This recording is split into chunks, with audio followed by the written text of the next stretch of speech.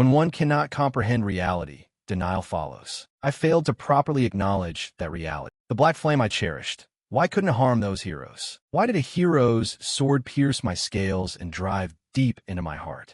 I cannot understand it. The Demon King now clutched his wound, doubting himself. I am superior to anyone. I entered the Demon King's Officer Academy as valedictorian and graduated top of my class. The standard doctrine of the Demon King was the theory laid down by the first Demon King for building the demon realm. I studied that doctrine deeper than anyone and followed it thoroughly. As written in the Demon King's rules, I erected a tower and kidnapped princesses, then cultivated the heroes who came to rescue them. To a Demon King, their rage and grief are a superb feast. Killing them too early would be wrong. The rule teaches that the more you nurture and torment them, the more delicious the meal. A stronger hero becomes an even tastier prey. I adhered to the Demon King's rules more devotedly than anyone. Conquering this world completely was only a matter of time. By continually absorbing the sorrow and anger of countless beings, foremost the heroes, I became a Demon King stronger than anyone. But why is it that I am the one who fell? How on earth? By what means? That hero began lecturing him. You Demon Kings sure like to ask that a lot. You bring this fate upon yourselves, yet you always put on that I can't believe it face. I really don't get it. What nonsense are you talking about? Nonsense? You always kidnap the most famous princess to send us a signal. Like the Demon King has started acting. Come stop him. It's stupid. If it were me, I'd have killed the king too, throwing the whole kingdom into chaos. But if I kidnapped the king, the humans vying for the empty throne would spark a civil war. Then the fury wouldn't be focused solely on me. In the end, the Demon King himself couldn't grow. That would go against the teachings of the Demon King's rules. Moreover, if we don't climb the tower, you release manageable monsters into villages and devote yourselves to training us stronger. What's there not to be grateful for? But if we come to the tower, it's even easier for us. The first floor always has weak monsters that each can train against at their level. So it's perfect for increasing strength. Because heroes mustn't die halfway, you have to be careful to gather more energy. That's exactly what the Demon King's rules teach. A pain surged into him unconsciously. He continued to mock. When we're tired of this tower, just kill the Demon King, and that's it. Then a new Demon King and a new tower will appear. It's basically a hunting ground made just for heroes like us. Right, everyone? The heroes agreed. Of course. Thanks, Demon King. Because of you, we've grown stronger. You're not a Demon King. You're like our godfather. This tower's been pretty useful, huh? You really put in the effort, huh? Thanks, Demon King, for giving us the best hunting grounds. A godfather? He lay on the ground. Is my tower a hunting ground for you? Still, you're pretty strong, huh? A lot of heroes died this time, you know? Yeah, and thanks to that I got famous too, so it's all good. Farewell, Demon King. A bunch of low-class heroes. Don't be ridiculous. How dare you mock me like this? What the hell even are the Demon King's standard rules? I won't die like this, meaninglessly. He struggled in agonizing pain. I'm the Demon King, but his neck was already streaked with a line of blood. The hero had mercilessly chopped off his head. The sight of the laughing heroes still struck him in the face. Drops of the Demon King's blood spattered across the floor. But in his final moments, his hatred still lingered. The image of that hero kept appearing before his eyes. He muttered in his subconscious, "All who dare insult me will pay. Don't touch that head. Those horns belong to me." The hero felt something was wrong and turned around. My final life, even if I must die. Could it be that he sensed the Demon King was about to self-detonate? The Demon King's body burst open, releasing a terrifying surge of energy. By the time that hero shouted, "Run!" it was already too late. The entire tower was swallowed by that energy. Those arrogant heroes were blown away, leaving nothing but corpses. In his final seconds, he still couldn't understand that the rules were wrong.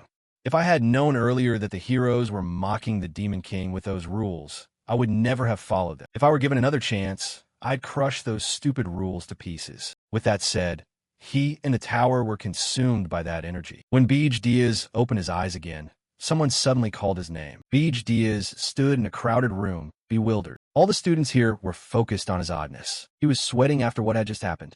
Am I still alive? The host kept signaling Beej Diaz. Hurry up, hurry. This is your name. Go on, come up. Faced with the urging, he had no choice but to go up on stage. Impossible. This place is... Beej Diaz began to realize it was 15 years ago. The graduation ceremony of the Demon King's Officer Academy. We invite all graduates to step onto the dais. I don't know why I've returned to the past, but this is an opportunity. Next will be the oath of the graduates. The future Demon Kings, the valedictorian graduate Beej Diaz, will read on behalf of everyone. A board of Demon King rules appeared right before Beej Diaz's eyes. He looked at it with disgust. The Demon King's rules. I've stared at it until sick of it. I memorized every word flawlessly and spent my life strictly following those principles. Yet they were what drove me to death, a pile of trash that turned me into a plaything for the heroes. And now I have to read that aloud, and once again swear before everyone that I'll obey it for life. The heads of the academies were eagerly waiting for him to recite the rules aloud. Just thinking about it made him even more disgusted. Beej Diaz, please read aloud the great rules of the Demon King. Hearing that, Beej Diaz grew angrier. He clenched his teeth and said clearly and loudly, I refuse. Those words left the other students stunned. I will not read such a foolish oath. Obeying those rules is a stupid act, like brainless nonsense. Then he declared his conviction. The Demon King's rules are nothing but garbage. Those words echoed throughout the hall. The Demon King's rules are nothing but garbage. A few excited students were also silenced by that statement. The heads of the academies were even more shocked. What? Everyone there immediately began to curse him. This was the moment the greatest valedictorian in the academy's history became the biggest fool of all time. Suddenly, a clenched hand slammed the table in anger. Grand Duke Arcane Blarimf of the Demon Realm spoke. Beej Diaz, you could be executed on the spot. How dare you insult the Demon King's scriptures? But considering your past outstanding achievements and exceptional talent, I will give you one last chance. Retract that insolent remark immediately and apologize to the entire Demon Realm, or you'll be sent to Arian. Everyone began to murmur. Arian, seriously? Isn't that the dimension where dozens of Demon Kings have died? That's essentially a death sentence, isn't it? Why give a criminal like him another chance? That kind of person deserves to die for daring to mock the scriptures. How could an apology suffice? Arcane continued. You know what Arian is. It's the most dreadful land, where countless demon kings have perished. Suddenly Bea, Deus interrupted. Send me there. I will prove the Demon King's scriptures are nothing but trash. A crimson magic sigil flared on the ground. It's hopeless. Beej Diaz, from now on you are officially assigned to Arian, and you will not receive any privileges reserved for the Supreme Demon King. No fiend is allowed to accompany you. You are forbidden to return to the Demon Realm until you complete the conquest mission. Beej Diaz thought to himself, fine, after that charade, it's understandable to be treated like this. I really have been exiled back to that place, where the heroes who killed me are waiting. Before I reverse time, I had chosen Arian myself. I thought the strongest like me should conquer the toughest challenge. That arrogance cost me my life because so many heroes exploited the Demon King scriptures. A great explosion echoed across the high peak. On Beej Diaz's back were a pair of enormous black wings. Northern continent, the Aryan Mountains. His expression was solemn. This time I will not repeat that mistake. This time I will take advantage instead. Beej Diaz's eyes were utterly determined. The hero's scriptures. At that moment, Gordon Dyrick was leisurely shaving. He was buttoning his shirt with meticulous care. Gordon Dyrick, valedictorian of the Fiend Academy. Very good. If the Demon King's Academy trains Demon Kings, then the Fiend Academy trains fiends to serve them. A system displayed the Demon Realm's regulations. A fiend is the chief servant who serves the great Demon Kings. Someone smiled. Gordon is really lucky. Graduating top of the class means he'll serve the Supreme Demon Lord himself, Lord Beej. David added. If I tried a bit harder, I could have served him too. Dyrick continued with a laugh. All your demon lords are magnificent. Suddenly he grinned slyly, but none compare to Lord Beej. He is of the Demon Dragon line, a once-in-a-thousand-years genius. His name will be recorded in the Demon Realm's annals. Graduating the same year as him is an immeasurable blessing. Accompanying Lord Beej, we could conquer any dimension. I'll also be engraved in the Demon Realm's glorious history, won't I, Lord Beej? Suddenly Beej Diaz's voice rang out. Wrong. Everyone froze, eyes wide, staring forward. He shouted loudly, because the Demon King's scriptures are trash. Dyrick stood motionless, mouth agape, his glasses shattering. Northern continent, the deep mountain range, demon realm decree. Great fiends serve the leading demon lords. Direk still couldn't recover from the shock. But why? Beej Diaz spoke. They said no fiend would accompany you. So why are they sending someone? Direk blinked and froze, then slowly turned his head back. Beej Diaz reached out, smiling. It's so good to see you again. Gordon, he continued in a trembling voice. Why? Why would you do that? Beej Diaz puzzled. Do what? Suddenly Direk shouted. That's scripture. How dare you insult it in front of everyone? And this is Aryan. Now I have to die with you. He replied casually. Calm down. You're about to pull all your hair out. Direk, angry. My mission hair isn't the issue right now. Beej Diaz thought. Gordon wasn't like this before. Before I rewound time, he was confident and composed. And in the past, he used to say, all right, even if it's hard, with you and me, we can do it. Honestly, if it weren't Aryan, I wouldn't even be interested. Beej Diaz kept thinking, it's understandable. The situation is very different now. But if I tell him I rewound time, he'll think I'm crazy. Direk was furious. 2 pieces of luggage lay beside. He gritted his teeth. Forgive me for what I said earlier. It's done. I'll complete the mission with you. Beedias nodded. Okay. The system announced the Demon King's scriptures. Rule 1. A Demon King must build a tower, but must not hide it or place it in an excessively harsh environment. Only then can heroes find it. Direk said, this place is too dangerous, surrounded by treacherous mountains. Humans would struggle to find or reach it. Powerful monsters roam everywhere, so you can't build a tower here. We must find another place. Suddenly Beej Diaz sank to his knees. No, I'll build the tower right here. The tower seed is planted into the ground and watered with the Demon King's blood, and the tower will grow. Direk shouted, Scriptures. You're openly defying the scriptures. Beej Diaz nonchalantly. I never swore to obey them. Direk, furious. You'd even throw away the Demon King's pride? His face grew grave. I understand his revulsion. As a demon, it's very hard for him to renounce beliefs engraved in his bones. Unless he dies or goes through something as terrible as death. Otherwise, he cannot deny it. For I was once like that too. Suddenly, Beej Diaz's hand clenched, blood spurting out. He continued, listen carefully, Gordon.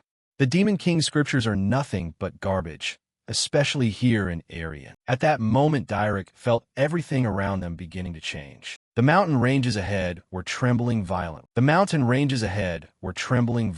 began to emit a blazing red beam shooting forth. Before the 2 of them now was a powerful vortex. Beej Diaz smiled and said, because heroes are crawling all over Aryan. So many it's frightening. Those who had once betrayed him watched Beej Diaz be defeated. The system displayed, tower detecting user. Race, black lustrous dragon demon. Name Diaz. The tower is gradually rising from the ground. Identification complete. Summoning tower. Beej Diaz continued. That is why Demon Kings keep dying here. After countless destructions of towers, humans realize Demon King towers have specific mechanisms and have always used the Demon King's scriptures against us. In this land, the Demon King's scriptures no longer work. It's more accurate to call them the hero scriptures. Direk, surprised. Hero scriptures? What the hell are you talking about? An enormous tower stood right before their eyes. Direk looked up, eyes wide. In the end, he accepted the tower being summoned here. Beej Diaz quickly moved inside. Let's go in. Before them was a grand hall on the first floor of Beej's tower. Direk thought. A normal tower should have a complex structure or be full of monsters, but there's nothing here. A tower without privileges suits a Demon King with no special benefits. They advanced to the 5th floor, the Demon King's manor. Every floor was completely empty. He had already built the tower. It could not be undone, but at least he had to follow Rule 2 of the scriptures. The system announced the Demon King's scriptures. Rule 2. The Demon King must kidnap a prince or princess, prioritizing the heir apparent. This is crucial because they carry greater demonic power. Direk spoke. Your Majesty, may I offer counsel? Beej Diaz replied. Yes, speak. He continued. The kingdom near the Urgist range, especially Corzin. Please kidnap the princess highest in the line of succession and drain the kingdom's rage and suffering to mature swiftly. His voice was slow. I know you will refuse, but he was cut off. Fine. I'll do it. Direk astonished. What? Beej Diaz continued. There's a princess I've had my eye on for some time. Direk hurriedly added. I will help you as well.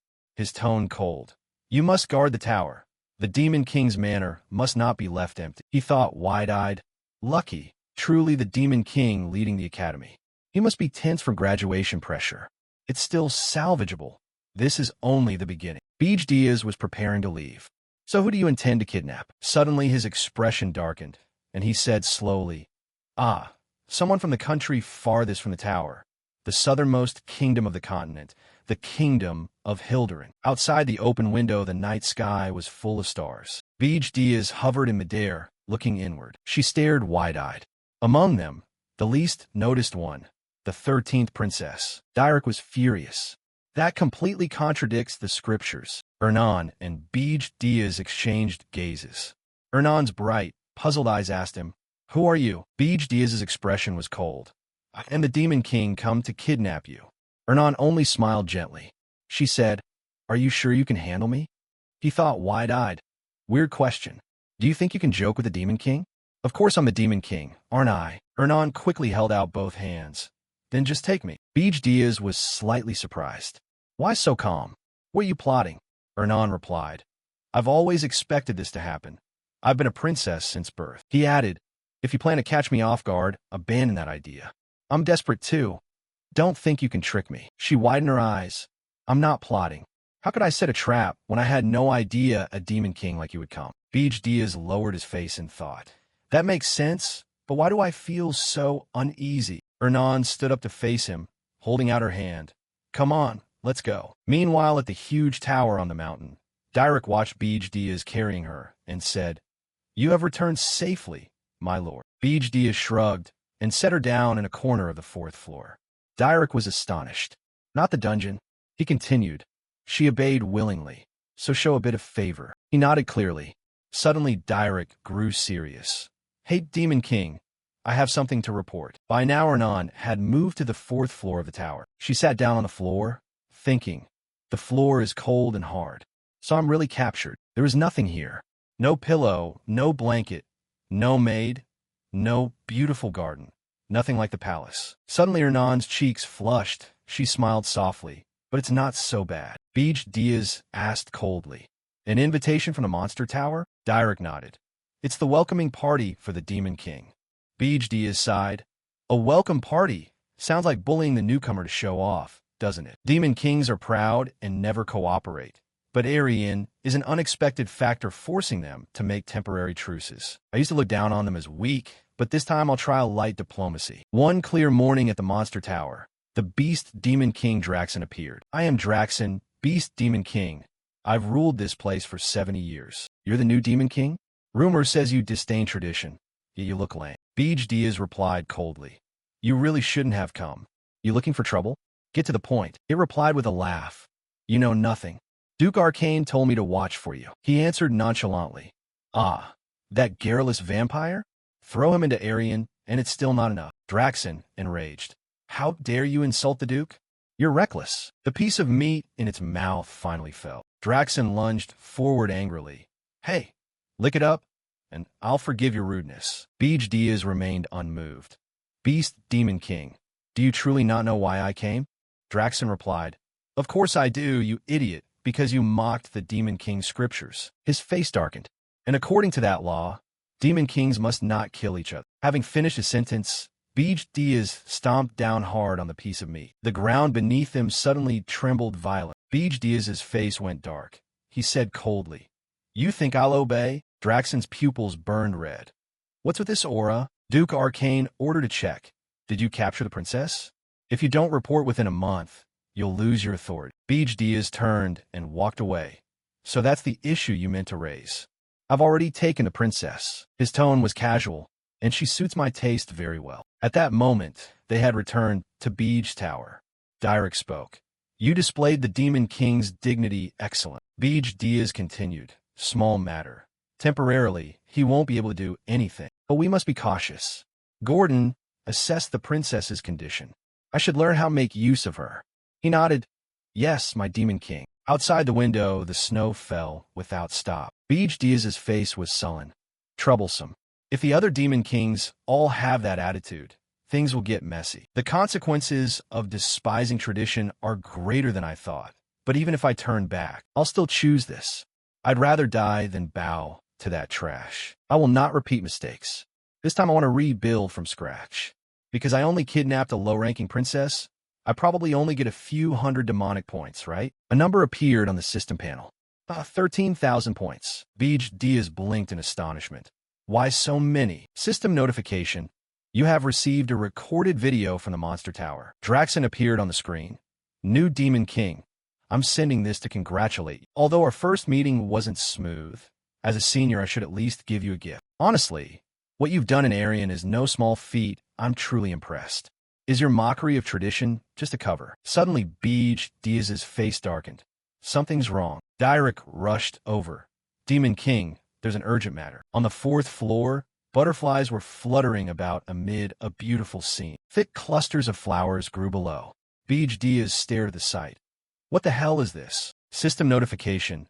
Beej Tower, 4th floor, is assimilating with nature. Hernan smiled calmly and asked, "Oh, you've arrived?" He thought privately. She created an entire ecosystem inside a magic tower? This is a feat only someone who masters the 4 primal elements could achieve. I clearly came to the 13th princess's castle, and only one spirit mage on the continent can do this. You're not the 13th princess. Hernan laughed. So you really mistook me for Elena. Suddenly he widened his eyes in shock. Wait, don't tell me you're... She beamed and replied, Exactly, I'm Hernan Hilderin. I am the crown princess of Hilderin. Meanwhile, in the kingdom of Hilderin, the crown princess has been kidnapped by a demon king. Who dares kidnap my beloved princess? Hernan, assemble the strongest heroes and the kingdom's entire army. I will take the head of that foolish demon king and bring my princess home. I will take the head of that foolish demon king and bring my princess home. Beej Diaz's face was still stunned as he continued. I've heard there's a genius elemental spirit mage overflowing with demonic power. There's no way I wouldn't have noticed. How did you fool me? Her palm glowed. I can hide my mana with this ring. It's an heirloom of my family. So does that answer your question? Do you want to send me back? So does that answer your question? Do you want to send me back? His gaze was serious. We must resolutely keep her. System displayed. Lethal intent detected targeting Demon King Beej Diaz. Mana points owned. 19,521. Beej Diaz pondered. They must be aiming at me. Even if you're not the 13th princess, nothing changes. You're still my captive. At that moment in the Hilderin castle, the king shouted angrily, Kill that foolish demon king for me and bring my princess back. Lavi spoke. Your Majesty, we haven't identified which demon king is behind this yet. I've dispatched patrols everywhere. Please be patient. He snapped in anger. Then find them quickly. The princess was kidnapped, and you stand idly by. Simong said, But something doesn't add up, sire. The king bellowed, What now? He continued. The lust demon king kidnapped another nation's prince. He angered too many people and was slain by heroes. Given that precedent, isn't it very strange that another demon king now dares to kidnap my princess? Everyone was astonished by Simong's words. The king's hand bulged with veins as he gripped the armrest. He ground his teeth in fury. This must be some new one. A soldier knelt and announced loudly, Your Majesty, we've detected teleportation traces. They head north. The destination is likely the mountains. The king's pupils narrowed in anger. Mount Ergist, among snow-covered ranges. At Beej Tower on Mount Ergist, Direk said, My lord, the Hilderin army is approaching. Don't you think they'll overwhelm us? Suddenly Beej Diaz broke into a sly smile and added, No matter. They cannot reach here. Mount Ergist lies at the far northern edge of the continent, while Hilderin is all the way in the south. There's no way all the countries in between would let their armies pass easily. They wouldn't open the way for them. They'd be forced to hire the Heroes Guild instead. The king began to stand. There's no choice. Contact the Heroes Guild. At the great tower of the Heroes Guild, people began to gossip. The Hilderin princess was kidnapped? What mad demon king would do that? What's the destination? Huh? I heard it's full of horrific monsters. I'm a hero, not going on a suicide mission. King Hilderin is in trouble this time. Beej Diaz smiled confidently. But the Heroes Guild won't budge. They only care about money. No one wants to go to such a dangerous place. That's also why I chose this place as my base. Direk thought in surprise. He even calculated that, although he doesn't follow rules much, He seems very knowledgeable about Aryan. Beej Diaz's attitude was so confident, it was as if he'd lived here before. The king shouted in anger, "No hero will take the mission? Then what right do they have to call themselves heroes?" The king was at a loss. Indeed, although Aryan has many heroes, they only care about profit and are very select. So it will take time to form a team. They also need time to get here. Even so, this amount of mana is still insufficient to deal with an entire hero's army. I know this anxiety all too well. Gordon, contact Draxon. I'll sell the mana. Dyrek bowed and replied, "Yes." Suddenly he gaped in surprise. "What? Mana?" "The precious mana. A dream currency that lets us surpass racial limits, unlock tower features, and summon monsters. And you want to trade it for human coin?" Beej Diaz replied coldly, "Yes. I'm sure Draxon will pay handsomely.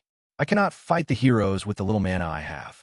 But with human currency, right now, in Holton Work, the fortress city near Mount Ergist, I have a plan." A foot stepped closer to the two soldiers before them. A soldier called out, "Who's there?" "Halt!" The cloaked man answered, "A mercenary." The soldier asked, "What kind of crazy mercenary comes to the mountain alone? You got some nerve." Suddenly the cloaked man stepped forward and handed them some gold coins. They excitedly said, "Hey, split it in two. Don't you trust me?" Beej Diaz said coldly, "Since I cannot freely investigate this city, I'll need to find a guild. The main headquarters of the Crimson Hawk mercenaries." "Hey, Captain, shouldn't we leave here soon?" Hamster laughed. "Huh? This place is great. Guards kill monsters, and we just split the spoils. What could be better?" Someone on the upper floor called down, "Haven't you heard? A new demon king built a tower on the mountain." Hamster continued, "Ah, that's a rumor. You don't really understand demon kings, do you? They always build towers where heroes can easily reach." Jason added, "I heard he even kidnapped the Hilderin princess." Hamster, excited, "Have you ever seen a demon king bother to go to the far end of the continent to kidnap a princess?" He laughed loudly. "Then what about this? I heard the Heroes Guild refused the king's mission after learning the destination." Hamster jumped onto a table excitedly. "It's just a performance. A princess is the royal family's most valuable asset. They're just putting on a show to squeeze more money out of it. You know how crazy they are for money, right?" The crowd stirred. "Exactly, that's true." Suddenly Beej Diaz silently appeared behind Hamster. "So that's it." Hamster fell to the floor in fright. "You nearly gave me a heart attack. Who are you?" He smiled and replied, "You lot seem well informed. One of you stay, the rest get out." They all charged with weapons raised. The intruder won't leave here alive. But in an instant they were struck repeatedly. Beej Diaz easily defeated each would-be attack. A large man leaped down from above. "You!" His massive hammer slammed down onto the floor. Beej Diaz's pupils glowed. He smiled eerily as he braced his hand. The large man's expression began to turn fearful. Those on the upper floor also aimed their bows downwards. Beej Diaz below quickly struck the giant, sending him flying. Hamster crouched trembling, eyes wide in fear. "Monster!" At that moment Beej Diaz only wore a confident, merciless smile. Only the sounds of blows and fists echoed from inside the building in the middle of town. Those outside just watched, fighting again. Don't they ever get tired? Inside, it was a complete mess after the brawl. Beej Diaz said in a low voice, "Don't be afraid. If you answer my question, I'll spare you." Hamster, trembling, Please spare me." He asked coldly, "Where is the slave market?" A magnificent castle stood beyond the town. The silhouettes of two cloaked figures entered together. Beej Diaz spoke. "Only human slaves?" Hamster, embarrassed. Is that not to your liking?" Suddenly Beej Diaz handed him a pouch of gold. "No rare species?" Hamster's eyes lit up. "Of course. This way, please." Beej Diaz thought to himself. How can he keep that expression after seeing his comrades crushed? Humans crave money. Demons crave mana. Essentially, they're no different, are they? Feet slowly descended the cellar stairs. Hamster solemnly gestured inward. "This way," Dyrek had said. "My lord, what you plan to do with human money is..." Beej Diaz interrupted. "I'll buy slaves by the otherworldly races captured by humans. Preferably find an elf known for loyalty. I'll use it as a spy to sow discord among the heroes." A voice echoed loudly. The hero Hillencargill had arrived. The king proclaimed, "I knew you would accept this mission." Hillencargill knelt respectfully. "Of course, sire." I will rescue the princess and bring back the Demon King's head. His expression was full of confidence. In the name of justice. Beej Diaz thought using an elf as a spy to disrupt the heroes internally would be highly effective, because this race is famously naive. An old man appeared and asked, "What kind of slaves do you need?" He replied, "I'm here to buy this elf slave. He will pay." Hamster standing beside him was surprised. "What?" Suddenly Beej Diaz said sternly. "Do you object?" Hamster forced a laugh. "Of course not. The money should be paid by me, right?" Beej Diaz said coldly. "I need to verify a few things. Both of you step outside." The old man called from behind, but the elf could go berserk. Hamster's face twisted in worry. "It's fine. If anything happens, he'll compensate." Beej Diaz slowly approached the one locked inside the large cage. He spoke. A noble elf, reduced to such a pathetic slave. Granada's face darkened. "This energy. Are you a demon? What do you demons want with elves like us?" Beej Diaz said gravely. "I'll give you a chance to take revenge on humans." Granada replied. "It's an attractive offer, but I distrust demons even more than humans." Beej Diaz interrupted. "I'm different. If you're loyal to me for 50 years, I'll guarantee your safety and freedom." 50 years is nothing to an elf. It's better than being humiliated by humans like this. "You are a demon. Your kind wants to destroy the world tree we elves worship and ruin the world." Granada's face darkened. "How can I trust you? Besides, it's strange for a demon to come to an elf like this." Beej Diaz thought. He hit my weak spot. Suddenly, he grinned wickedly. "Very well, then. I swear by the great Demon King canon. I will keep my promise and not harm the world tree. I've heard that the Demon King's canon is as important to demons as the world tree is to elves. In return, you must swear by the world tree to be loyal to me for the next 50 years. Granada laughed and continued. "You're strange, but if you're this serious, I am Granada of the Wind Clan. I will swear when I meet the demon lord who sent you here." Beej Diaz smiled confidently. "I am the Demon King." Granada's face widened in astonishment. "Huh? Don't joke. How could the Demon King come here in person? The farther from the tower the Demon King is, the weaker he becomes. Who would come personally to buy slaves? If you truly are the Demon King, I'll swear fealty for 100 years." At this point, Granada was already on the 5th floor of Beej's tower. Beej Diaz smiled and said, "The 100-year contract was your idea. Remember." Granada widened his eyes. "You really are the Demon King? Stop the trickery. There's no tower this empty, is there? From the 1st to the 3rd floor, there's nothing at all. The 4th floor is all plants. What kind of tower has not a single monster? At this rate, in less than a year, the heroes will tear you apart. I won't serve a place like this." A wave of power began to radiate. "Have you forgotten? We made a contract." Granada's expression showed some fear. The pressure of pure mana radiated. He really is the Demon King. His tower may be shabby, but during this time, no monster from the mountain attacked us. They're all catastrophic beasts. They dare not touch me. It's not that they wouldn't dare to touch this Demon King. Yeah, that's true. A Demon King is still a Demon King. Perhaps I can truly get my revenge. I swear by the name of the great world tree. From this moment, I will be loyal to you for 100 years. Because the Demon King himself came to fetch me, he must entrust me with an important role. I'll be able to avenge myself in that cruel plan." Beej Diaz laughed. "All right, first prepare a meal." Granada below just stared, wide-eyed at his nonchalance. His hands were preparing food. "I thought I was going to take part in some extremely important plan." Hernan beside him was busy. "Oh, you're cooking? Let me help.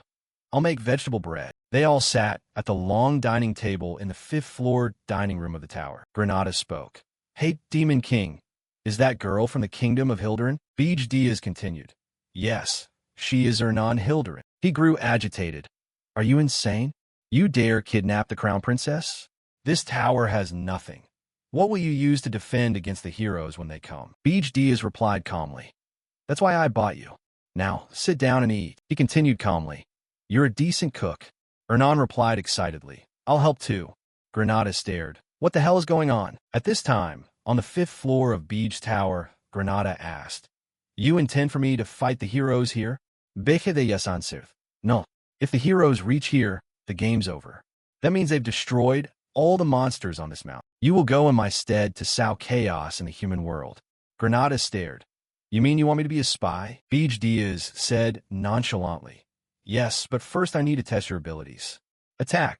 Granada widened his eyes. How can I possibly defeat the Demon King inside his own tower? He continued. All right then. I'll fight with one hand, and without using mana. Also, if you win, I'll reduce 50 years from the contract term. Granada took a stance. Oh, make sure you keep your word. I'll split your head open. No, I'll put all my strength into defeating you. Suddenly the ground shook violently. Granada gritted his teeth and charged at Beej Diaz. He remained calmly standing still. Even after years, as a slave your moves are precise. Did you absorb mana on the 4th floor, or boost your physique? That style suits an elf, Granada shouted. What ordinary elf could be as strong as me? Blame yourself for choosing the wrong opponent and being in the wrong place. Beej Diaz's feet began to be bound by cords. Granada started swinging his fist. You're exposed. I'll take back those 50 years from you. Beej Diaz lowered his head and smiled. That's fine, but I hope you haven't forgotten whom you're fighting. Don't worry, I don't intend to use mana. I'll control my strength enough not to kill you. Suddenly a light flashed before Granada's eyes.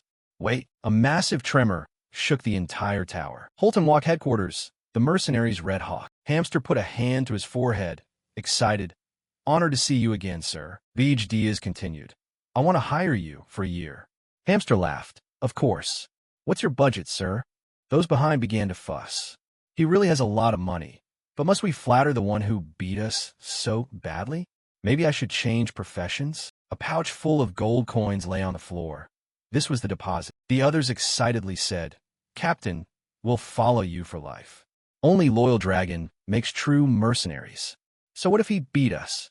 Hamster glanced over, grateful. Should I form a new squad? Beej Diaz continued. And let this man join your squad. From now on, he will convey my orders. Hamster smiled. Yes, sir, of course. The subordinates reacted excitedly. Captain, wait. Letting a stranger join the squad is a bit. Granada's face was covered in wounds. Hello, I'm Granada. Everyone stared at him in surprise. Suddenly, they began to weep together. They all hugged and comforted one another. Beej Diaz thought to himself, they look ordinary, but they're mercenaries active in Urgest. There's no other group as battle-hardened as them. The only hero who could answer Hildren's call now was Hillen Cargill, the one who defeated the Demon King of Lust. Red Hawk, this is your first mission. Investigate Hillen Cargill. That hero was hired by Hildren. They all replied in unison, Yes, sir. At that moment in Beej Tower, a voice rang out. I've assigned the heroes to Granada. Beej Diaz looked up at the system. It's my turn to become stronger. Magical energy points can be used to upgrade the tower or to increase one's own strength. For Beej Diaz, I have already sold all my points. The only way to grow stronger is to use soul flowers. They are mana crystals that sprout after absorbing natural energy and, when used, grant tremendous power. In the Urgest mountain range, with its harsh mana storms and monsters, nature is almost untouched by humans. Therefore, soul flowers have absorbed natural mana over the years. Their energy has become pure. Truly, these are the treasure of the soul flowers. For demons, they are not as effective as demonic energy, but I will still seek out soul flowers. Direk spoke. Demon King, going out without preparation is very dangerous, like searching for a needle at the bottom of the sea. Monsters are no different from wild beasts. They'll attack you if they see an opportunity. He pondered. I can handle the monsters easily. But finding soul flowers is the real problem. Direk continued. Unless there's an excellent mana detector. Suddenly, there was a knock echoing from outside the door. Ernan slowly poked her head out. Is anyone busy? The two of them stared at her in surprise. Beej Diaz and Ernan moved out of the tower. She beamed and said, Oh, how exciting. Have you been a bit? It's so dull lately. You must keep your promise about letting me decorate the 4th floor my way. Beej Diaz replied nonchalantly. Yes. As long as you find a soul flower. She already decorated it to her taste. I wonder how far she plans to go. Well, the idea of an elf decorating the Demon King's tower was crazy to begin with. She added, I can't believe I can leave the tower. Lucky me, I can pop out to check things. Suddenly a spirit shaped like flame appeared inside her cloak. Suddenly Beej Diaz lifted Ernan. Hold on tight. She flustered. Wait, I'm not ready yet. As soon as she finished speaking, his wings shot up into the sky. Ernan squeezed her eyes shut in fear, then slowly opened them. Her eyes sparkled. It was dark when she was kidnapped, so I hadn't noticed. They hovered in the sky, but this demon realm is incredibly vast. Before, my days were just a repetition, practicing magic, learning to rule, training, studying, and repeating. I thought I'd have to live like that until I died. Demon King, do you know? The only human who may have flown over these mountains is probably me now. He was surprised. I don't care. Princess, what you need to do is... Ernan suddenly interrupted. Ernan. Call me Ernan. We'll meet often, so it's better to call me that, right? He thought. Maybe I've given her too much freedom. She seems to forget her place. You, huh? Do you want to be sent to the dungeon? Ernan frightened. Sorry. Bij Diaz coldly. Use your spirit form to locate the soul. Ernan nodded. Yes. The clouds began to race.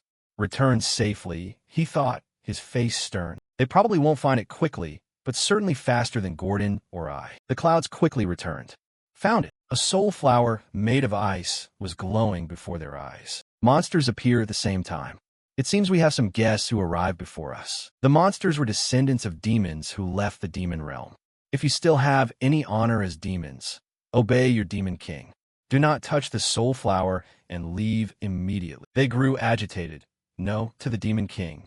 We will not obey. We hate you, you must die. Bij Diaz curled his mouth and said loudly. Gordon was right. Expecting wild beasts to be reasonable is utterly foolish. I will burn them all. They lunged forward. Kill him, protect our stuff, kill, and eat him. A powerful purple electrical current appeared in his palm. The stream of power shot toward them like a mad thing. They were gradually being scorched by the purple surge of power. The rest rushed toward Ernan. Deal with the weaker one first. Bij Diaz stood calmly, summoning power. Numerous purple vortices appeared everywhere. Ernan widened her eyes. The Panorks are famed for being able to take down even Aryan if they unite. Yet they couldn't even get close to us. Bij Diaz's eyes were ferocious now. So everything had been thrown into chaos by that purple power. Is this the Demon King's strength? The snow surface was littered with the corpses of monsters that had been destroyed. 2 soul flowers of the ice water attribute. Their mana is so pure. Bij Diaz cut in coldly. Don't be greedy. She drooped. Yes. He continued. If you find more, you may take one. Ernan surprised. Really? I'll do my best. Bij Diaz thought. Are humans only excited when dangled with a carrot? They did not find a second soul flower. Although Ernan pushed herself to exhaustion, they returned to Bij's tower at night. Bij Diaz pondered. Princess of Hilderin, Ernan Hilderin. At first I thought bringing her back was a mistake, but perhaps she's more useful than I expect. Direk spoke. Demon King, we've just received a report from Granada. He looked up. Really? That's fast, Direk explained. Along with hero Hillencargill, 32 other heroes have left Hilderin's capital. They are not heading north. They will follow the classic heroic path, form a party, and grow stronger by completing villagers' quests. Along the journey, they will become more powerful. I have prepared several plans for the hero's journey here. Please read them carefully. Bij Diaz's finger moved over the screen. All were rejected. This time I will not destroy any monsters or create obstacles on the hero's path. Direk astonished. What? He continued with a smile. Half-hearted obstacles only make heroes stronger. Tell Granada this. Join the hero's journey as mercenaries. Help them and build their trust. Direk sighed. You no longer follow the Demon King's canon. But with the current tower, I cannot stop the heroes, can I? He smiled reassuringly. Don't worry. My Gordon will reinforce our tower. Bij Diaz's face filled with the confidence of a dwarf. Direk panicked. What? Now you want to add dwarves here along with humans and mischief-making elves. If anyone sees that small race in our tower, we'll become a laughingstock. Bij Diaz said nothing, staring at him with the power in his palm. He smiled and said, I'm not saying I'll stop the heroes with just one dwarf. More precisely, I need the dwarves' magical devices. Think about that. When the heroes become accustomed to the Demon King's canon, they'll open the first floor gate expecting weak monsters. But what if, instead, dozens of cannons greet them? Direk's eyes widened. Dozens of cannons on the first floor? The heroes would never anticipate that. Wait, still, this goes too far from the canon. But in the blink of an eye, Bij Diaz had left his seat. Direk shouted in alarm. Another kidnapping? At that moment in Nur, the dwarves' underground city, Lozier was diligently at his work. He pushed his goggles up. Lozier Friedrich, the finest dwarf blacksmith. Now, A trickster demon king had scheduled to kidnap. In the dwarf city of Volfner, Beej Diaz had to fly a long distance to reach here. I fought countless dwarves before returning, but this was the first time I set foot in their city. Afterwards, I went to an inn at midnight to ask for more information. I'm here to commission a weapon, but I don't know the way. Where does the best blacksmith in this city live? You know how to behave properly with us, right? I've heard dwarves love money as much as heroes do. That's true. Go into the inner city, and you'll see a huge pit. Take the elevator down. It will scan your ID and take you to the appropriate level. It's a double security measure to stop intruders. But Beej Diaz didn't want to do that. He jumped over the barrier and leapt down from an unimaginable height to the bottom. He went down to the lowest level and searched for the deepest chamber. Following the directions, Beej Diaz finally reached the deepest chamber. There you would meet the greatest blacksmith in the city, Lawless Friedrich. He was diligently forging weapons at that moment. His metallurgical technique made the mana dance. Is this the work of the #1 smith? What if I quietly kidnapped him? But the hammering from Lawless grew even more intense. Flames from the forge shot out to block him. He had detected the faint mana of my presence. Could he be? Beej Diaz also discerned his identity. He swung his hammer, but you easily blocked it. So you're a hero too. Indeed. I am the hero Lawless Friedrich, a smith who imbues weapons with heroic power. A demon who brazenly trespasses into the dwarves' city won't live to see another day. You talk a lot, yet you're quite weak. And I'm not an ordinary demon. I am the Demon King. You grab Lawless by the throat. His hammer slipped from his hand, prompting several guards to rush in to investigate. Lawless, sorry for barging in. What was that noise just now? But when they entered, Lawless had vanished from the room. Master Lawless is gone. Intruder. Someone has kidnapped Master Lawless. Search everywhere. He hasn't gone far. If you cause trouble, I'll kill you immediately. Why is the Demon King here? Are you after the princess? The princess? I'm not interested. Don't lie. I'm telling the truth. I heard dwarf smiths often dig private escape tunnels. Now lead the way. That Demon King. He certainly has his sights set on the princess. Damn it. I've lived in hiding for so long to avoid clashes with the Demon King. Why is this happening to me? It seems you don't want to cooperate. So here's the deal. I'll kidnap the princess and spare you. What are you plotting? I'll spread word across the dwarf kingdom that the selfish hero sold out the princess to save his own skin. If that rumor spreads, how do you think the dwarves will look at you? Do whatever I say, except that. Damn you, cruel bastard. I've already been seen as weak. If I'm accused of betraying the princess, everyone will believe it. That's a straight road to torment in hell. Now choose. Betray the princess or come with me. Of course I'll protect the princess, but I don't want to be tortured. If you help me, I'll guarantee your safety. I swear it on the Demon King's canon. The canon is like the Demon King's creed. He wouldn't dare break his oath. If that's the case, then I, Lawless, grit my teeth and accept. I'll go into the tunnel with you right now. My Lord Demon King, why does your face look so weird? It's disgusting. Meanwhile, Lawless' workshop was already crowded with guards. Lawless. At this time, the princess was very distressed over his disappearance. Where did he go while forging weapons for me? The Dwarf Kingdom's princess, Louise Verft, said, has he been kidnapped? Shut up, he's a hero too. Shut up, he's a hero too. A hero kidnapped? Does that make sense? He's a hero, but mainly a smith, so his combat is a bit lack. Find him for me.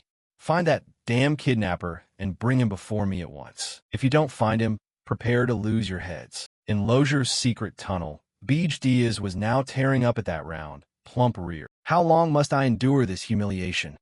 The tunnel is cramped. There's no other way. We're almost there. Please endure a little longer. Afterwards, the two escaped from the dwarf city. My mission ends here. I've shown you the tunnel. You're on your own now. Demon King, what are you talking about? You swore on the cannon. You said you'd guarantee my safety if I helped you. That worthless cannon? I don't care. You're insane. What kind of Demon King are you? Now what should I do with you? I should have betrayed the princess from the start. I'm very useful. My metallurgical skill is unmatched. I can forge any weapon you want. You, a hero, willingly cooperating with me, a Demon King? Why not? Use me as your tool. I'll even spy on the dwarf city for you, as long as I survive this. I didn't expect such devotion. Fine, I'll be merciful. Thank you so much. Long live the great Demon King. Stupid Demon King. Did you think I'd submit so easily? A spy?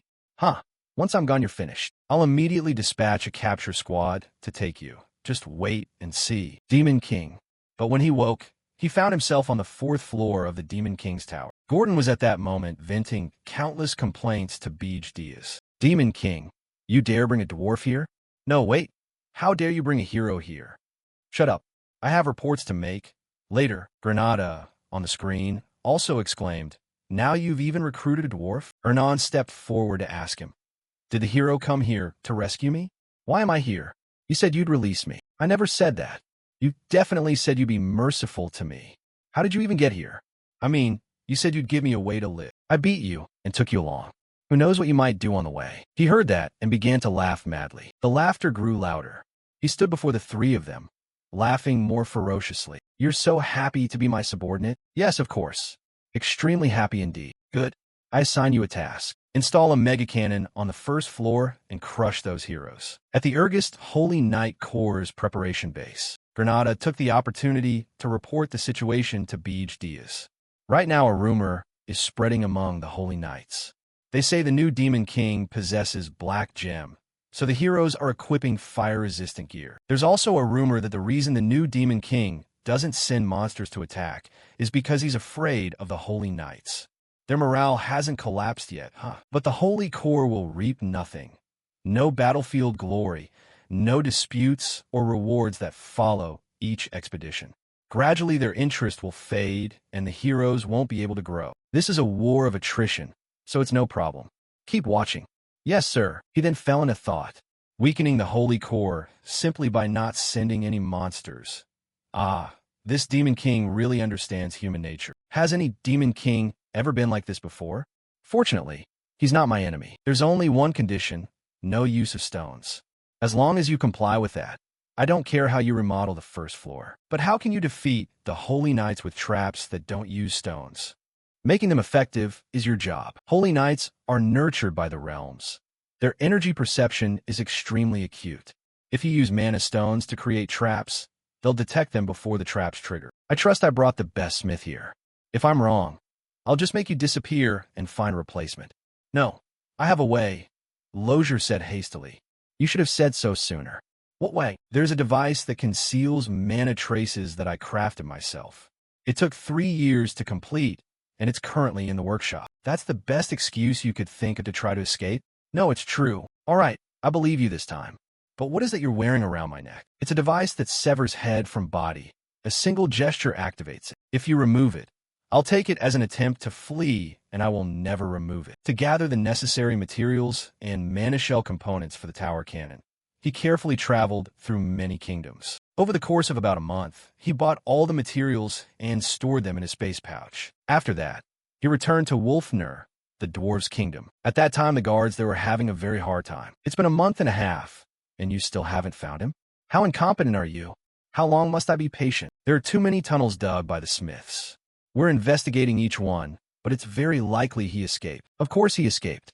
If he were still here, he'd be an idiot, not kidnapped. I'll give you exactly 2 more weeks. If you don't find the kidnapper, you're dead, understood? We will definitely find him. Now go. Fill in all the tunnels dug by those smiths for me. They left, leaving behind little Louise and the pile of unfinished metalwork. That should already be my weapon by now. Lozier, you better still be alive, because before you finish my weapon, you absolutely must not die. Just then, a sound behind her caught her attention. She reflexively turned and glanced back.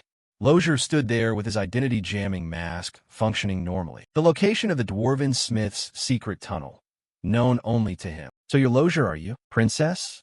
I simply couldn't resist. Louise suddenly let out a laugh. What the hell? I ran away because I didn't want to be made into a weapon. Are you telling me that, Lozier? You've misunderstood, milady. Misunderstood? I don't see anything wrong. How dare you humiliate this princess? From now on, you'll be my slave. A lifetime slave, forging and delivering weapons to me. But first you must be punished for trying to run away. No, please spare me. Just as Lozier was about to be seized, Beej Diaz leapt up from below and knocked Louise aside. She saw someone intervene and shouted in fury. Who are you? Lozier, grab the equipment you mentioned. Yes, my lord. Who are you? Why are you helping that hateful dwarf? I'm the master of that wretched blacksmith, your torment. Lies. He's a slave, meant to forge weapons for me until he dies. Don't even dream of taking him away. Beej Diaz tried to finish it quickly with a kick, but Louise blocked it and prepared another punch. Lozier was also stunned by her strength. A crushing punch was launched straight at him. Lozier, you bastard. Now it's your turn. How could Beej Diaz let her achieve her goal? The two traded blows like that. Every attack Louise made was caught. Louise Verft was leveling up, the second princess of the Dwarven Kingdom. Not a hero, she nevertheless possessed exceptional strength. Even before I reversed time, she was already among the top fighters. Now she's even stronger. I could kill her now, before she becomes unbeatable. But to do that I'd have to use all my magic and primal energy. I haven't fully recovered from the time reversal myself. Besides, the guards would swarm here like bees to a broken hive. If I reveal my magic, my identity as the Demon King would be exposed. Meanwhile, Lozier was fumbling with the disassembly. Finished with the equipment? I'm in the middle of taking it apart. Beej Diaz froze when he saw what item Lozier was dismantling. Do you want to die?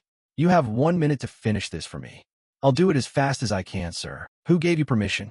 Louise now lunged madly forward. If things get dangerous, I'll leave you behind. Almost done. How long can I hold out without using magic? I'm not even sure myself, but I must hold on. Faced with the princess's overwhelming force, he could only grit his teeth and brace himself. Wherever you crawled from, you won't be leaving here. Lozier, I'll break both your legs so you never run again. You talk like a demon king. Give it up. Second princess of the dwarves, I'll take both the blacksmith and the equipment now. By then the machine was almost fully disassembled. Lozier reported immediately. Disassembly complete. Lozier, you bastard, did you come back just to steal this? Do you think I'm that easy to fool? In that brief opening, he took the chance to deliver a full power kick, sending Louise flying a considerable distance. Lozier, run. Beej Diaz signaled quickly. Your blows are useless at this range. But when Louise stood up, neither of them nor the machine could be seen anywhere. Princess, what's happening? And you slowpokes. Only showing your heads when I'm about to die? Lozier escaped. Chase him through the tunnel. Hurry. But at that moment, a massive explosion erupted. The tunnel, he blocked it? You hate forging weapons for me that much. Interesting, very interesting. Lozier? Fine, I'll find you myself. I'll search this entire continent if I have to, and I will find you. After escaping the Dwarven Kingdom, Beej Diaz and Lozier returned with a gigantic machine. Demon King, what the hell is that? I'm halfway through cleaning, and it's huge. It's a demonic device needed to stop the heroes. The installation of the illusion mana is complete. Good, activate it. Yes, Demon King. After the hardships we went through to bring it back, it had better be worth it. Of course, activate it. The wheel began to turn. A circle of magical power was activated. It was blinding, an emanating light that robbed everyone of their sight. The tower accepted the illusion mana. Synchronizing with the tower will cost 10,000 points. Do you want to synchronize? Synchronize with the tower? The tower has that function. I'll personally confirm the points have been consumed. 11,182 points. Remaining 1,182 points. The illusion mana recognized Demon King Beej Diaz as its master. The mana's energy completely converted from mana to demonic power. Lozier, I did nothing at all, heavens. I never thought it could merge with the tower, and the energy would shift from mana to demonic power. This is a century-making discovery, Demon King. Did even the creator not know? Princess, try casting any spell. Any? Yes, any spell you want. Fine, any spell I want. I just finished cleaning the tower, don't stop it. Normally using a spell of that level inside the tower could be detected even from outside. But when Beej Diaz turned back now, I saw nothing. In fact, I couldn't sense any presence. Is this the power of the tower merged with the illusion mana? If I can control the tower in this state. Beej Diaz's tower was astonished by what was happening.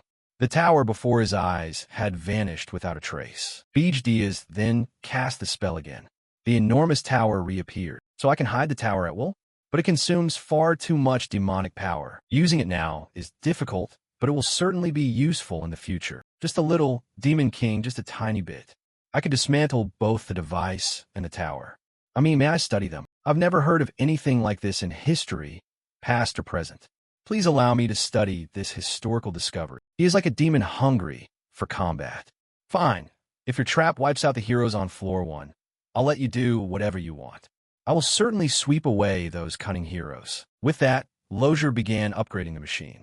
Princess, I also have a task for you. Face the heroes who climbed to the 4th floor. You want me to fight heroes? But I'm a princess. You are also a genius spirit mage, and you don't want to return to the royal palace, do you? Perhaps it's a bit much to give her such a role. She's an innocent princess who doesn't understand the ways of the world, so betraying her own kind might. What should I use to fight them? Oh, well, forget it, never mind. Beej Diaz ignored the previous remarks. You only need to unsettle the heroes. Reveal to them that you are the enemy. If things go smoothly, you'll be given what you want. All right, I'll find a weakness. But I have one condition. State it. I'm a subordinate of the Demon King, not a princess, understood? Fine, I agree. That'll be easy. How should I fight them? Should I use my looks to seduce them? That's the thing I'm most confident in. No, just do as I tell you. Yes. Beej Diaz then returned to the 5th floor to consider the next step. With this, preparations were somewhat complete. We'll reduce the number of heroes with heavy mana cannons on the 1st floor. Meanwhile, on the 4th floor, we'll finish them off using the princess as bait. But still not enough. Given the current situation, I can't even eliminate half the heroes. They number over 200. In the end, I still have to be stronger personally. 2 spirit flowers of the ice water type. Status: tainted by demonic energy. Spirit flowers stained with demonic power are especially effective against demonkin. I must collect more. Princess, we're going out. There's nothing here. This is the 3rd trial. Maybe the last time we just got lucky. Useless sprites, how strange. But then Beej Diaz detected another presence. Orcs had recently gathered here. Or pun again. I'm sick of you lot. However, this time he knelt and begged for surrender. I am Grutu, chieftain of the Lambang tribe. Greetings, Demon King. Please accept our tribe as your vassals. Please take us as your subordinates. You want me to take you as vassals? Our ancestors were demonkin who betrayed the demon realm. We have had to bear that burden ever since. Let us serve you. Enough flattery, Demon King. In the end, you only want to become stronger by becoming my vassals. Anyway, you're more suited to demonic power than to spirit flowers. I didn't expect you to see through it. No need to hesitate, bring it out. They then brought out a chest containing spirit flowers. So that's why we couldn't find them. Smooth talk with preparation, and you even know negotiation. Compared to the orc pun, you're unusually clever. To survive in this harsh land, our tribe values wisdom over strength. And you come to me to grow stronger? Because you lack power? He nodded then. Value wisdom over strength. I like you already. Very well. Beej Diaz now use forbidden magic. But I will only accept you, wander the snowy fields and develop your tribe. While I await my orders, I will grant you something greater than mere power. Your tribe will endure forever. Grutu, Bun Orc race, status, vassal of the Demon King. Thank you. I swear to be loyal to you. Oh, Demon King, I pledge my unwavering loyalty to you. The mountain tower was now prepared. Outside the tower in the Pun Orc region. 1st floor of the tower, Lozier and 60 mana cannons. 4th floor of the tower, Ernan Hilderin. Now all the pieces were in place. If you're so brave, come on then, heroes.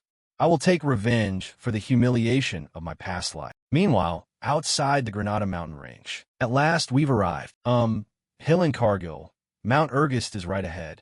The hero had brought his army here. Holton Fortress, the staging base for the campaign. Before setting out, the hero's army paused to eat. My lord, this truly is a splendid feast. You flatter me, hero. On the contrary, I am honored to record your name in history. Thank you for saying that. Lord Hillen, would you like to say a few words? Me? Everyone's waiting. It will also boost the soldiers' morale. Very well, everyone. Lord Hillen will say a few words. Everyone at the banquet turned to face him. Hillen cleared his throat and began to speak. My fellow comrades, heroes, nobles, knights, mages, mercenaries, and merchants. Our long journey is finally nearing its end. Before the might of our righteous army, the Demon King has been so terrified he hasn't dared send a single fiend. But we must not be complacent. All preparations are complete. Tomorrow will be the decisive moment. Let us together behead the Demon King who dared abduct the princess, the heir to the Hilderin throne. Show them who we are, who truly rules this world. Teach them a lesson they will never forget. For the sake of justice, everyone cheered loudly. But Granada thought otherwise. Eat to your heart's content.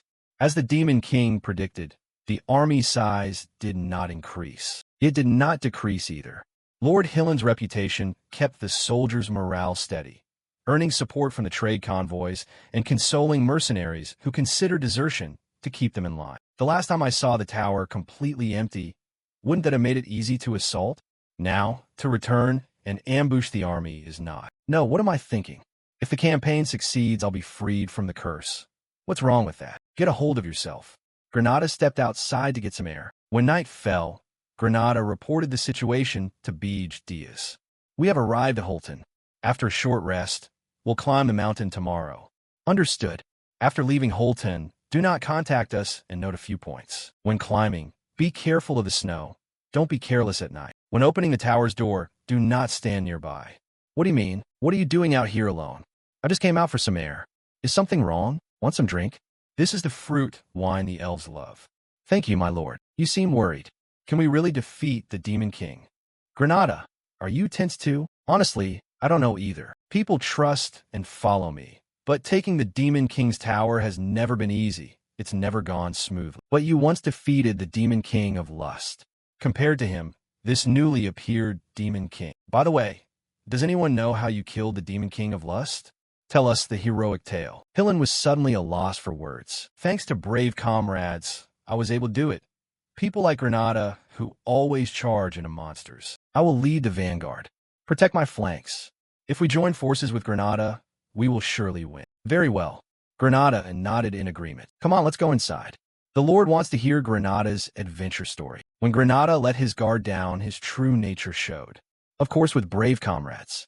This time we're counting on you too, El Granada. Dawn had just broken. The city gates opened. The heroes' army set out. Onward, heroes.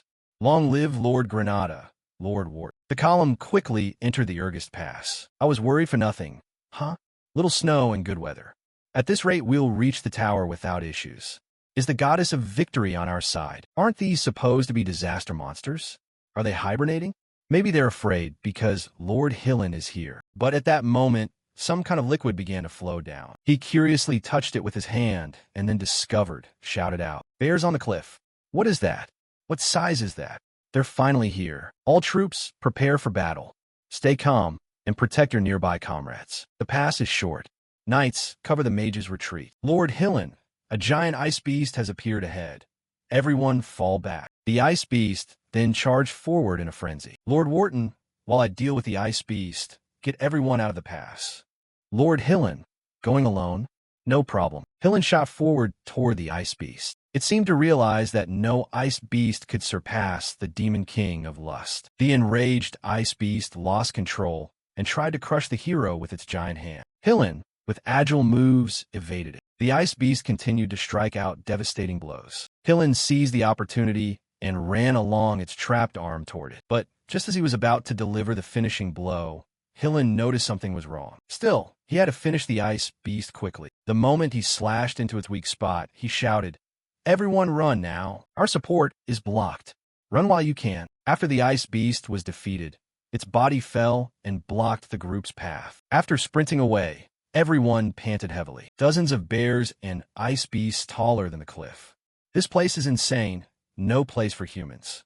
Even the Demon King's tower wasn't this bad, but casualties are still lower than expected. Without Lord Hillen, the consequences would have been worse. I heard he killed the Demon King of Lust and absorbed his power. Could he match the Demon King? Having killed a Demon King before, he's probably even stronger.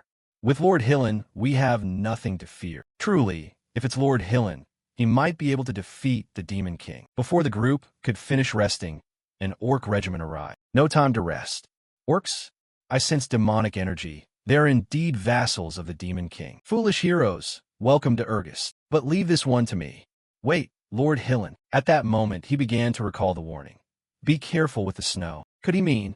Granada then realized. None of you are permitted to touch the tower. With that, the entire mountain shook violently. How am I supposed to be careful with this, huh? That mad Demon King. The group was quickly buried by the blizzard. Everyone run. He still didn't forget to warn them at the last moment. Everything went according to Beej Diaz's plan. Heroes, I welcome you once more. This time I will hunt you down myself. I warned you. 3 things you must remember. First, beware of the snow. Those damn plurks caused avalanches. We were nearly swept away. Make camp here and search for the heroes who were swept off. Second, never be careless at night. Frost monsters and ghouls. The plurks are herding monsters toward us. Damn it, plurks again? Everyone prepare to fight. The Demon King is a damn madman. He's gone insane. Avalanches by day, monsters by night, it repeats endlessly. At this rate soon, Beej Diaz now laughed in triumph. By then, Hillen was utterly exhausted. After 3 days into August, their numbers fell from 511 to just 256. The heroes reached the mountain peak, but why was there nothing? The hero seemed to go mad. Where's the Demon King's tower? Normally the tower should be easy to find. So why isn't it here? Lord Hillen, we surrender. Lord Wharton, what are you saying? The hero's journey has failed. I'm sorry, my lord, but we want to live. Hillen, though angry, could not let them leave with him. After 6 days into August, there it was, the Demon King's tower. Mad, it's hiding in Angratinia. Their numbers were down to 52. Anyway, the first floor is full of weaklings. Charge in and sweep them away. Third, when opening the door, do not stand nearby under any circumstances. As soon as the group opened the door and stepped in, countless cannons aimed straight at them. What is this? Hillen was at a loss for words in this situation. With that unlucky one's mana cannon, I will blow them all away in one shot. Very quickly the numbers fell, from 52 to just 1. Beej Diaz was astonished. They can stand after being pushed like that? Hillen Cargill, he struggled to stand, still muttering, what the hell is this? What's going insane here? How is this Demon King not doing anything as I expected? Lord Hillen, Lord Granada, are you both safe? We barely dodged it. Lucky. Quick, go to the next floor. Huh? Is it just the two of us? I am the hero who killed the Demon King of Lust and absorbed his power. A newly resurrected Demon King is no match for me. And with Lord Granada with me, it will be even easier. Yes. Right. Let's go. Lord Hillen found the Demon King's second floor empty. When the two ascended to the third floor, the surroundings still showed nothing. Instead of being full of monsters, there was nothing here. This tower is strange. If floors 2 and 3 are empty, then even if something appears now, I wouldn't be surprised. Beach Tower on the 4th floor, the princess's residence. Hillen froze at the scene before him. What is this again? Floors 2 and 3 were empty, yet the 4th floor contained forest. So, are we really inside the Demon King's tower? Yes. Well done. You have reached it. The voice made him look back. I am one of the Demon Kings, the destroyer of the Lord of Demons, the controller of shadow souls, and I will be your opponent. Good God. Even Granada was at a loss for words at this princess. Princess Ernan? I should fall back and stay quiet for now. Why is the princess in that state? No, not the princess. I am the controller of shadow souls. Taste the horror of darkness. Ernan then formed an elemental sphere brimming with terrifying energy. It was the ultimate spell only Princess Ernan could use. If her mind had been controlled, she couldn't have used that magic. Granada began to reconsider. The plurks and the avalanches, the nighttime assault, the magic tower and Ungras, the mana cannons on floor 1, floors 2 and 3 empty. And now the princess had gone mad. Hillen began to lose his mind. And now the princess had gone mad. Hillen began to lose his mind. You useless piece of... The moment he was distracted, Beej Diaz slipped behind him. A devastating blow was unleashed, sending Hillen flying. At last we meet. Hillen Cargill, Demon King, you finally revealed yourself. How dare you sneak attack me? I need more power. Lord Granada, are you there? He used his remaining strength to look toward Granada. Beej Diaz was also surprised to see him vanish. Hillen very quickly reached toward Granada's back. Lord Granada, join forces with me. How? Only then did he become aware that his power was being drained. I told you, didn't I? As long as Lord Granada is by my side, everything will be fine. Beej Diaz then turned and asked, that relic is the elf ear, a forbidden artifact. It converts an elf's infinite life force into mana. Its drawback is that the user dies afterward. But it doesn't matter, does it, Lord Granada? All for the sake of justice. He, having been trampled, used his last strength to shout. Fraud, imposter, both cowardly and cruel. I like you. So if I remove that ring, you'll revert to being useless again, right? What did you say? If you can, then try it, fool. Even the Demon King of Lust couldn't take this ring. No sooner had Wharton finished speaking than his arm was severed. He could no longer laugh. My arm, what's happened? I couldn't sense his killing intent. You humans are rude and odious. Hillen then moved back to create distance, sword falling into a defensive stance. Is this one a high-ranking Demon King? Even after using the relic, I'm being overwhelmed by a common Demon King. Beej Diaz suddenly clapped him on the shoulder. Someone spoke, startling him. Where do you think you're running off to? Hillen now sensed immense danger. It's over. He had to dodge immediately. Beej Diaz unleashed the finishing blow. A vast aura of power radiated out. Hillen had accepted his fate.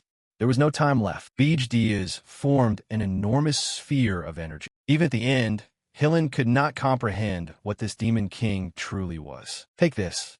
Beej Diaz laughed with delight, then hurled the sphere toward Hillen Cargill. The entire tower shook violently, and the hero was gone from that moment. After being struck by the full blast, Hillen lay there, but he still could not be killed. Diaz kept an expression of astonishment on his face. Impressive. Diaz still could not let his guard down, even as the hero Hillen had just fainted. You're not dead yet. Hillen lay there, mouth agape, trembling in fear. Shackle him and throw him into the dungeon.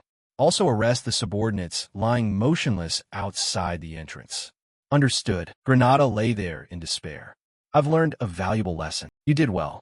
This is your reward. After absorbing the spirit flower, Granada fully recovered his strength. My health has returned to normal. What just happened? Was it because of that man? I'll give you this flower as well. Thank you, my lord. Such a precious spirit flower for me. You've endured much. Dwarf, you have my permission to destroy this tower.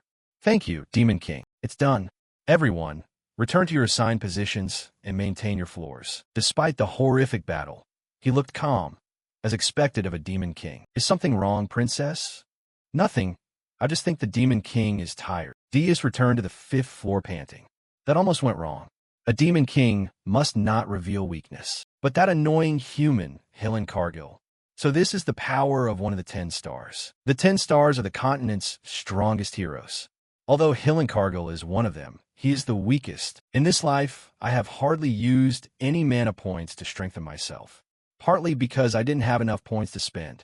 If Hillen Cargill were at his peak, I could not have one. My plan had exhausted his stamina, enraged him to the extreme, and pushed him into a loss of control. Because of what happened, he was no longer clear-headed and exposed to flaw. In the end, my decisive strike hit its mark. For now, I have achieved a perfect victory without following the Demon King's rules. This has never happened before. I have changed fate. I could do it. I can change the future. Diaz recalled those who killed him in his past life with renewed determination. I will take revenge on those damned heroes. What nonsense is this? You said the heroes gave up because they couldn't find the tower? Holton Square, a press conference. The investors demanded to know who would be held responsible for this failure. We haven't lost yet. There's still a chance. Lord Hillen Cargill and the great heroes haven't given up. They're still searching for the Demon King's tower. So if you grant us a little more time. News of the new Demon King spread across the continent. That bastard Hillen Cargill, he's all talk. What now? If he can't save my princess, he will die. Your Majesty, I don't care about this hero's expedition. Find Lozier and bring him here at once. The story was distorted and exaggerated. They said Lord Hillen Cargill had vanished. Some even claimed he was dead. The world sank into grief and longing. Diaz's mana points surged to 200,000. The Heroes Guild headquarters. Hero Wharton, do you dare swear that what you said is the truth? Yes, I swear on my honor, I'm telling the truth. Then this is serious. However, since we don't yet know the identity of the new Demon King, we must be cautious. Hillen Cargill is one of the 10 stars. He cannot be defeated so easily. We'll wait another 10 days for news of him. If after 10 days there's still no word, all heroes on the continent, for 1,728 in total, will launch a full-scale assault to eliminate the new Demon King. Cut to the dungeon beneath the tower. Awake? You're recovering quickly. Demon King, if you spare my life, you must want something. Don't beat around the bush. Speak plainly. I'm glad to see you cooperative. Become my household retainer. What? I didn't expect this. Did I miss here? A hero's expedition is expensive, isn't it? Food for hundreds, guards' fees, lodging, membership dues, armor, weapons, and other costly items. Most of these expenses are funded by merchant caravans and the nobility. When the Demon King is slain, the hero's fame will soar. But if they lose, they'll be drowned in debt. That's the fate of those who masquerade as heroes financed by investors. This time, all resources were focused on a single individual. The captain of the hero squad, Hillen Cargill, basically that man. Indeed, even if he survives, he'll be branded a failure and forced to flee debt collectors for life. How did you know this? I told him. Granada suddenly appeared from nowhere. Granada, you dare betray us? Do you still have a nerve to say that after what you did to me? You fraud. Besides, I belong to this side from the start. The reason you lost is because no Demon King like me has appeared before. But just as I've broken the Demon King's norms, you'll adapt and find ways to defeat our towers. But if one of the strongest heroes quietly sabotages that plan, can humanity truly win? Deus then produced the Dark Jewel. This is the treasure to control my subordinates. Once it enters the body, it latches onto the brain. I'll know immediately if you intend to betray me and can crush your brain with a wave of my hand. If this gem is incompatible with your body, I'll treat it as refusal and kill you immediately. There are other heroes to use anyway. Wait, I'm a hero immune to mind control magic. That gem will dissolve the moment it enters my body. It's not my fault. Heroes can remove their own mental barriers at will. You've heard him say so. You mad elf, have you no shame? You're the disgrace. Do you intend to waste this precious treasure? I will never surrender to the Demon King. Shut up and swallow it. Deus shoved the control jewel straight into Hillen's mouth. After he swallowed it, his mind began to falter, yet he still refused to submit. He's stubborn. What will you do if he'd rather die than obey? Don't worry, a greedy man who treats comrades as disposable. For money like him, the Nightmare Ward Hillencargill has been equipped with will never willingly sacrifice his life. Damn, the Demon King's household retainer status. After finishing, Deus returned to the 5th floor. My lord, even though you've made Hillencargill a household retainer, with a debt of 100,000 gold, he'll be severely constrained. The gold you exchange for mana points amounts to only about 2,000 gold. That's a year's budget for a minor kingdom. How do you plan to raise more money? An announcement is coming. What is it? I'm talking about the annual Demon King Conference, the Tower Alliance Summit. In my previous life, I never attended because I despised Demon Kings gathering together. Other Demon Kings have existed in Arn for a very long time. They must have hoarded vast wealth. Demon King, are you planning to exchange mana points for money again? That's what I used to say, but now that I've faced a hero, I've realized something. If we keep following the Demon King's norms, we can't defeat the heroes. Invitations to the Tower Alliance Summit have arrived, and I must admit this truth now. Deus suddenly showed a triumphant smile. Let's go. We'll borrow money from the senior Demon Kings. I can trust him. At your command, Demon King. After that, Diaz and Gordon went to attend the Demon King's meeting at the Puppet Tower. On the 13th floor, the Demon King's conference room was now fully assembled. Diaz strolled in nonchalantly. Am I late for the appointment? Why is everyone gathered so early? Could it be you all are discussing matters behind my back? Diaz, Demon King of the Blaze Dragon Clan. Why are you only arriving now?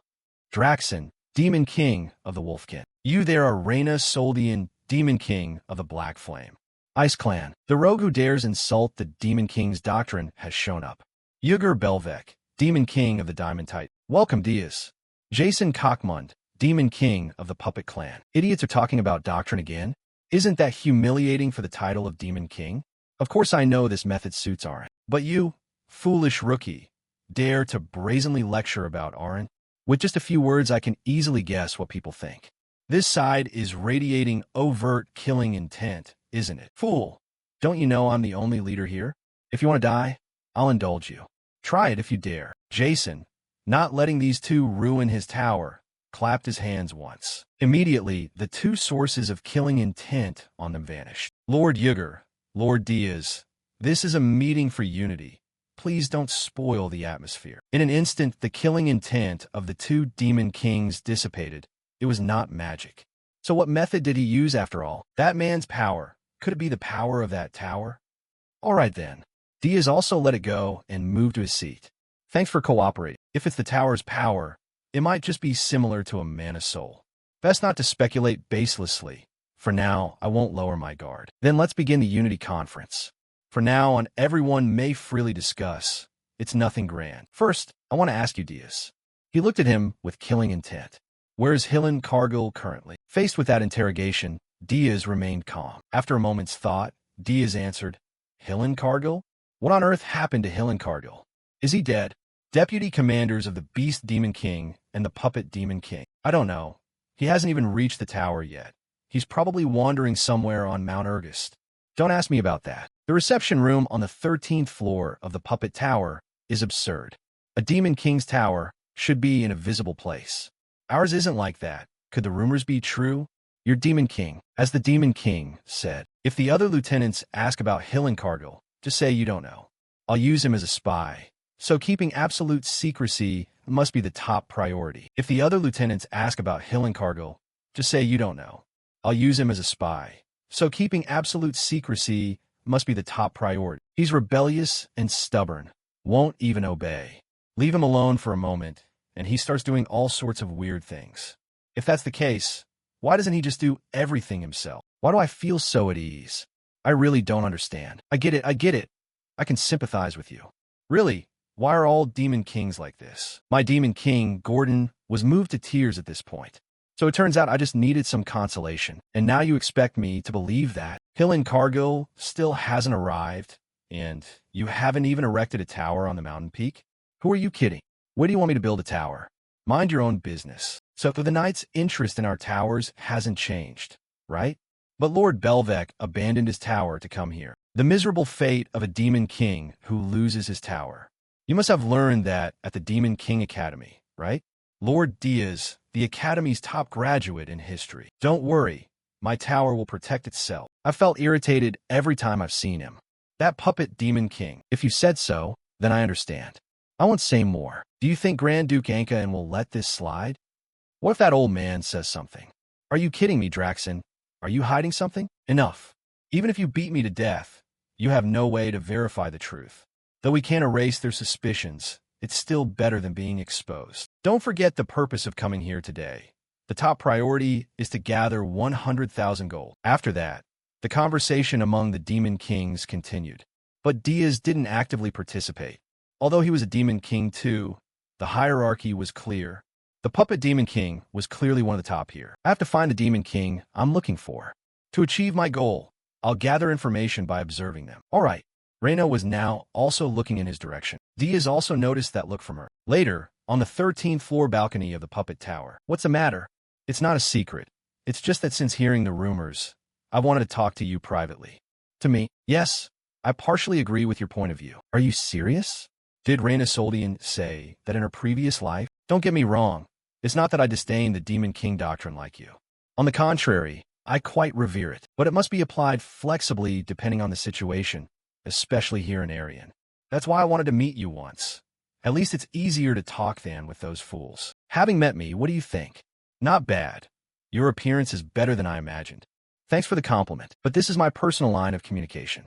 If you need advice, you can contact me anytime. Just don't insult the Demon King doctrine in front of me. I'll tentatively accept you. Hope you don't disappear too quickly. If you want to talk, there's always the puppet Demon King. He's hard to read, but anyway, he's better than those two idiots. Diaz watched Reina's retreating figure with deep thought. Although she still can't fully trust me, Reina Soldian was an unexpected game. Meanwhile, Diaz's tower. Lord Rocker, please try the cookies. Ah, princess, cookies? Why are there snacks in a Demon King's tower? The ingredients were bought by the Demon King, and I had the sprites help bake them. A genius sprite mage is indeed different. Please enjoy. Thank you. The princess has never done any work herself, and now she bakes? If the cookies aren't good, I suppose I must praise them anyway. Impossible. This flavor is a surge of mana, an unimaginable taste. I've never eaten cookies this good. It's truly a taste of heaven. What is it like? I can't get enough. How on earth did the princess do it? I just mixed a bit of spirit herb into the dough. It's just right for your palate. Truly cookies made by the princess herself. Why would you give such a precious delicacy to me? No wonder my mana keeps surging. This is a goodwill gift. We'll be seeing each other for a long time. That is true, but I wonder if Lord Granada will like them. He'll probably go crazier over them than I did. Really? So, Demon King, do you like them? Urgus smiled like never before. Has everyone left? Diaz returned after a long time. Only Jason remained there. Yes, the Unity Conference has ended. If you feel regretful, would you like another cup of tea with me? Regretful me? The puppet Demon King then spoke seriously. You need a great deal of human money. Diaz was stunned by his words. What are you saying? Where did that information leak from? Pretending innocence is useless. Draxon already told me everything. Don't waste time on pointless games. Let's negotiate. Exchange the demon world's mana points for human cash. Diaz looked at him warily. What are you plotting? Plotting? What plot would I have? I just want us to cooperate pleasantly. After that, countless sacks of gold were transferred to the first floor of the Demon King's tower. I obtained an unbelievable 100,000 gold coins. Remember to hide the source of the money. If Jason knows where the money came from, he'll understand my entire plan. In the worst case, I'll become his puppet. Because I don't grasp his intentions, I must be absolutely cautious. I turn the remaining ones into Shadow Knights and Dark Mages. The one in the middle is a man from the Golden Moon Caravan. Use these to funnel money. They'll obey you unconditionally. Damn, I've truly become a hunting dog for a Demon King. How humiliating. Lord Hillencargill, please save us. At least the caravan members survived, so it's not a total disaster and the debt will be paid. So I can return to being a hero, right? If so, that's great. Let's become partners. Lord Hillencargill, partners. Diaz immediately activated the demon's seed. Hillen felt an unprecedented agony in his mind. Don't be ridiculous. We're not partners. You are my slave. Only then did the people feel satisfied. Serves you right. A slave? I didn't expect you to have that taste. I don't want your loyalty. Get out. Urgus suddenly called him back. Could you deliver this letter to my sister Elena? Elena, the 13th princess of Hilderin? Phoenix. But why on earth did she ally with the Demon King? She's the reason I'm in this mess. Sorry, but I have no intention of returning to the kingdom. A hero of your caliber surely knows my family's secret. Hilderin's royal secret. I've heard of it. If it's true, it's understandable why she would say that. The whole group, led by Hillencargill, left the Demon King's tower. It's not that I don't trust the Demon King, but will that so-called hero obey you? Hillencargill isn't stupid enough to scorn money. Although he doesn't show off much, his characteristic human greed is written all over his face. He's hardly noble. Hillencargill is easy to manipulate, not because of honor, but because he wants fame. He craves the spotlight, which is why he's so active. If I control him like a secret jewel, he'll make the perfect spy. You study humans thoroughly. I can't just sit idly by either. If a hero destroys human society from within as a subordinate of the Demon King, wouldn't that be fascinating? Of course, my lord. But at that moment, a knock on the door drew both their attention. Would you like to try a cookie? You've been coming in and out of this room far too easily lately. If the taste is bad, I'll throw you in the dungeon for a month. You taste it first, my lord. Human desserts are usually very. But as soon as he bit into one, Diaz sensed that unusual flavor. This flavor, it worked. This flavor, it worked. But Diaz gripped the chair with all his strength. Made by humans, but not bad. Can he handle it? You mix spirit herb into the cookies. You're truly perceptive. Returning the reward shows you want something special, doesn't it? Yes. In fact, she also voiced her own wish. Cut to another scene. Hillencargill's hero party descended the mountain safely under Kutu's escort. After reaching Holton, they immediately teleported to Hilderin via a teleportation circle. As for Granada, he was extremely busy. He established the headquarters for the Red Hawk mercenary group. So you all ran to first chance and abandoned your captain? It's not like that. Let me explain. My God, this is Urzist, where even heroes fall. How can mid-tier mercenaries like us survive? What other choice did we have? And so you abandoned the captain? Lord Granada. What? Granada turned back reflexively. Finally, we meet. I am Keed, a female hero. Due to certain special circumstances, I couldn't join the journey with the hero party. But I decided to come here to seize the opportunity. Though late, please let me join your group. A female hero? She's the one who paid for our drinks while you were absent. Would you like something to drink? Leader, could you shut your stinking mouth? Thank you for buying them drinks, but the hero party's journey is over. What? Lord Hillencargill and the others have left Holton. Impossible. Then please forgive my boldness. But please tell me the story of your failure. That's no problem, but I can only tell what the Demon King permits. After that, Granada began to recount what had happened. And that's the whole truth. Damn. So the Demon King wasn't even at the top of the tower. Then there's no reason for me to stay here. Thank you for your time. Here's a token of my appreciation. Saying that, she left, leaving him with a sidelong glance. What an inexperienced female hero. At best she'll get stabbed in some alley. Can you take your hand off, or what? As Keed departed, a few people followed her. Granada sat there and watched the whole scene. After wrestling with his thoughts, he wanted to know the truth. Holton, a dark alley. Keed was now being surrounded from behind. Your Highness, we must return. Your fiancé awaits. No, I won't go back. I'll live as a female hero. A few large men in iron armor approached, yet their footsteps made no sound. That female hero turned out to be a princess. Let them deal with their own matters. But at that moment, a sword was pressed to his neck. Who are you?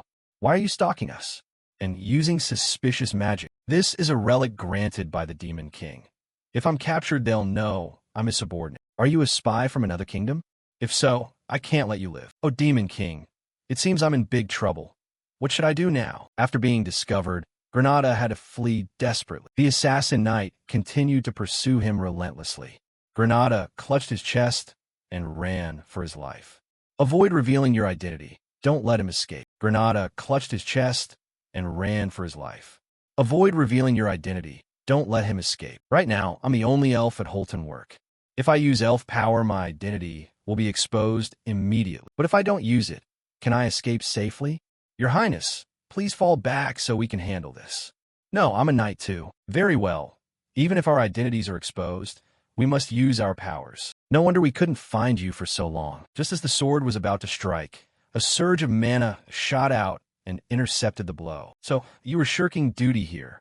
My Lord Demon King, look at me like this, and you still call it shirking duty? Those wounds will heal with ointment. Stop the fuss, really. Demon King. That Demon King came to kidnap the princess. Even if we must sacrifice our lives, we must protect her. Ignore me. This is our chance to capture the Demon King. Princess, I don't know about that. Don't lie. Why would the Demon King be here? Indeed, my Lord Demon King. What are you doing here? I'm doing odd jobs, purely by chance. Don't try to deceive me. Back a few moments earlier. Yeah, what do you need? I need Sinyan powder. Sinyan powder? The powder used to sign pacts with sprites. Yes. A few hundred years ago, there was a Sinyan who submitted to the human kingdom. The king ordered you to create an additive to make it easier for humans to form pacts with the sprites. Thus, Sinyan powder was born. With your talent, why would you need Sinyan powder? You flatter me. As you know, there's almost no Ava in the tower. Without Sinyan powder, my sprite would. You intend to pact with a new sprite? A high-rank sprite, maybe. It's possible. In my previous life, Ernan made a pact with a high-rank sprite at only 27. The whole continent was abuzz because of that, since those who can pact with high-rank sprites are counted on one hand. And now you plan to pact 30 years earlier. I wanted to surprise you. How did you know that leaving the palace to live in the tower for a few months would affect you this way? Well, if the tower's power increases, that's fine. Enjoy your meal, I'm off. I have my own matters to attend to as well.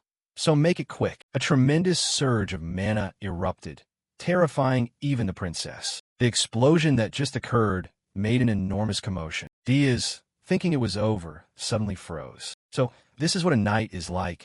Oh wait, not a princess. The knight's light contains power to annihilate demons. Thus knights are natural enemies of the Demon King. I don't belong to a stifling palace, but to the battlefield. Ultimate Sword Technique, Spin, Crescent Moonblood. I don't belong to a stifling palace, but to the battlefield. Ultimate Sword Technique, Spin, Crescent Moonblood. It's understandable that low-ranking princesses or princes like me are sold to other kings. Still, it's not like I'd be married off to that perverted old man. How could I marry that old geezer? So I begged the palace sword master to train me day and night until I bled. So I'd be recognized as a knight rather than a princess. If I capture the Demon King here, I'll be acknowledged as a true knight. Then I can escape my father's orders. My future husband will be my own choice. However, that killing strike was easily caught by Diaz. The sword's aura is decent. He crushed it effortlessly into pieces, leaving her so shocked she couldn't speak. Knights don't die that easily, do they? Diaz, unwilling to prolong it, unleashed his true power. Only then did she realize how reckless she'd been moments ago. So, you're the Demon King? Both princess and knight. You're quite useful. She tried to flee while the soldiers desperately protected her. The princess is dangerous, but Diaz's overwhelming power descended and destroyed the entire town. What explosion was that? I sense demonic energy. It's probably a demon attack. Demons in Holton? Someone's hurt over there. Where are the enemies? The knights have all fallen. Are you okay? Call a healing mage right away. Guards, how did this happen? The princess was attacked by the Demon King. What? Another Demon King? Hey, wake up. Don't close your eyes. Black flames? Is that the Demon King? Back at Diaz's tower. The 9th princess had been imprisoned by him in the dungeon. Is this Sinyan? She's a princess. Princess Caspin, the 9th. For now, on she'll live with you on the 4th floor. She's a bit hurt, so heal her. Keep her well. She'll be useful. Yes. But why did you suddenly kidnap another princess? I picked her up because I saw her on the road. You must capture a princess or prince periodically to gain mana points. Mana points? Mana points are... Why am I revealing secrets to a prisoner like this? She set me up on purpose, didn't she? It's nothing. I'll go fetch the Sinyan powder. Damn. Have I grown too familiar from too much contact? I need to stay sharp. The princess is just a prisoner. News that the 9th princess of the Jespin Empire was kidnapped at Holton Work spread across the continent at lightning speed. Knight, order headquarters. Knight Hiren Cargill. Can you swear your words with no deceit at all? Yes. I'm ashamed, but I couldn't find the tower. I accept full responsibility for the failure. Don't worry. If we blame the knights for the failure, who will dare to charge in later? Thank you for saying that. By the way, just as the night party retreated, the Demon King kidnapped Princess 9 of Jespin. The Jespin Empire requests a night expedition, but I want your opinion, since you encountered him. My apologies to Princess 9, but even I couldn't locate the tower. Rather than rushing a night force in now, the Demon King is on guard. My apologies to Princess 9, but even I couldn't locate the tower. Rather than rushing a night force in now, the Demon King is on guard. Makes sense? Though unconventional, if the Demon King is a coward and weak, he's not a threat. I agree. I think this Demon King is weak this time, so follow Hiren Cargill's suggestion. Meanwhile, on the other side someone had remained silent the whole time. Then postpone the full assault until we determine the tower's location. It's not too late to attack later. Demon King, is this what you want? Using my reputation to stop the knights like this? I've already bought you time. Figure out the rest yourself. That is the full report from Hiren Cargill. Very well. Continue monitoring. Unexpectedly, the Night Order was preparing a full assault. Luckily, Hiren Cargill nearly lost his life. Subduing him was a wise decision. Outside the tower, Hiren Cargill and Granada were active. I can use those two to delay the knights. I've kidnapped another princess, so I'll accumulate mana points little by little. If I use Mani's gem, I can use it as a source of power. WF is renovating the tower, making the first floor even more solid, and Crew 2 is expanding its influence. When Princess Ernan packs with a high-rank sprite, I'll complete a mighty tower that the knights won't dare to dream of. Only then can I turn outward and begin the real revenge against the wretched knights who killed me. But first I must obtain Sinyan powder. In the city full of powerful mages and knights, the arcane technology city of Amor. Is there a way to get it without being detected? Cut to the magical kingdom of Amor. At a small shop in the corner of the trade market, Jetson's shop. He sat behind the counter reading a paper and muttered, I really don't understand the Hero Guild. What on earth are they doing? At that moment, the door suddenly swung open, causing the bell to jingle. The moment he stepped in, the shopkeeper cheerfully called out, Welcome. Are you looking for anything special? He replied coldly, Sinyan powder. The owner answered, Oh, of course we have it. He cast a glance around, thinking to himself, Such a shabby shop. He replied coldly, Sinyan powder. The owner answered, Oh, of course we have it. He cast a glance around, thinking to himself, Such a shabby shop. In other words, famous shops are always frequented by heroes or mages. Even if you hide a demon's presence, the risk of detection is high. So Diaz deliberately came to a remote, quiet shop. The owner was thrilled and began to hawk his wares. You're in luck. Genuine stock. Once you're here, you won't need to go anywhere else. Wonderful. I'll give you a special price. Only 1 gold per item. Cheaper than vegetables. Contrary to his enthusiasm, the man remained calm. Don't shout. And that's still too expensive. Then from outside, the door suddenly opened. The owner glanced toward the newcomer and said, Please come in. The newcomer said, Do I really have to start from this dump? He curiously looked at the newcomer, his eyes suddenly widening as he muttered to himself, That guy. Looking at the two who entered, he guessed who they were. The dwarf behind spoke. If that losier had any sense, he wouldn't show up in such conspicuous places. Louise ground her teeth in anger. That bastard. Thinking I have to crawl into a lousy hole like this because of him. Then the dwarf stepped forward and asked the owner, Excuse me. I'm looking for someone. He glanced downward, assessing the fierce temper and rough voice. Above all, those twin braids. She must be Louise Verft. She probably didn't recognize him because he used a magic item during their prior skirmish. The owner cheerfully replied, Ah, so you're looking for someone. But I have a condition. If I don't sell anything, my memory gets much worse. This made the dwarf exclaim in surprise. What? The little princess behind shouted angrily. What? You piece of trash. She stepped forward, pointing the tip of a knife at the owner threateningly. I guess you don't understand the situation. How dare you extort me? The owner, though frightened, tried to explain. Murder is forbidden in the capital, you know. The dwarf behind intervened. You mustn't do that, the owner continued. If you're going to threaten me, at least buy something first. How about that? The princess snapped in anger. What? Are you crazy? The old man still tried to explain.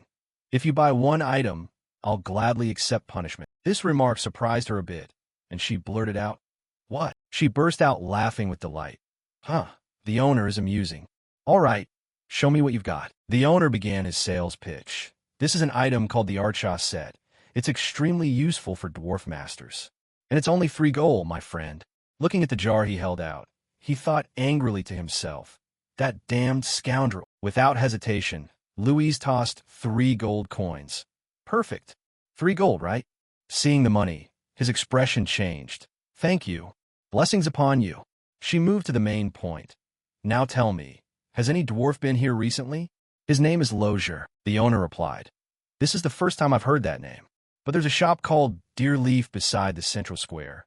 It's quite famous and blacksmiths visiting a more often stop there. People there might know something. After receiving the information, she nodded. Not bad. Let's go. She then turned and left, sneering. What a shameful display. She then turned and left, sneering. What a shameful display. Not bad at all. You sold that junk for 3 gold. You got some nerve. The owner answered confidently. Luckily you kept quiet about it.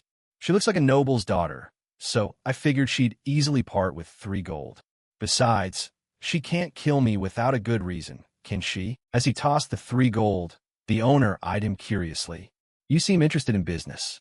For about 10 gold, I could let you in on a secret, you know. Looking at his gaze, he judged, what a top-class con man. His ability to swindle people is impressive. Honestly, I kind of admire it. Thinking that, he said, go to the Silver Moon Trading Guild. If you claim it's a must-visit place, they'll take you in. His cryptic remark made the owner puzzled. Are you from the Silver Moon Trading Guild?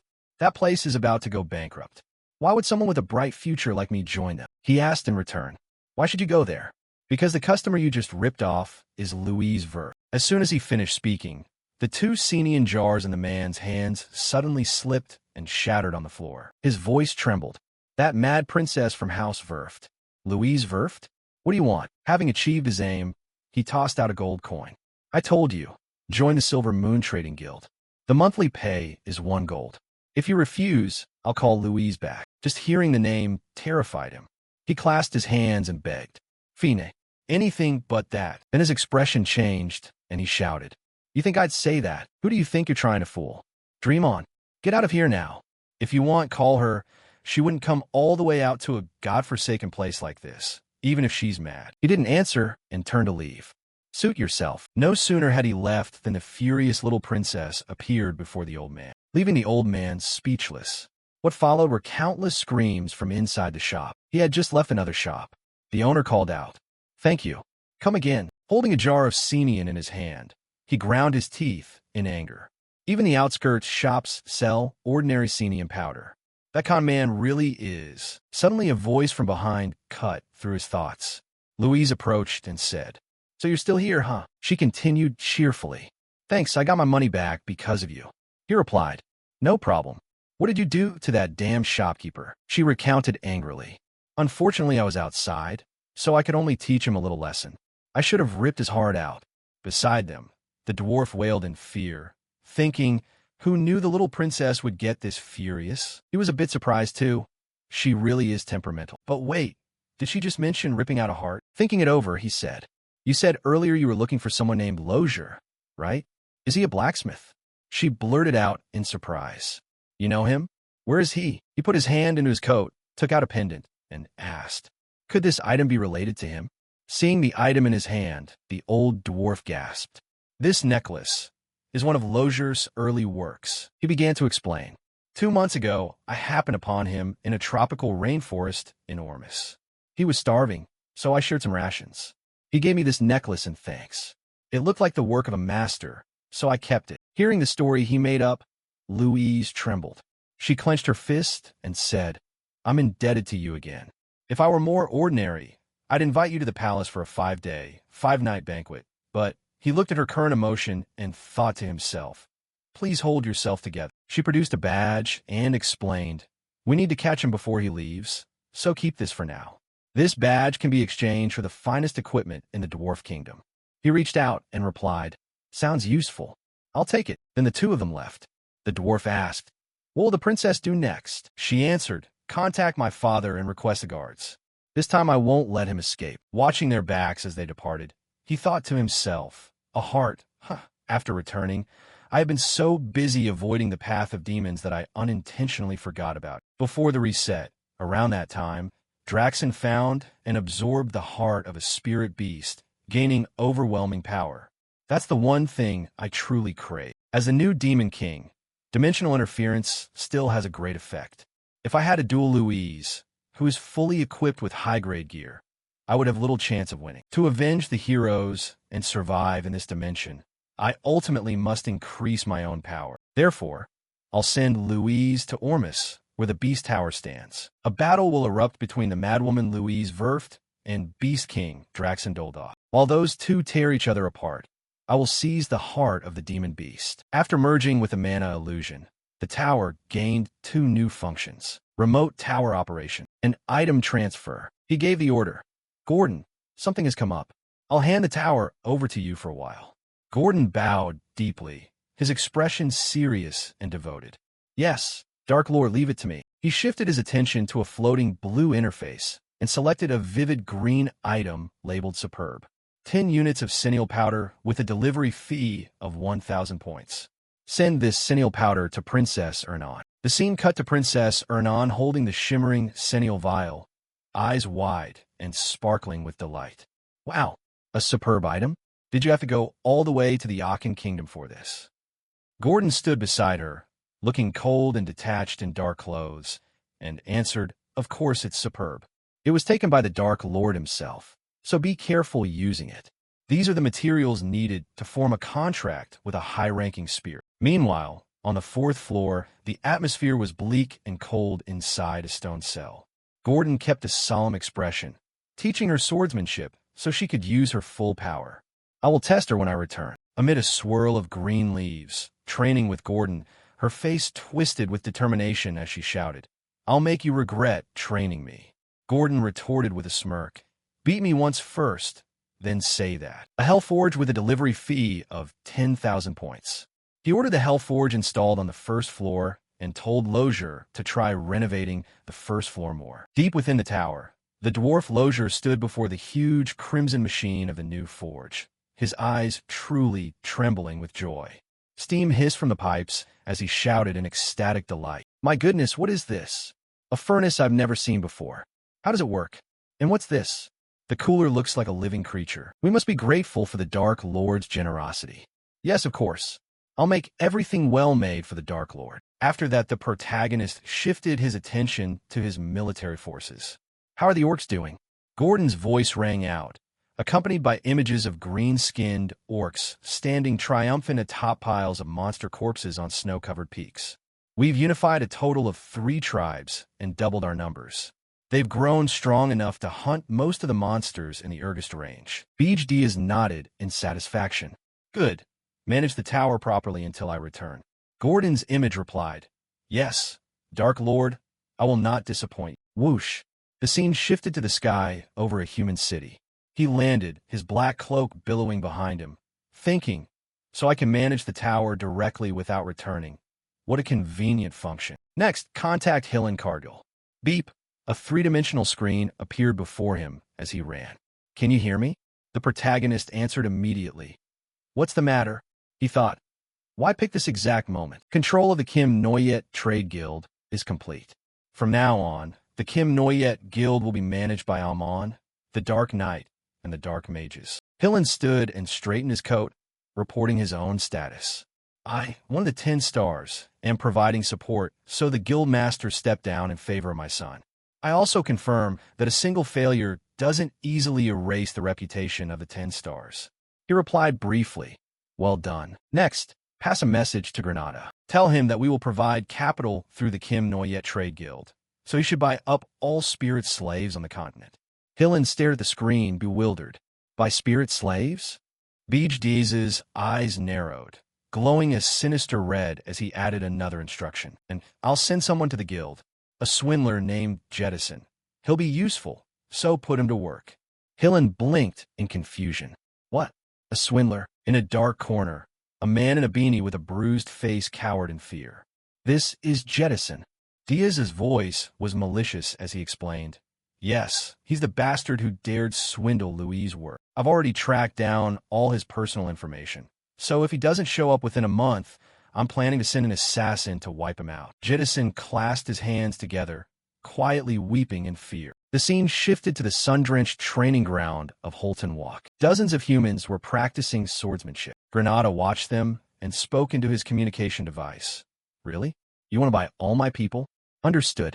I'll gather them as quickly as possible. However, Granada felt conflicted inside.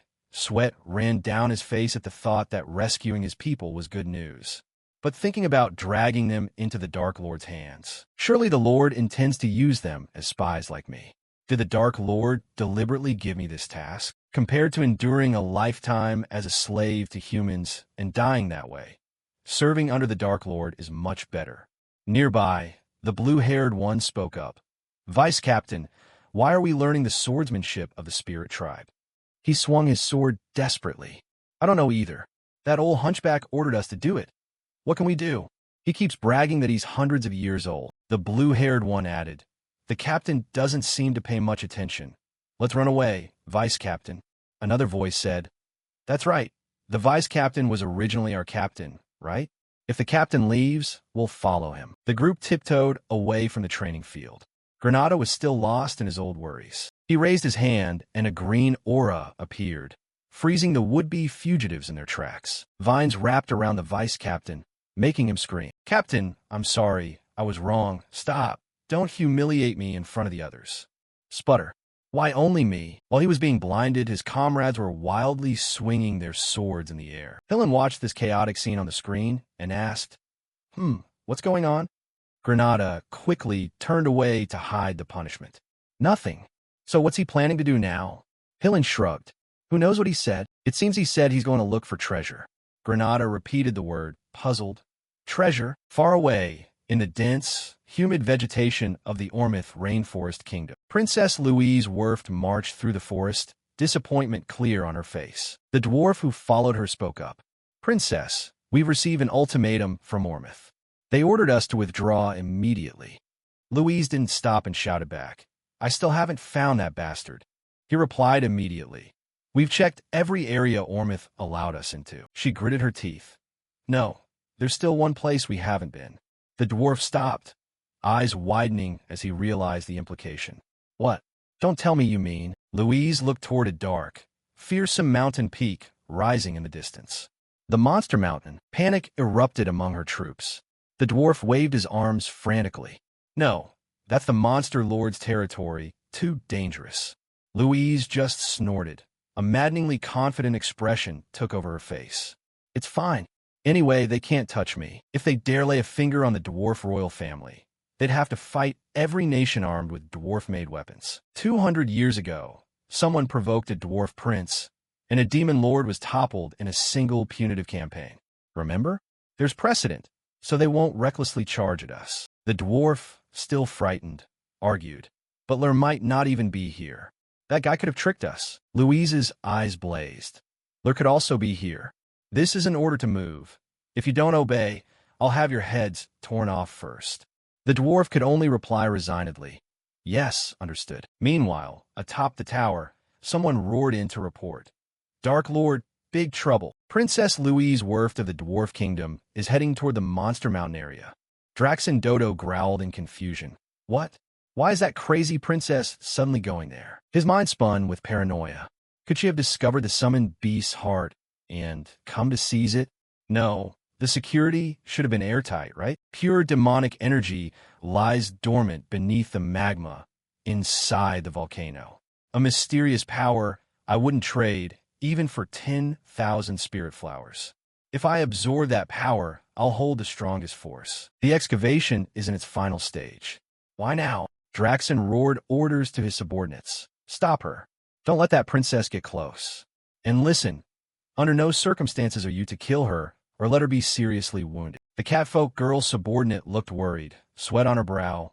That'll be difficult, sir. Draxon glared down.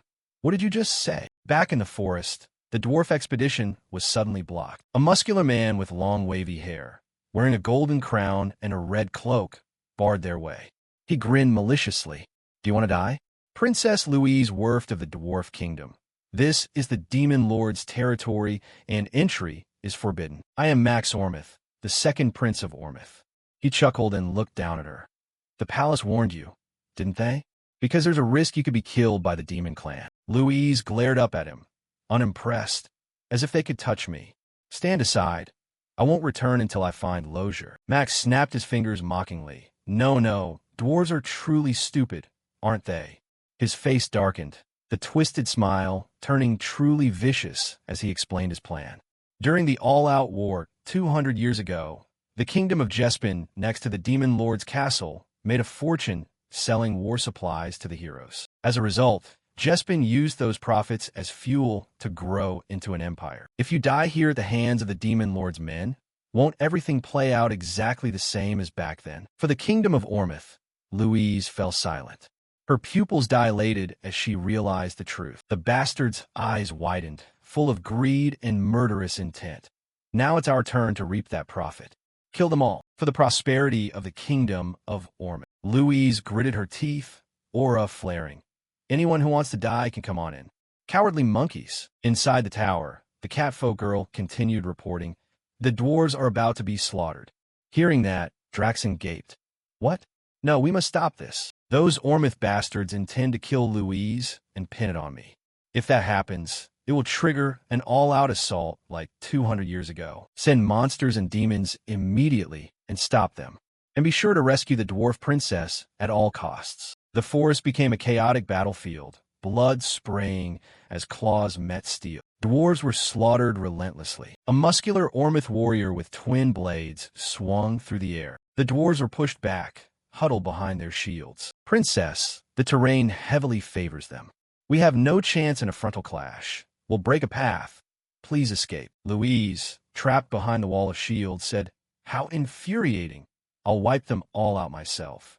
Hearing that, he replied, No, princess, please stay calm. Max Ormith saw them huddled, laughed loudly, and raised his green glowing spear. You look ridiculous, huddled behind defenses.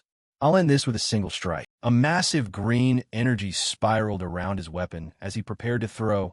Die. But at that moment, a burst of deep purple radiance erupted on the scene. A familiar gloved hand appeared. Max Ormith froze, eyes bulging. Demonic energy? Has a subordinate of the monster lord arrived? It's not a monster demon. His identity. The boy's eyes flashed a terrifying light as he stared straight at him. You will die here. The air in the jungle thickened with tension and the suffocating pressure of dark magic.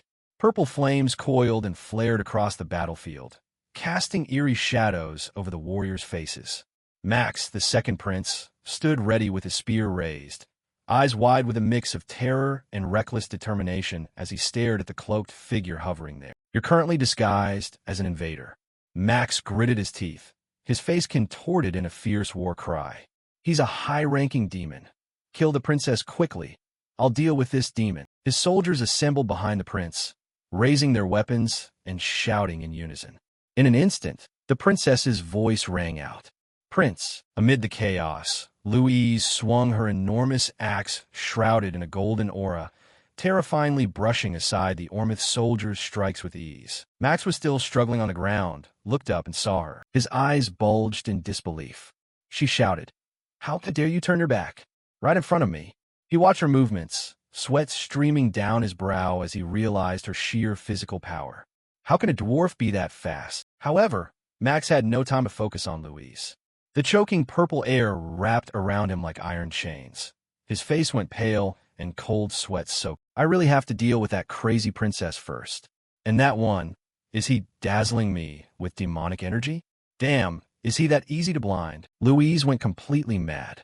Golden flames trailed her giant axe as she swept through the enemy units. Her eyes flared with furious, insane light. She landed, thinking to herself, "Where are the demons?" His magical power suddenly vanished. The Ormith soldiers looked around in confusion. One soldier shouted, "How dare a lowly dwarf attack our prince? Kill the prince's enemy." Louise bared her teeth, swinging the axe with destructive force and roaring at them. "You attack me first. I'll send all of you to serve my prince." Sensing the danger, the heavily armored dwarf army quickly formed a shield wall behind her. They braced and shouted orders. "Protect the princess! Don't let them near the princess!" The dwarf soldiers responded with absolute loyalty. High above the slaughter, hidden among the dense branches of an ancient colossal tree, the male lead stood completely calm. The light from the explosions revealed his sharp features. He watched the fiery dwarf princess tearing apart the enemy forces. A satisfied smile appeared on his lips as he turned his back on the battlefield. He whispered to himself in a calculating, sly voice, "It seems you won't die like that, Louise. In that case, take the bait." The story rewinds 5 minutes earlier, at the towering mist-shrouded tower of Monster Mountain. An alarm sounded suddenly. He sensed an overwhelming power. Demonic energy, it's a demon lord. The catfolk beside him added, "This demonic energy belongs to a different demon lord." Draxen raced as he analyzed the magic sigils, fangs bared in a growl. "Yes, that's not one of my subordinates. Another demon lord has sent a demon into my territory. Energy at this level is likely from a high-ranking demon or above." He pieced the clues together, his expression darkening as he realized, while the dwarf princess and Prince Ormith are fighting, another demon infiltrates? The timing is too perfect. He leapt out of the tower into the dense forest and hurriedly questioned the subordinate outside. What about the dwarf princess? What happened to her? And did the demon infiltrate? The subordinate answered immediately, "My lord demon king, sorry. When we arrived, the princess was surrounded by Ormith's army." Draxen stared in absolute shock. What? Impossible. Could the attack from 200 years ago be repeating exactly? But it wasn't an attack by demons. It was an utter battlefield dominated by a single furious force. Louise spun like a golden vortex of death. Her axe tore through flesh and armor, blood spraying across the grass. The dwarf soldiers watched in horror. "Beg her, Princess, stop. This has become a massacre." Draxen's wolves turned to him, whining in defeat. "The princess handled it herself, so we couldn't save her. We're sorry." Draxen, utterly confused and furious, roared at the wolves. "Don't confuse me." He hurled a bump at each subordinate, making 3 wolves cry out, "Sorry. Why are we being beaten too?" A larger wolf delivered the final, devastating news, and the second prince of Ormith was killed by the dwarf princess. Draxen stood motionless, watching the surviving Ormith men cower. His mind spun with political repercussions. He glared at them, turmoil rising within. "If I kill them, they'll blame me for the prince's death. That damn dwarf. This is an opportunity to gain demonic energy, but the burden of this abduction and slaughter isn't worth it. Though Ormith is a small nation, it will be very troublesome if they go mad over the prince's death." He made a swift tactical decision and ordered the wolves, "Send the survivors home. Those blind fools must return to report the truth, so I won't be framed." The wolves bowed clearly. Draxen then turned his attention back to the original threat, his red eyes sweeping the forest edge. "Have you found the demon that infiltrated my territory?" The wolves looked at each other anxiously before one replied, "That. We haven't found him either." Draxen's rage erupted. "Useless. Why don't you use your shrimp brains and filthy noses?" The wolves cowered. "Please forgive us, my lord." The anger cooled into sharp focus. He realized the truth. If he's a high-ranking demon skilled in hiding, it's natural they couldn't find him. It seems it's time to use this. Darkness swirled around Draxen as he activated his signature skill, sensory maximization, a technique that amplifies the senses by concentrating demonic energy into the sensory organs. Through this, even traces of cloaked magic can be detected. His vision shifted, revealing a faint red streak cutting through the air. His eyes locked onto it. "I see it. The trace of that demon. Kill that bastard who targeted the dwarf princess." He followed the trail, peering through the foliage toward a colossal volcano. Confusion overwhelmed him, and he asked, "Where did the dwarf princess go?" The wolves pointed in one direction. "She went there." And then the horrifying truth hit his mind. forcing him to sprint at explosive speed, ripping through the forest at terrifying velocity as he cursed. Demon King bastard, this is a trap. As he ran, Draxen pieced together the enemy's overall plan. The dwarf princess into Prince Ormeth. Even the demonic energy earlier was a scheme to lure me away from that volcano. A high-ranking demon. No, the Demon King's objective in sending that high-ranking demon was the heart of the divine beast. Deep inside the giant mouth of the volcano, the heat was suffocatingly intense. His wings spread wide. The male lead's inner voice echoed in his head. This is not ordinary lava. The energy from the divine beast's heart reaches all the way here. No matter how strong Draxen is, jumping down here is impossible. That's why they were secretly constructing a way to drain the lava. I don't care because the black fire dragon scales can move even in lava. Suddenly, a giant mini-eyed demon tiger leapt out and threw a punch at him. Diaz didn't even flinch. He teleported to the side, watching the beast with calm amusement. Oh, a demon can detect me from this distance? The tiger's eyes widened in sudden horror as it recognized the power before it. Demon King. He easily caught the giant tiger, smiling wickedly. Let's go. The tiger thrashed in panic. Let me go. With a light flick of his wrist, he hurled the giant beast straight onto the molten rock. The tiger screamed, no. At the same time, Diaz jumped down, a dark, victorious smile spreading across his face. That bastard Draxen. After absorbing a divine beast's heart in the past, his regenerative ability became insane. I wonder which divine beast's heart he absorbed. As he spoke, the lava began to blaze with a blinding holy light. A colossal form made of pure fire rose up from the river. His eyes widened slightly in astonishment. So it's a corpse, a phoenix. A memory flashed in his mind, taking him back to the dim library. When I was still a student at the Demon King's Academy, I read records confirming the existence of phoenixes across different dimensions. Phoenixes can traverse dimensions from sacred beings, becoming dominant creatures at the pinnacle of their own dimensions. Although their powers vary, there is a common point. All demon kings who were obsessed with absorbing a phoenix became powerful enough to carve their names into the history of the demon realm. He extended his clawed hand, his smile widening into absolute greed and triumph. Thank you, Draxen. I can come here because you absorbed a phoenix in our past life. The one power I envied will finally be mine. He absorbed the radiant core, and a colossal pillar of flame erupted above, shaking the foundations of the volcano. Outside the cave entrance, Draxen panted as he desperately tried to identify the mastermind. Who the hell knew about my phoenix? Was it that nameless bastard who came away with no gain except lacking a high-ranking demon? Except his deputy is in the tower. This is not something a novice demon king could know. I wasn't careless in managing security. He charged forward. They looked at him in surprise. Demon King, why are you here? Draxen barreled through the bewildered bear guards.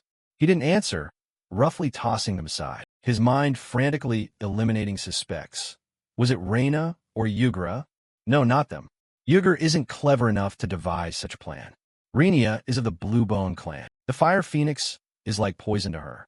So only one bastard remains. He roared, interrogating those around him. Is the divine beast safe? The guard bowed respectfully. Yes, your majesty. But then the guard pointed toward the seething lava with a puzzled look. But just now the tiger suddenly fell into the lava. Draxen's world stopped. The red ring in his eyes shrank to a pinprick. What? No. Get him out immediately. That bastard is trying to steal my phoenix. The guard tried to grab him. Demon King, what happened? Demon King, be careful. A catastrophic explosion of golden fire burst from a pit, flooding the entire cavern. Draxen's eyes widened to the maximum, veins of blood standing out, filled with a hatred beyond words. Far away, under a peaceful sunset, his new member and the dwarf princess looked up at the sky, unaware of the shifting balance of power in the world. In the distance, Granada, hero of the Neen, and the foremost princess, seemed to sense something as they gazed up at the orange-red sunset sky. Hey! Draxen's monstrous roar shook the sky, echoing with absolute certainty in his mistaken deduction. That bastard Jason! A thudding beat rang out. The massive, radiant heart of the phantom beast pounded with deep red lightning, unleashing a brutal burst of energy into the air. Diaz, now with hair blazing red from magical influence, found himself lying on the damp ground of sun-dappled tropical rainforest. He opened his eyes to lush green canopy above. He sat up, mumbling in confusion. Where is this? Who am I? I had planned to take the phoenix corpse into a private space and bring it back to the tower, but the phantom beast mana absorbed into my body without giving me a chance to react. I knew I'd been blown far away by the volcanic explosion. He looked down at himself, red hair falling over his eyes. Squirrels, deer, and rabbits were boldly cuddling against him, attracted by the pure life energy radiating from his core. He grimaced in disbelief. For a demon king like me, why are wild beasts clinging to me like this? Sitting barefoot in the peaceful forest covered by green creatures, he glared at them and ordered coldly, "Go away." But the animals did not move. He felt an unusual warmth in his chest, a sensation entirely foreign to his demonic nature. It feels like I'm no longer myself. What is this strange feeling? He bent over a clear stream, staring at his rippled reflection. His eyes widened in astonishment. What is this? Meanwhile, in the distant kingdom of Ormith, a stone pyramid stood solemnly above the treetops. Inside the sunlit halls, Princess Louise Werft knelt before the solemn throne. She recounted the tragic events with a heavy heart. Prince Max Ormith and the brave warriors of Ormith saved us from the Demon King's beast minions. But the King of Ormith raised his hand with a grave expression. Enough. I raised my son to be a brave warrior. There is no greater honor than falling on the battlefield while protecting the weak. Damn it. Notify the Heroes Guild at once and prepare an expedition to execute the Demon King beast. The heavy armored guards hurried off, shouting in unison, yes. Back in the peaceful forest, a magical communication device chimed. In a distant plush office, Hillen Cargill stared at the floating blue screen in utter confusion. He hesitated and asked, I have something to report. Who are you? Diaz, still sitting naked with a bird casually perched on his head, answered in a flat tone. Your master here. I just look a bit different due to some circumstances. Ignore it and report. Hillen straightened, his expression turning serious as he relayed the intelligence. Currently, at King Ormith's request, an expedition of heroes is being planned. He closed his eyes, his mind working quickly to process the political shift. I see. Hillen continued with details of the looming threat. The leader of the expedition is Rosal Charent. She's also a 10-star hero. She's a top battle mage specializing in fire magic. The commander is 10-star warrior Vap Dislot. He rose to the top through sheer power. Of the 500 fighters, 200 are true warriors. Their sole objective is to subdue the Demon King beast. They plan to assault the Beast Tower immediately after assembling at Ormith. Diaz rose in the forest with a calculating look. 200 heroes? More than expected. Hillen added details about the force composition. Of the 200 heroes, the only 10-star ones are Rosal Charent and Vap Dislot. A burly figure radiating blue martial energy, representing the formidable Vap, appeared. He squinted, instantly deducing the political currents driving humanity. Out of 200, only 2 are 10-star heroes. Hillen added, it seems those who don't want the Demon King beast dead are pulling strings behind the scenes. He froze, eyes wide in confusion. Humans don't want the Demon King dead? I understand now. To humans, the Demon King's tower is like a gold mine full of endless treasures. Even the corpses of demons become ingredients for magical items and are traded at high prices. In other words, for those who see the Beast Tower as a source of income, the tower's collapse is undesirable. Even in seemingly simple matters, interests are intertwined. Human society is quite complex. He looked at the screen and issued a bold new order. All right, you join this expedition too. I'll tell you the Demon King beast's weakness. However, you must be the one to finish the Demon King beast and absorb his power. If you're a hero who has slain 2 Demon Kings, it will be easier to gain humanity's trust. Hillen forced a laugh, sweat running down his forehead. Haha, I'm very grateful. But are you sure about me becoming stronger like this? He looked through the screen, his gaze haunted and dark. You think you can stand against me just by absorbing 2 Demon Kings? Hillen swallowed and forced a submissive smile. Haha, leave it to me. The call ended, and Diaz began walking through the peaceful forest. He muttered to himself, now I should head back. Another blue screen appeared. He answered nonchalantly. Gordon, go ahead. Gordon's voice came through frantic and panicked. Your Majesty? From the Beast Tower. Who is this? He replied irritably. Yes, I am the Demon Lord.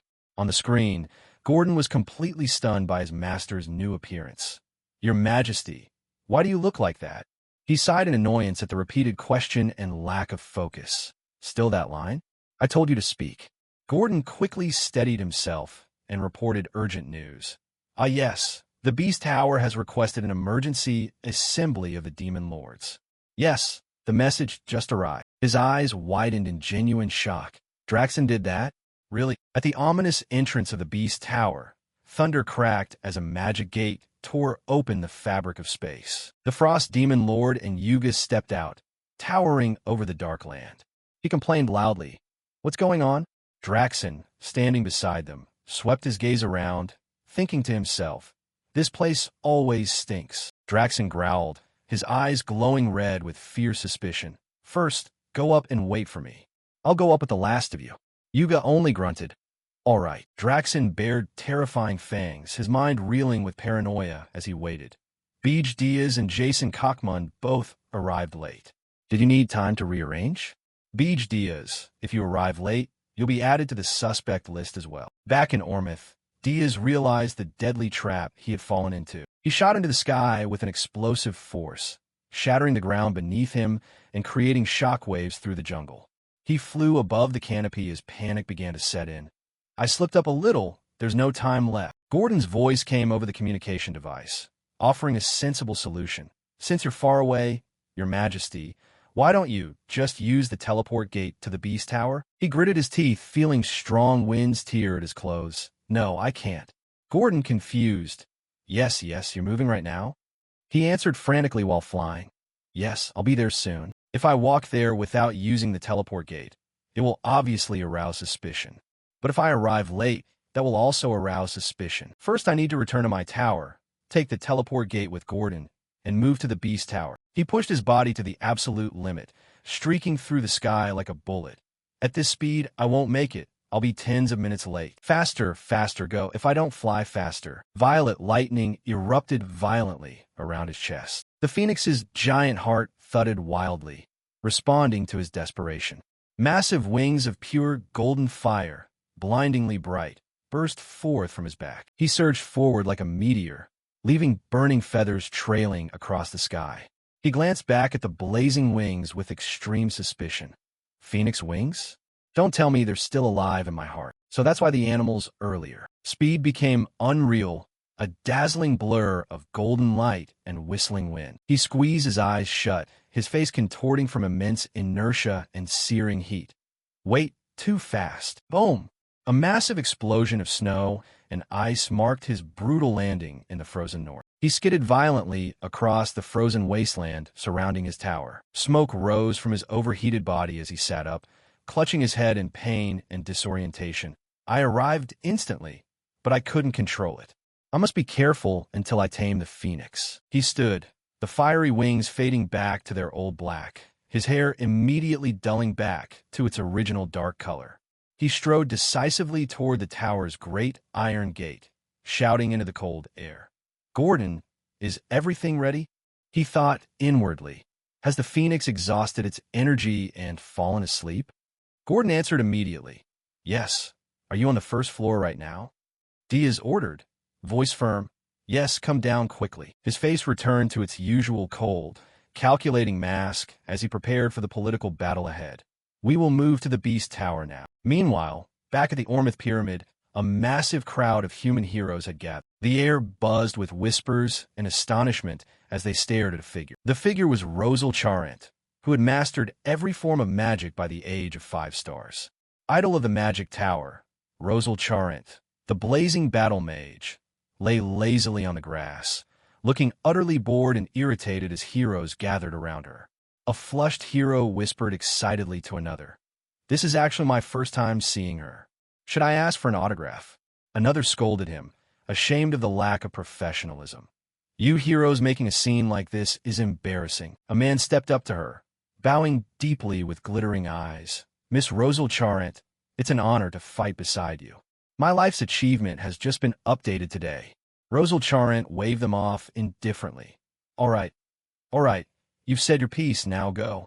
Supporting characters. Rosal Charant's title announced her considerable status in this world. Captain of the Inferno Assault Team. A burly warrior shouted, Captain, please watch your words. Our expedition's image is being completely ruined. Rosal Charant sat there, completely unconcerned by his outburst. What did I do? I haven't even struck a blow.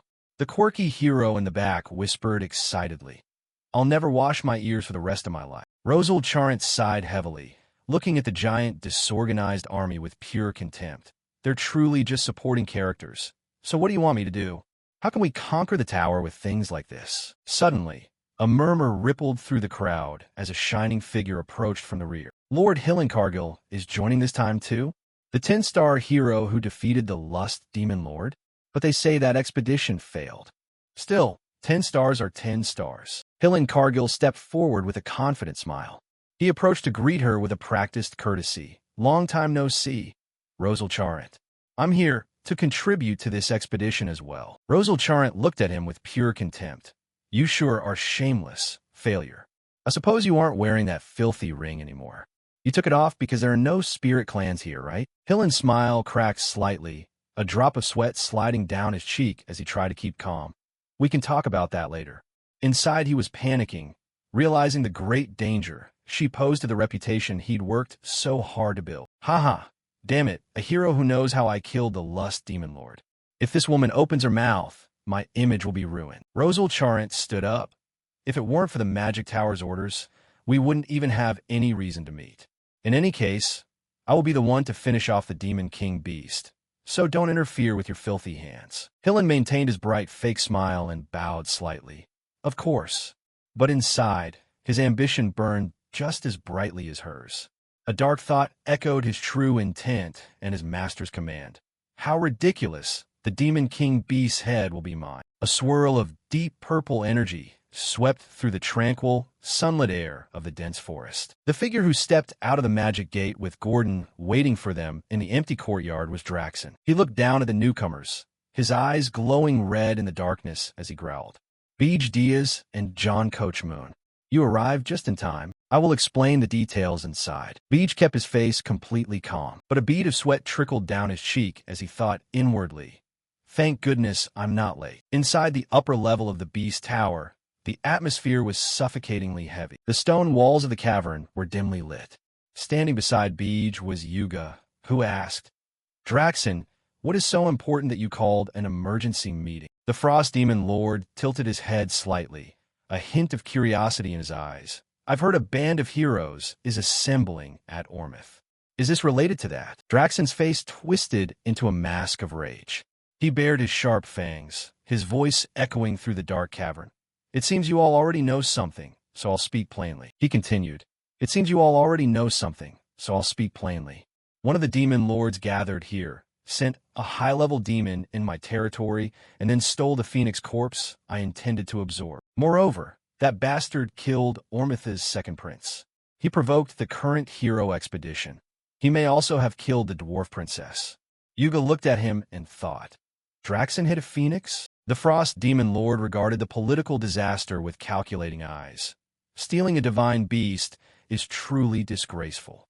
But Beej kept smiling, though his thoughts were razor-sharp. Intentionally provoking a hero expedition is tantamount to murder. Draxon went on. He likely intended to spark an all-out war across the continent. It seems one of you is trying to eliminate me. A surge of Draxon's aura erupted, his red eyes blazing like twin suns in the murky darkness as he roared. I will not die alone. To kill that treacherous bastard, I will buy a black box key. Inside each tower is a black box that records a demon lord's every move in meticulous detail.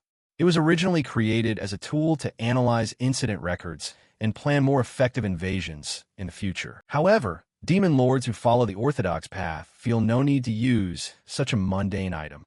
Additionally, the item consumes a large amount of demonic energy points and will vanish when the tower collapses, so recently no one has paid it any mind. Beej's pupils dilated in extreme panic as he realized the danger. The black box. I never even considered this. He gritted his teeth, cold sweat streaming down his face. If Draxen opens the black box in his tower, I will have no way out. Draxen leaned forward. To open a black box requires the permission of the demon lord who owns the tower. You will all grant me that permission, won't you? If the culprit is here, he will definitely object. Beej's heart pounded in his chest. He glared and cursed inwardly. That bastard Draxen. The Frost demon lord calmly raised his hand, his expression unreadable. I permit it. Beej nodded cheerfully. I permit it. Yuga growled and stepped forward. I permit it. When it was Beej's turn, he swallowed his panic. He forced a completely calm expression. I permit it. Draxen's lips curved into a chilling smile. You have all agreed. Good. I will inform you of the results later. For now, let's end the meeting here. When the meeting broke up, the black box key was a single-use item that cost an enormous 999,999 points to purchase, requiring a huge amount of demonic energy. Since Draxen would soon face a group of heroes, he would not risk his life by investing such a large sum just for a key. But if the hero expedition ended in failure and the situation stabilized, he would immediately buy that key and open Beej's and John Coach Moon's boxes. The protagonist stepped out of a purple gate to return to his tower.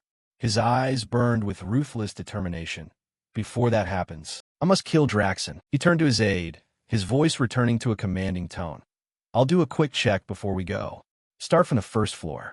Gordon nodded dutifully. Understood. Preparations were complete. Inside Beej's tower first floor, the air thrummed with fierce magical energy. Standing triumphant atop a gigantic high-tech cannon, multiple barrels glowing with blue mana, was Lawless. He spread his arms and shouted in extreme excitement. What do you think, Demon Lord? This is the mana cannon I built in the Hellforge. Hellstone Catapult Model 1. Look at its beautiful, alluring form. It's a masterpiece I've never seen in my life. The Demon Lord is truly magnificent. Long live the Demon Lord. He rambled nonstop about multi-target tracking, defense modes, and mana synthesis. The protagonist looked at him and blurted, I told him to build whatever he wanted, but is he really sane? Gordon added, he may be mad, but the weapon's performance is excellent. If you're still worried, I can decommission the Hellforge. Lawler's eyes bulged in panic. He waved his hands frantically, his gaze sparkling with zeal. Thank you, Demon Lord. Bigger, stronger. I can build even more. Beej turned to his aide. No, let him be. Let's see how far he can go. They moved up to the second floor. Keej streaked through the air at a terrifying speed. She swung her massive sword, eyes wide with fierce determination as she shouted, I told you if you train me, you will regret it. She unleashed her ultimate technique. Jespin sword art, crescent sever. A blinding blue wave of energy in the shape of a gigantic crescent hurtled straight at Beej. But that energy shattered like fragile glass against his black aura. She cried out, this time I'm serious. Ultimate technique, the Shardbreaker. Boom! He stood completely unscathed amid the falling shards of light. You've improved a bit, but you still need more practice. With just a wave of his hand, he summoned a dense, dark purple orb of demonic energy that hissed. Kid collapsed, her face pale and drenched in sweat as she stared in absolute horror at the overwhelming power. Impossible! How can my technique be stopped so easily? After that, only her terrified screams echoed through the tower. Kid was left unconscious in a smoldering pit on the floor. The protagonist asked, why is Princess keyed on the second floor? Gordon looked away. Princess Ernan was preparing a summoning on the fourth floor, so I temporarily moved Princess Key. The protagonist blinked in surprise. His summoning? On the fourth floor, the environment was completely different. Warm, radiant light filled the room, and adorable fire, wind, and water elemental spirits fluttered about. Bazin was in use, standing at the center of a brilliantly blue magic circle. She seemed to be floating on an ocean of stars. Ernan extended her glowing hands. She closed her eyes, speaking with intense focus and a reverent binding of blood and soul. I wish to form a contract with you. In the name of Ernan Hindaren, I beg you, please answer my call. A pillar of pure, tear-like white light erupted from the circle. Nyrunian flowed down from the waters, a beautiful high-ranking water spirit. Nyrunian hovered gracefully, her blue hair billowing and her layered water gown shimmering with otherworldly beauty. She looked down at the young human girl with an expression of solemn, impressed reverence. "Oh, within the Demon Lord's tower, you actually have the talent to summon me. By ancient covenant, I, Runian, high water spirit, acknowledge this human, Ernan Hinderin, as my contract partner." Their fingers touched, and a wave of blinding light swept through the room. The exhaustion from magic finally overcame Ernan. She completely fainted, toppling backward into the water illusion of the summoning circle. Before she could hit the ground, Beej appeared and gently caught her in his arms. Ernan slowly opened her eyes, and, seeing the protagonist holding her, whispered softly, "Demon Lord." The protagonist gave a rare, sincere smile. His black hair fluttered in the illusory breeze. "I almost missed the show. Well done." Ernan's eyes brimmed with tears of happiness, and she beamed. "It's nothing. It's all thanks to the Cineal powder you gave me. I love you, Demon Lord." She froze completely. Her confident smile vanished, replaced by pure bewilderment as questions swirled in her mind, realizing what had just slipped from her mouth. Ernan's face exploded into a deep crimson. She struggled wildly in his arms, shouting in absolute panic, "No, I didn't mean that. Please believe me. Even if that was my voice, I truly didn't say anything." Beside them, a tiny chibi version of the water spirit Nernien appeared. "Oops, slipped out. But I do truly love the Demon Lord." The protagonist looked at the figure and said, "You've summoned something rather troublesome." A magical notification revealed the truth. High water spirit Nirunian, hobby, reading romance novels, favorite genre, forbidden love. Nirunian giggled. "Oh, already know? So when are you two going on a date?" Beej's face darkened with utter horror and embarrassment. He stared, thinking, what kind of nonsense is she spouting? Still trapped in his arms, Ernan, cheeks blazing, shouted, "What? What are you saying?" Ernan's face was suffused with soft sunlight hues and floating pink hearts. Princess Ernan cupped her flushed cheeks, bright red, and in total panic as she shouted, "What? Dating? What are you talking about?" Beside her, the high water spirit Nerunian floated leisurely, a mischievous smile on her face. "The rumors about the Demon Lord's pure love with the princess have spread throughout the spirit realm. Did you know? I couldn't miss out on such a splendid scene. So when are you two going on a date?" Still in the getting to know you phase, Ernan trembled and replied, "Please go back right now." Nirunian crossed her arms and pouted. "What? I was just summoned after a long time away." The protagonist stepped forward to cut through the absurdity. He looked straight at the pure being. "Wait, high spirit Nirunian, how do you see me right now?" Nirunian smiled innocently and answered, "What do you mean? A handsome demon lord pairing up with a princess." The protagonist narrowed his eyes slightly. "I'll ask again." In a blaze of hot golden light, his black hair shifted to a brilliant red. "How do I look now?" The high spirit's eyes widened in genuine shock. "Oh my, you were just a mass of demonic energy. Was that pure mana? Not a demon lord, but a spirit." The protagonist smirked, a dangerous gleam flashing.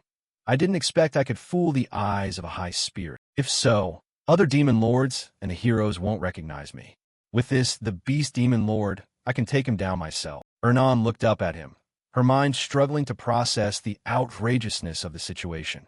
"You mean the demon lord plans to kill another demon lord?" This audacious plan drove Gordon to the brink of madness.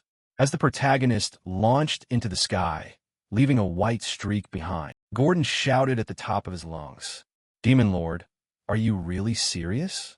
Gordon tore his hair, his sharp teeth bared in pure disbelief. What demon lord in the world would go and take down another demon lord? The protagonist only glanced at his dark cloak fluttering in the cold wind. "I explained earlier." A moment before leaving, the protagonist turned to Gordon and said, "I'll be back soon." Gordon stammered in fear. "Where are you going?" His answer was chillingly calm. "To kill Draxon." Gordon's jaw dropped. "Yes, take care." "Wait, what? What kind of explanation is that?" He added, "I thought you said not to interfere in my affairs anymore." Gordon shouted into the air, "This is an entirely different case. Regardless of standards, if the other demon lords learn of your actions." Cutting him off, the protagonist clarified plainly, "That's why if I don't take him out before he opens the black box, I'll be the one on the chopping block." Gordon tried to reason with him one last time. "I understand a reason, but isn't it too dangerous?" Demon Lord, you still haven't overcome Aaron's spatial energy. This harsh law is exactly why Gordon desperately tried to stop him. Originally, all dimensions are hostile to other dimensions. Dimensions outright reject the intrusion of outsiders. They crush invaders with spatial energy. A fearsome level, 666 Demon Lord entering Aaron, is immediately suppressed by a spiral of blue spatial energy, his strength reduced to that of a level 1 gorilla. Demons whose power is suppressed by spatial energy are significantly weaker than they are in the demon realm. That is the world's victory for the heroes chosen by the dimension to deal with such weakened invaders. To overcome this spatial resistance and invade, the Demon Lord's Tower was developed. The Demon Lord Tower is an intermediary that links the demon realm, the Demon Lord, and demons to demonic energy. By reinforcing the tower with demonic energy nodes, more demonic energy can be drawn from the demon realm. Thus, the Demon Lord regains his original power. In short, the height of the tower is the Demon Lord's strength. Gordon stared at Beej's reflected image with extreme worry. The farther you go from the tower, the less demonic energy you receive. You will become weak, my Demon Lord. Moreover, the Beast Tower has 13 floors. Victory inside the tower cannot be guaranteed. He was surrounded by dark flames, admitting the risk. I know that too. I absorbed the Phoenix's heart, but I still haven't fully adapted to it. His form shifted, his hair turning a vivid red as he smiled with utmost confidence. At this point, any Demon Lord would be too much for me. If I went alone, that is. Gordon gasped. You can't. The male Demon Lord finalized his decisive move. Yes. Under the name Finn, I will personally join this hero's expedition. Now, under the name Finn, he stood in the blazing, dense forests of Ormith. Human soldiers in heavy armor were slaying the forest monsters and collapsing exhausted beside the rocks. We've come this far. Only the weak remain. Withdraw and provide cover. The monsters are retreating too. Their morale is broken. Hillen handed a glowing vial to a bleeding comrade. You okay? Here's medicine. The wounded man groaned in pain. At that moment, the protagonist's red hair stepped forward. He feigned concern. What's going on here? Why is everyone exhausted? Hillen looked up in shock. Oh my, the protagonist continued. Call me Finn. Hillen blurted again, what? Then he explained. After mustering enough men, I immediately set out to conquer the Beast Tower. The Beast Demon Lord's weak point is its tail, so I succeeded in weakening it. But then its horrible scream rang out. Roble at that moment, but his gaze stopped when he saw her struggling, propped up on her staff, her face stained with blood. His eyes contracted as Draxon's voice immediately echoed. Because Roble was gravely wounded, we were forced to withdraw. In the end, the hero's expedition failed. Hearing that, the protagonist smiled inwardly and thought, I see. In short, I'm completely and utterly doomed. Hillen quickly regained his composure. Although we lost, we dealt a hefty blow. They have to treat a critical wound, and we've killed many demons. The protagonist thought. If that's the case, there's still time. Before Draxon repairs the tower, we just need to continue the expedition. He glanced at Hillen sharply. Wait, Roblecharent was attacked? What the hell did Vapdislot do? Isn't his strategy to protect the mages? Hillen grit his teeth. That bastard. He fled right before the assault on the Beast Tower began. Roblecharent stepped up to them, clutching her staff. Vapdislot sponsors are also profiteers who benefit from maintaining the tower. They're just money-crazed scum. The protagonist looked at her and asked, You are Roblecharent? Roble stopped before him, glaring unbowed. It seems you arrived late to join the expedition, but as you can see, we're in this state. They've taken my eye like this. I absolutely cannot back down. Hillen immediately interjected. But so many are wounded. We've run out of medicine. We are not in a position to challenge them right now. He smiled gently, unconcerned by the surrounding despair. That's an unexpectedly simple problem. Roble blinked in confusion. With a light wave of her hand, dozens of glowing vials appeared in midair, clinking together. If it's medicine you need, I have plenty. I prepared these for the hero's expedition. They can't regenerate lost body parts, but they'll be able to fight again. Roble looked at him in utter astonishment, her anger temporarily forgotten. Who are you? Why have you come this far? And what's that faint heat that's been radiating? I've never felt such pure heat before. How did you accumulate energy like this? The protagonist ignored her questions as he surveyed the soldiers utterly defeated, collapsed in the mud. all of them in a miserable state, as if their life force had been drained. He thought to himself, their morale is shattered. Medicine alone won't be enough to restore them. We have to lead them to kill Draxon. Show them once it won't hurt. He gently lifted his cloak to reveal the phoenix heart. He commanded softly, please follow me silently. Immediately, a huge ring of dazzling golden flame lit the charred, dark forest like a second sun. The exhausted heroes suddenly found renewed strength, looking up in genuine fear and shock. Rogel held her breath as she stared at the magnificent display of power. Beej stood at the center of the sea of fire, his hair blazing red, looking awe-inspiring and unbelievably powerful. He told the shattered army, who am I? I am a master of the Phoenix. I have come to kill the Beast Demon Lord. She looked at him in astonished thought. The Phoenix? That legendary spirit beast. Could this be the identity behind that overwhelming energy that filled the sky earlier? With just mana, he rivals 10-star heroes. The defeated soldiers slowly rose, gripping their weapons as their eyes flared again with fierce determination. Rogel clenched her hand with a final faith. With this one, we can catch him. Deep in the darkness of a vast stone-carved throne room, Draxon, the fearsome beast demon lord, sat heavily upon his throne. Surrounded by a pack of gray-furred wolves growling, he ground his sharp fangs and muttered in irritation. To retake the tower, I spent more mana points than I expected. He held a key that emitted alternating blue and red light mixed with deep black flames. Draxon sneered, his red eyes narrowing. That's why I could only buy one black box key. He brought the key to a high-tech blue cube etched with glowing circuit patterns. It was the black box granted to him by a fellow demon lord. A predatory, evil smile spread across the wolf's face as he declared, I'll open the others later. For now it's your turn, you bastard. As the key turned, a beam of pure white light burst from a cube. Three-dimensional film strips spiraled into the air, illuminating the dark room with successive images. Draxon ordered, his voice echoing with anticipation. Come on, show me everything. All the secrets you're hiding. Suddenly, the victorious smile vanished from his face, replaced by utter, disbelieving shock. His pupils contracted, sweat beading on his fur as he stared at the unbelievable revelation. Wait, is this true? The black box can't be tampered with. If this is real, it turns out he hid something like this. I must inform the other demon lords about this immediately. A deafening roar shattered the silence of the tower. A lynx burst into the throne room and knelt trembling in utter terror. Draxon startled, demanding an explanation. What do you mean? The female subordinate panted, her voice full of despair. My lord demon, the heroes have begun their invasion right now. Draxon's eyes widened in shock. What? Outside the massive stone gates of the Beast Tower, golden sunlight poured in as the heavy doors were torn open. Standing in the blinding light was a huge man clad in heavy armor, his hair gleaming gold, holding a gigantic golden shield, his expression stern and impervious. It was Ralph Smith, the guild leader, a newly arrived 10-star hero, leading the vanguard of a massive human army. The scene shifts to an hour earlier in the scorched, ash-covered land of Ormith. The protagonist operated under the alias file. His flaming red hair and black cloak were lit by the swirling golden-orange flames of the phoenix around him. The soldier's broken fighting spirit immediately reignited at the sight of this legendary power. One soldier clenched his fist and shouted with renewed life. Yes, let's try again.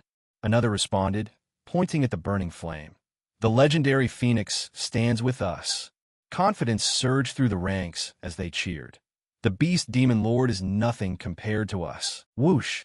Swords were drawn from their sheaths, catching the brilliant flame.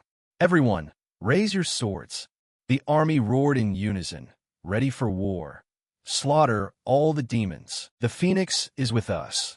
The beast demon lord's treasure is ours. The protagonist looked over his shoulder, half his face hidden in shadow, an unreadable look in his dark eyes as he assessed the situation. Their morale has recovered, but I'm not sure I can freely use the Phoenix's mana in battle. He glanced down at Losier Charin, his strategic mind turning. Because 10-star heroes alone aren't enough. I want to reinforce our forces, if possible. Losier looked up in surprise as a tall figure approached. She said, well, we're lucky. A benevolent hero has just requested to join the battle. The protagonist suddenly cut in and asked, "Who is he?" She replied at once, "That's Ralph Smith, a 10-star and the strongest among the shield masters. He is the vanguard for this revenge mission." Carrying his massive shield, in a blur of motion Ralph charged straight at a pack of growling gray wolves, smashing his shield into them with devastating force. Consecutive collisions with the wolf pack erupted. He slammed two shields together tightly, activating a berserker state. A massive green shockwave burst from his weapon, sweeping away the monsters instantly. The protagonist watched that brutal display of strength, his inner monologue turning dark and calculating. Ralph Smith, the second strongest tank among the 10 stars. His weapon is a powerful shield capable of reflecting received attacks. I know very well how troublesome it is to fight against him. A bitter memory flashed in his mind, an image of his past life lying broken on the ground while Ralph and the other heroes stood and mocked him. He stared hard at the golden-haired shield master, hatred burning fiercely in his heart, because he was one of the wretched heroes who defeated and humiliated me in my last life. I want to carve him to pieces right now. But the top priority right now is Draxon. Lozier walked alongside with a fierce expression, reinforcing her plan. Ralph Smith also just arrived after the hero's expedition ended. Like him, if I wait a bit longer, with both of them here, we could win without any casualties. The protagonist spoke, his tone serious and warning. Confidence in your abilities is good, but do not underestimate the Demon Lord. Lozier stopped, looking at him, completely puzzled. What? He explained with an understanding look. A Demon Lord always has a trump card.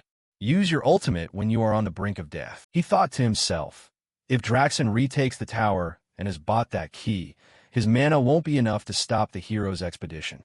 In that case, I might see it this time.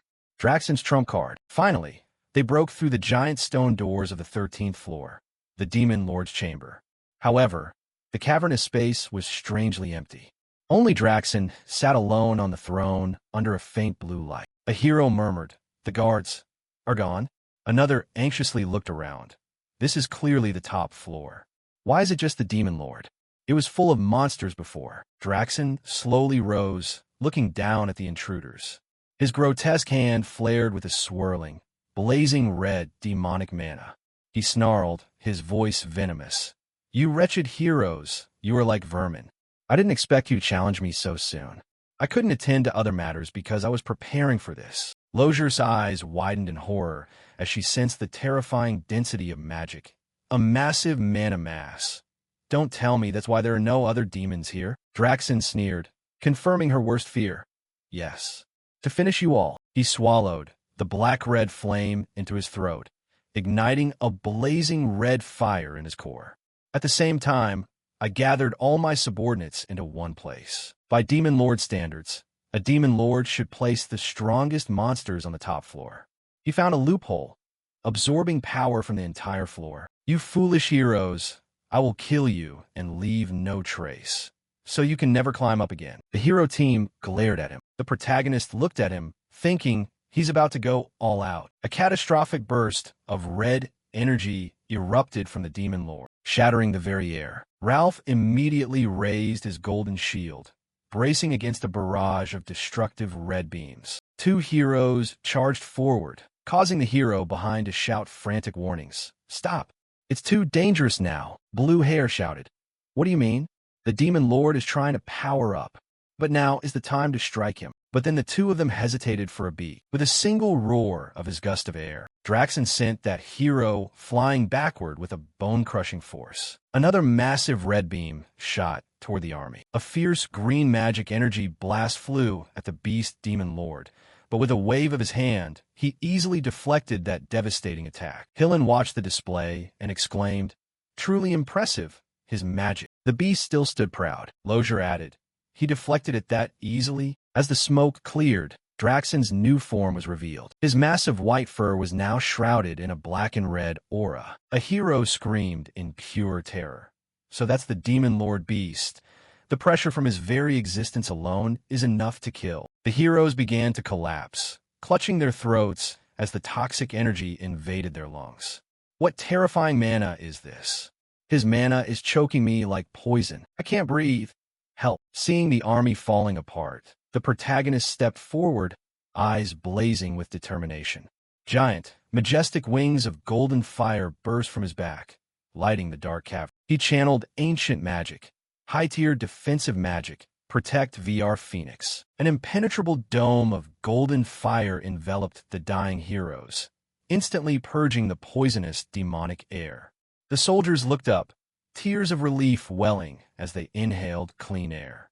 File. The legendary cleanse card truly is amazing. I will never forget your death. He gritted his teeth, the strain of magic visible on his face.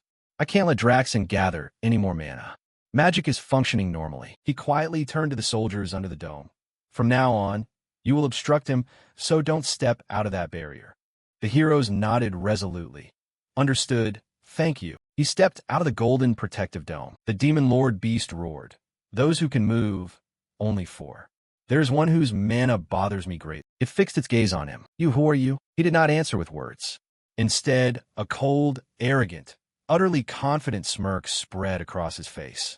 His eyes lit up, a promise of utter destruction. The searing heat of the battlefield radiated through the ruins in the demon lord's chamber, illuminated by the blazing gold light from the massive protective barrier. Awareness struck Draxen like a physical blow. His eyes bulged with pure fury as he roared, his voice shaking the cavern walls. Beej Diaz, stealing a phoenix wasn't enough? How dare you set foot in my tower? The protagonist remained completely unflinching before the destructive rage aimed at him. He slowly raised a black-gloved finger, eyes flashing with cold calculation. A silent purple magical field spread rapidly from his position. He declared with absolute authority, silence. Magic erase sound. A cold smile appeared as he looked up at the towering beast. In this domain, all sound is under my control. Just as it lunged at the group, behind him, Losier raised her hand and cast a spell. Her fierce eyes burned with resolve as brilliant golden magic circles appeared. Well done, File. While blocking the demon Lord Beast's roar, he also prevents it from hearing our incantations. Dazzling golden magical chains shot from the circle, wrapping tightly around its massive limbs. High-tier binding magic, gentleman's shackles. Draxen's muscles bulged grotesquely, veins standing out beneath his gray fur as he strained against the glowing chains.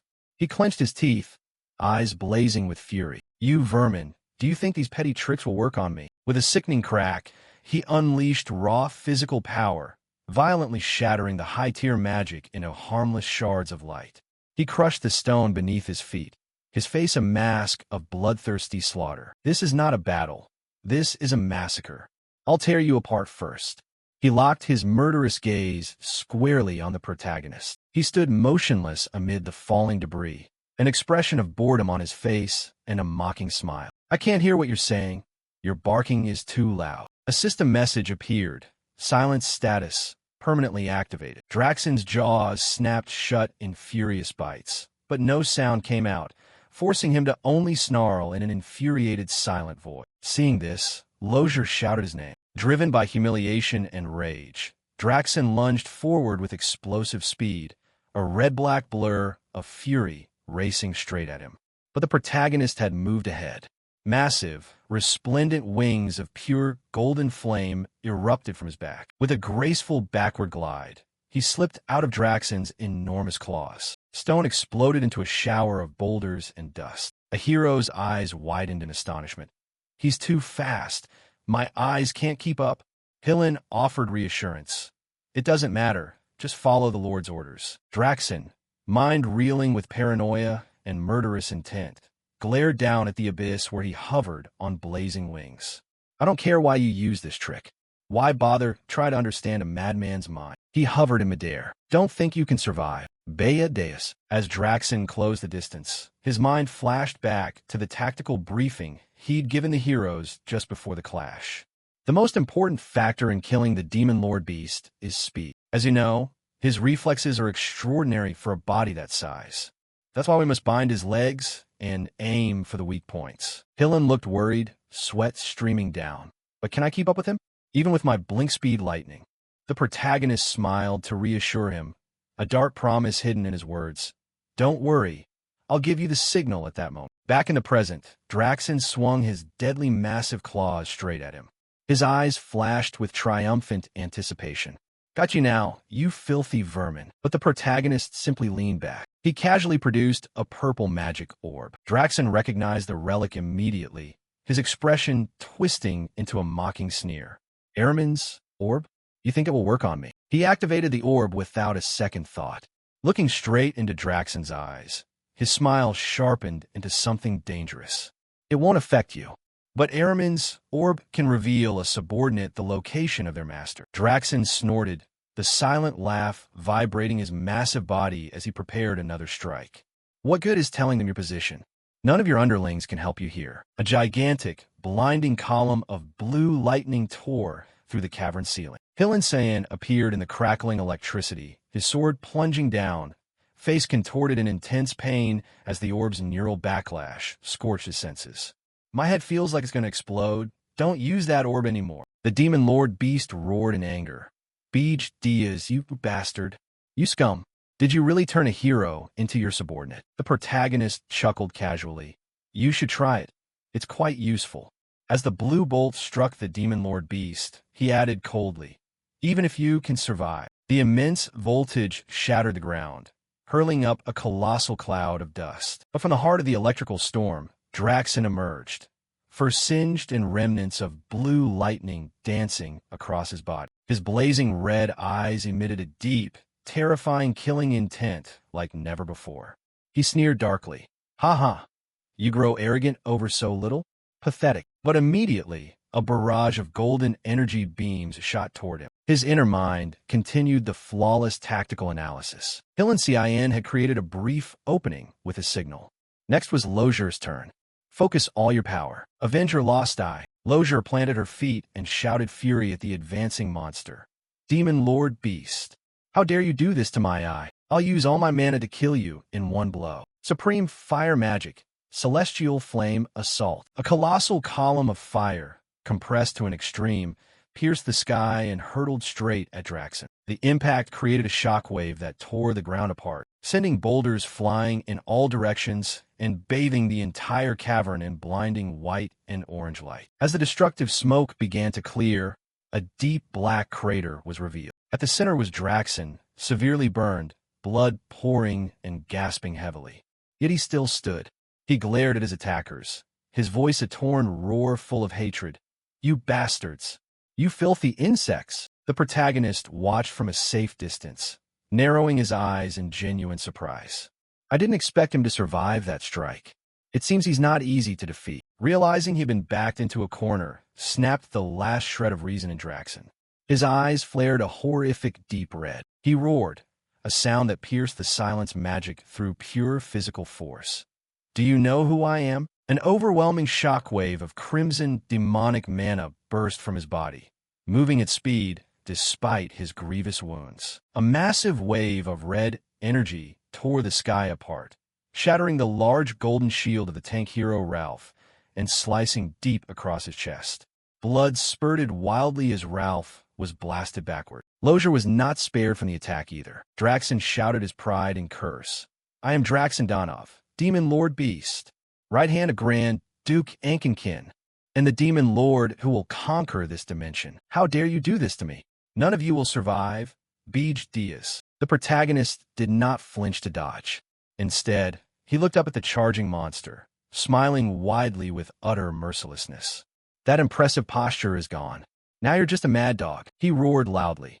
Right now I'll silence you, so you can't speak another word. The protagonist only sneered.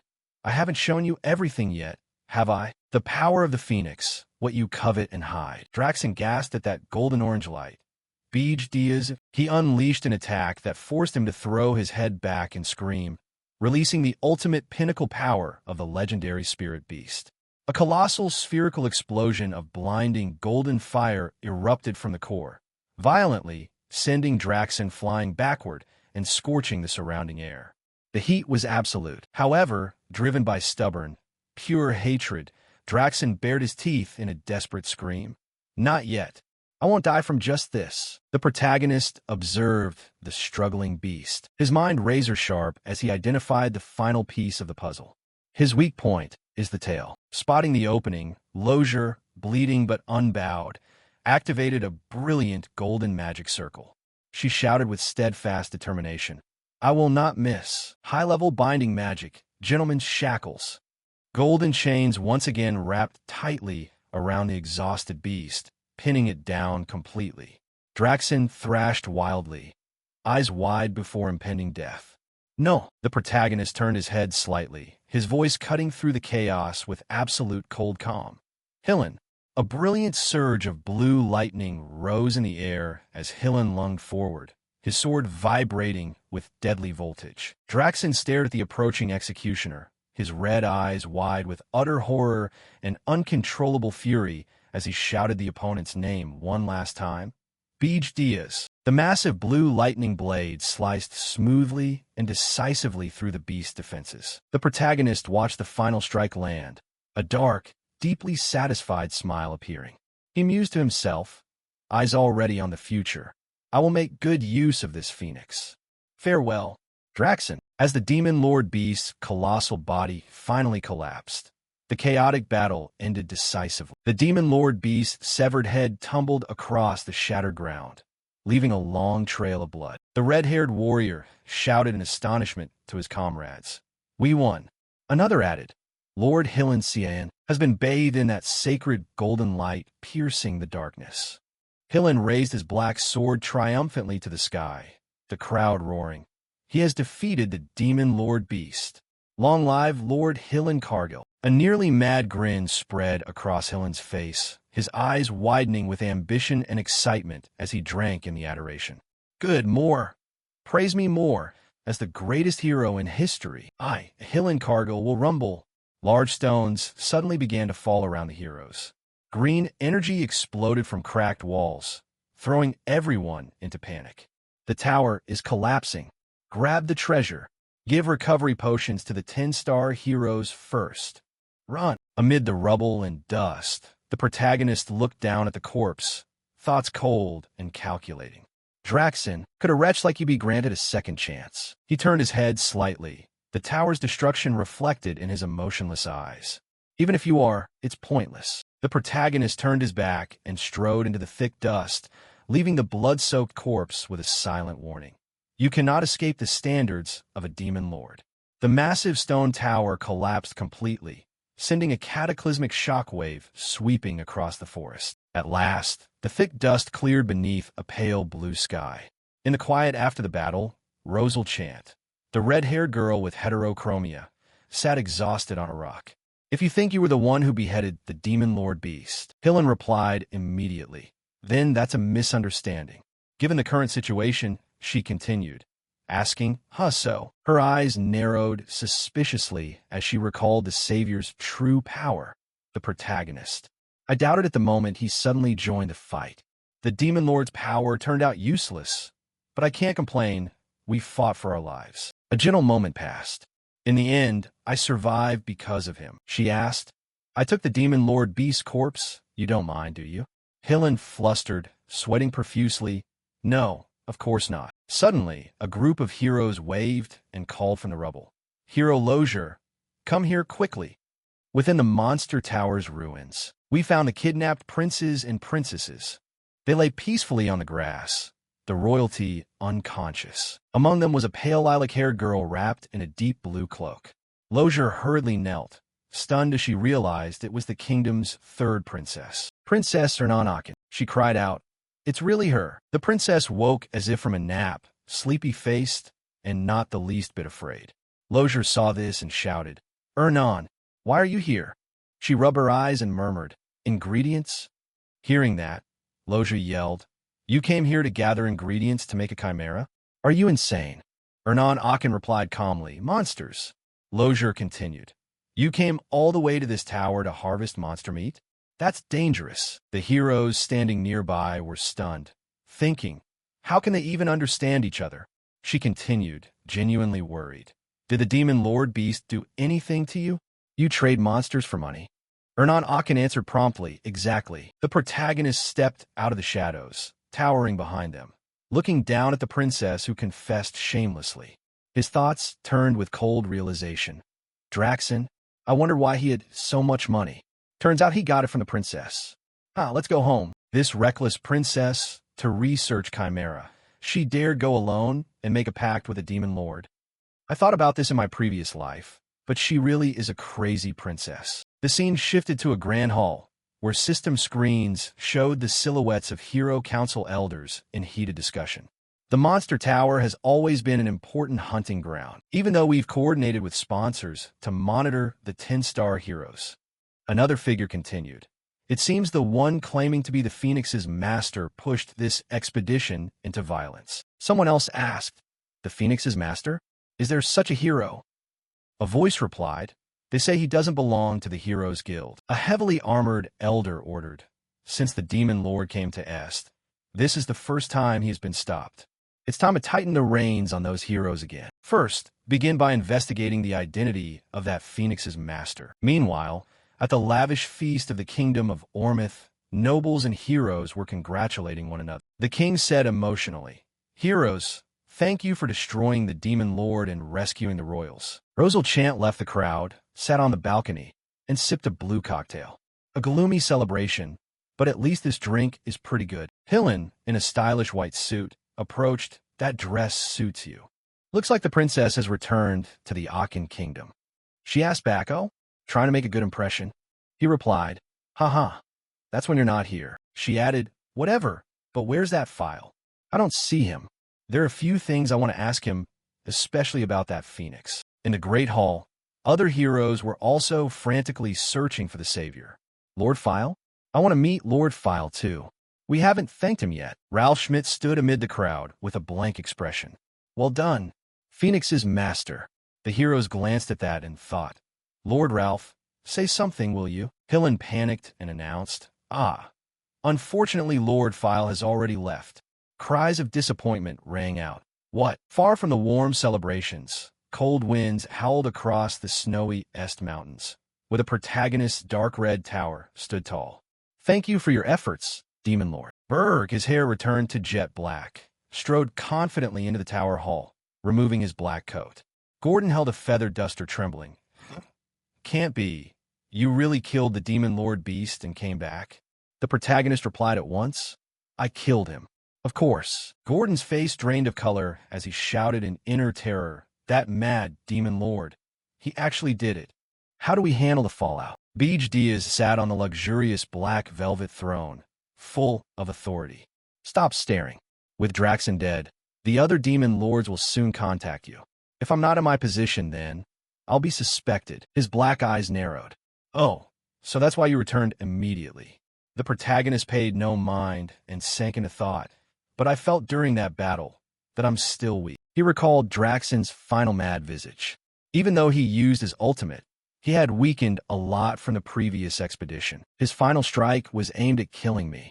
He remembered how easily he had brushed off the attack, looking down at the Phoenix heart beating in his chest. But it didn't deal as much damage as I thought. Not only my base power, I also need to strengthen the Phoenix. His thoughts were cut off by a ting. A screen appeared, the image of the Demon Lord of Chaos. He spoke, Demon Lord Beej Diaz. He replied coldly, what is it? Of course someone contacted you right away. Fortunately, you returned in time. Gason Coachman smiled a fake friendly smile. I want to hold a meeting of the Demon Lords at my tower today. The protagonist asked back, so sudden? Isn't there still time? He narrowed his eyes. It seems you haven't heard anything. His face grew serious. Draxon Donov is dead. Hearing that, a wickedness rose inside the protagonist. Yes, I know, because I'm the one who did it. But he immediately pretended to be alarmed. Oh my, did that really happen? Gason looked straight at the screen. That's right. And there's one more thing. A new Demon Lord has arrived. He continued, what? Already arrived? Beej Diaz's eyes narrowed in suspicion. A new Demon Lord appearing in half a day. Too fast. Duke Ankin. Did he anticipate Draxon's death and prepare from the start? Casting aside doubts, he strode confidently. There is no evidence showing I'm the culprit. I will not be arrested. So just go with confidence. The black boots struck the stone floor as he entered the meeting room. Inside the brightly lit room, a stunning woman with long pink hair, demon horns, and a provocative black dress leaned against the table, gazing at him.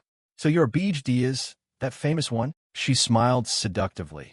I am the queen of the Blood Moon clan, Vivian Bland. Beej Diaz calmly sat at the round table, completely ignoring her, which made her glance at him with curiosity. Vivian narrowed her bright pink eyes, a fierce amusement flickering. An interesting one, a dark memory surfaced. The Grand Duke of the Demon Realm pounding the table in rage. Draxon couldn't have been defeated that easily. Whoever infiltrated his territory is highly suspicious. Investigate and report to me. In a flashback, Vivian bowed in obedience. And Beej Diaz, keep an eye on him. If any demon lord breaks the rules, the one who dishonored the standard is the prime suspect. Back in the present, Vivian licked her lips teasingly. He seems like the type easily controlled. Should I toy with him a little? Gase and Coachman broke the silence. Everyone is gathered. Let's begin. Suddenly she stood, walked around, and spoke. This orange spatial dimension is rather interesting. A meeting of demon lords. And the fact that all of you are trying to find the cause just because someone died. But I find this aspect more interesting. She strode straight to Beej Diaz, standing before him arrogantly, her demonic wings spread wide.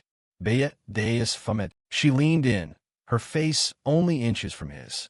Her eyes skimmed his sharp features, while he simply stared back with absolute indifference.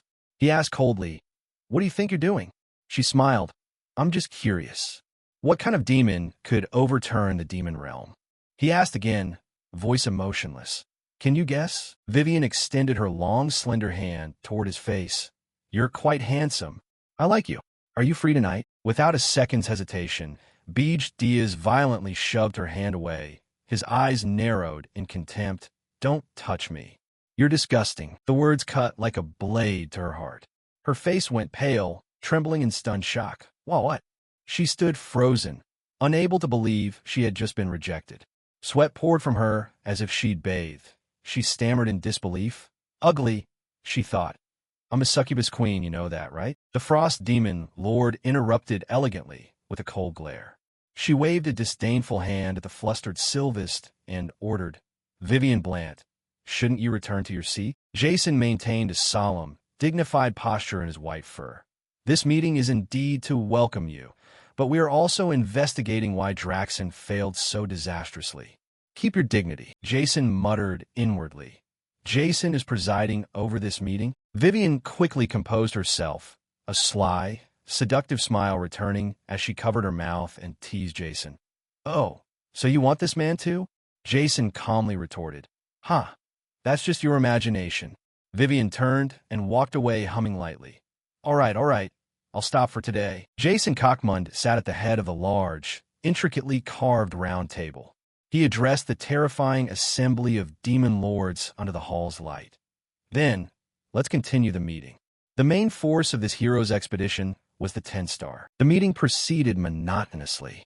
The demon lords shared the information they had gathered, and the main unexpected topic was the appearance of a new power called the Phoenix's Master. The demon lords' opinions varied, but the meeting concluded with a decision to investigate the Phoenix's Master further and proceed cautiously. Beej Diaz sat with a contemplative expression, his red eyes slightly narrowed as he pondered his reckless actions in the recent battle.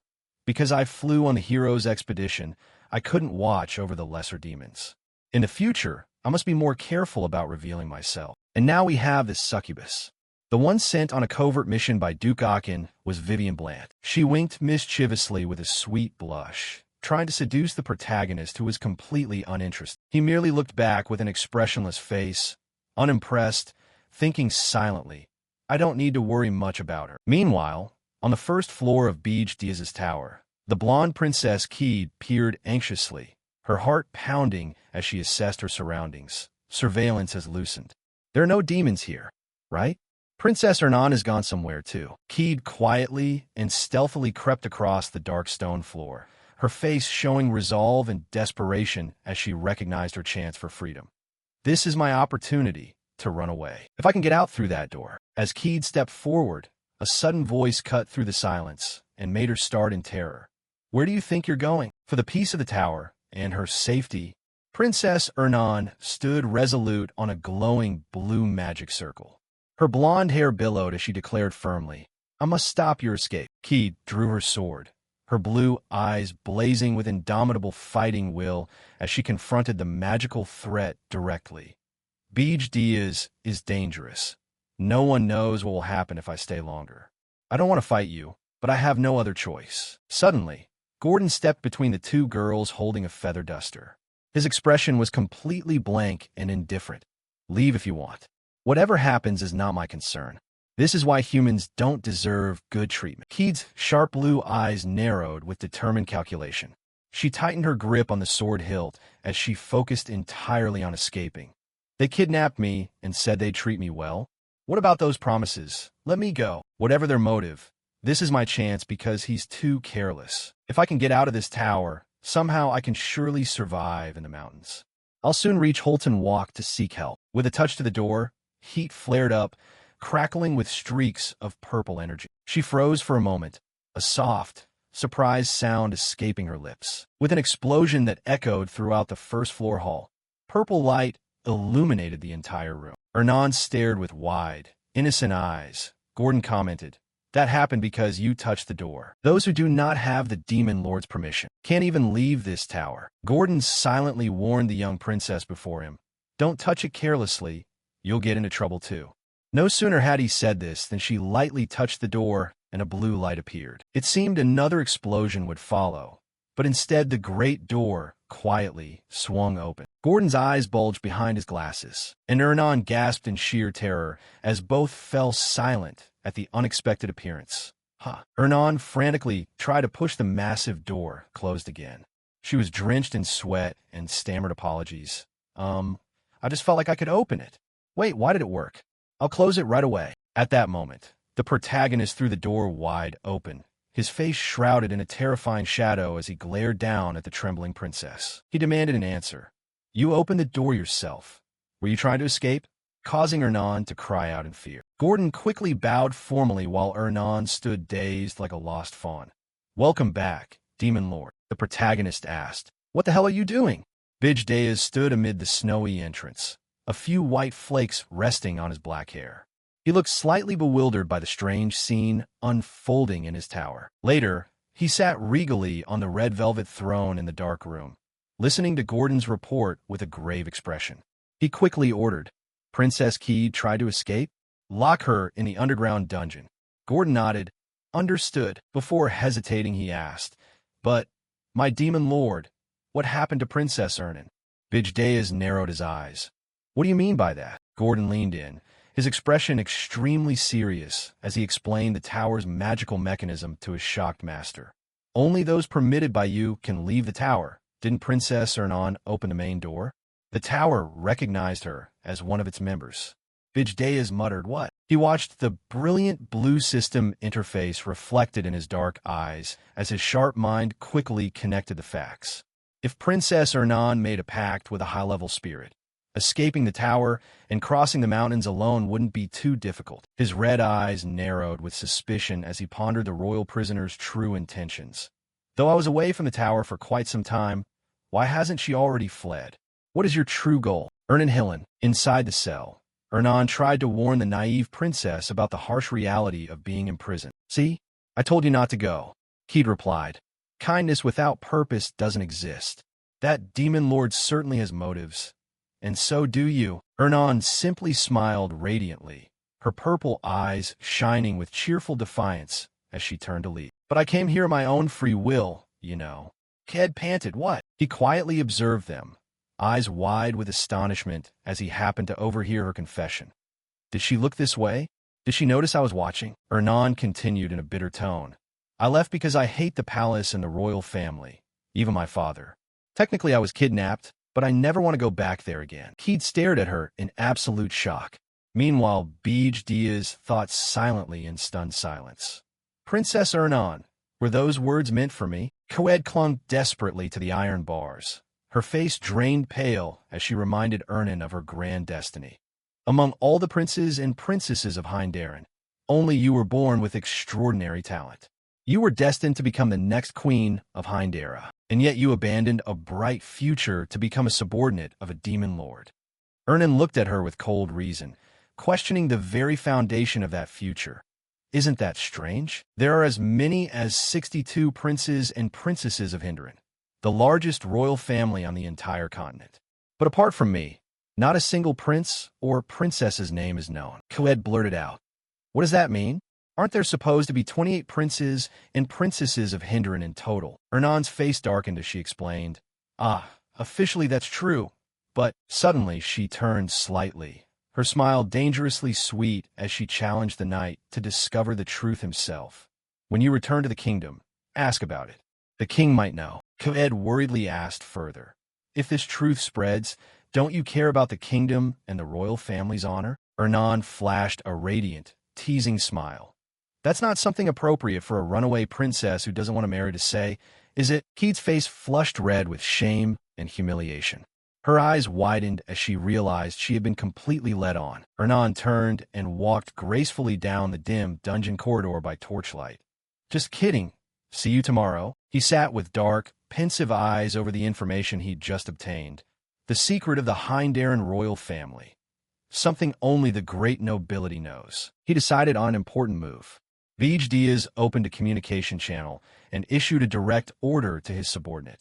Gordon, prepare for me. Outside the mountain range, Ernan and Bij Diaz marched through the thick snow, while the mischievous Narunian floated ahead with a fire slime, cheerfully ignoring the heavy atmosphere. Hey, let's go find spirit flowers. Give the demon lord and the princess some privacy. Ernan asked from behind. You're not thinking anything strange, are you? I guess she's excited because she hasn't been out in a long time. You've been going out a lot lately, haven't you? Bea Diaz repeated, non-talent. Ernan Hillen continued. Did you just call my name? Bij Diaz was shrouded in deep shadow, his aura suddenly dark and oppressive as he broke the peaceful moment with an icy accusation. I don't believe everything you've said. Tell me everything you're hiding. Bij Diaz turned to face her directly. A threatening purple flame flared in his palm as he stared down at the trembling princess and issued a terrible ultimatum. Or else. The protagonist's eyes were cold and indifferent, with not a trace of warmth as he stood amidst the frozen landscape, towering over the small, fragile princess. Observing them from afar, hidden behind a mound of snow, a scout wearing a gray cloak and a high-tech gas mask watched through heavy binoculars. A sinister smile hid behind the gear as he spotted his target. Princess Hernan bit her lip, sweat beading on her cheek as she worriedly stammered. Bijdea's expression hardened. His black eyes narrowed as the purple flame surged higher. His voice grew cold and resolute. Then there is no other way. Whoosh! Without warning, Bijdeas thrust his glowing hand forward, releasing a gigantic, blinding beam of purple demonic energy. I'll listen to you after I deal with this nuisance. Hidden among the icy cliffs, the scout wearing a gas mask jumped back in panic as the purple flames scorched the ground. His eyes widened in horror. Could he recognize me from that distance? That he was using an invisibility technique in a desperate bid to survive. The scout's body dissolved into a swirl of purple smoke and splintered wood. He used a substitution technique to escape and muttered about his decoy. Crack! This one isn't dead yet, folks. He slowly turned his head, black hair whipping in the cold wind as he watched the smoke dissipate with utter contempt and sneered. Pathetic. Princess Hernan stepped closer to the protagonist, her voice trembling in the frigid air. Is that a hero? His face was a mask of displeasure as he confirmed. Yes. He's been annoying me for a while now. Princess Ernan looked up, her purple eyes lighting with recognition as she pieced the clues together. A hero trekking into the mountains and using invisibility. He must be the 10-star hero Daphne Philian. He's a mercenary who primarily undertakes intelligence gathering as a scout. I've heard invisibility and clone techniques are his specialties. The protagonist's eyes narrowed into calculating slits. Bitter memories of betrayal from a past life flashed through his mind. Daphne, I've heard that name before in a previous life. They said a lot of my information was leaked to him. This is the first time I've seen him at such close range. Princess Ernan turned to him. Is the tower all right? He didn't even bother to look at her, standing straight and nonchalant as he answered with absolute certainty. No problem. Far away in the frozen wasteland of the mountain range, Bijdea's dark red tower stood completely concealed amid the vast snows. Scout Daphne shook his head hard. the heavy gas mask hissing in the cold as he scanned the endless white expanse, completely unaware of the tower's massive, shadowy silhouette right behind him. If there's a demon lord, there must be a tower nearby. But why can I see nothing? A brilliant blue system interface suddenly appeared, showing a defensive magic activating. The remotely controlled Manhwa Sentinel rendered the tower invisible, consuming 10 mana points per second. Back on the open ground, he calmly manipulated the display, his dark eyes analyzing the coordinate grid as he explained, "I made the tower invisible as soon as that guy noticed me here. This function will also be useful to thwart the hero's expedition." His mind calculated the steep magical cost as the digital number quickly dropped from 65,480 to 65,470. The price of invisibility is 10 points per second.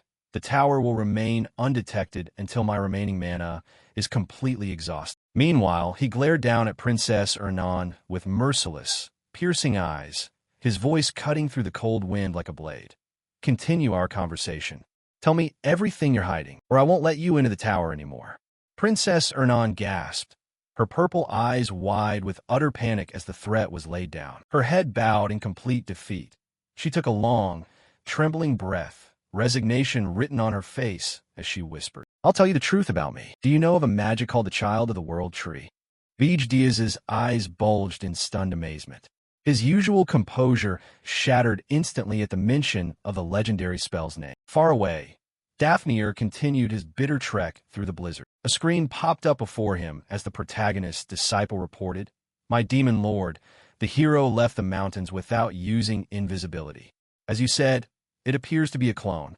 Beej Diaz stared at the digital projection and issued a swift order to ensure comprehensive surveillance. "Well done.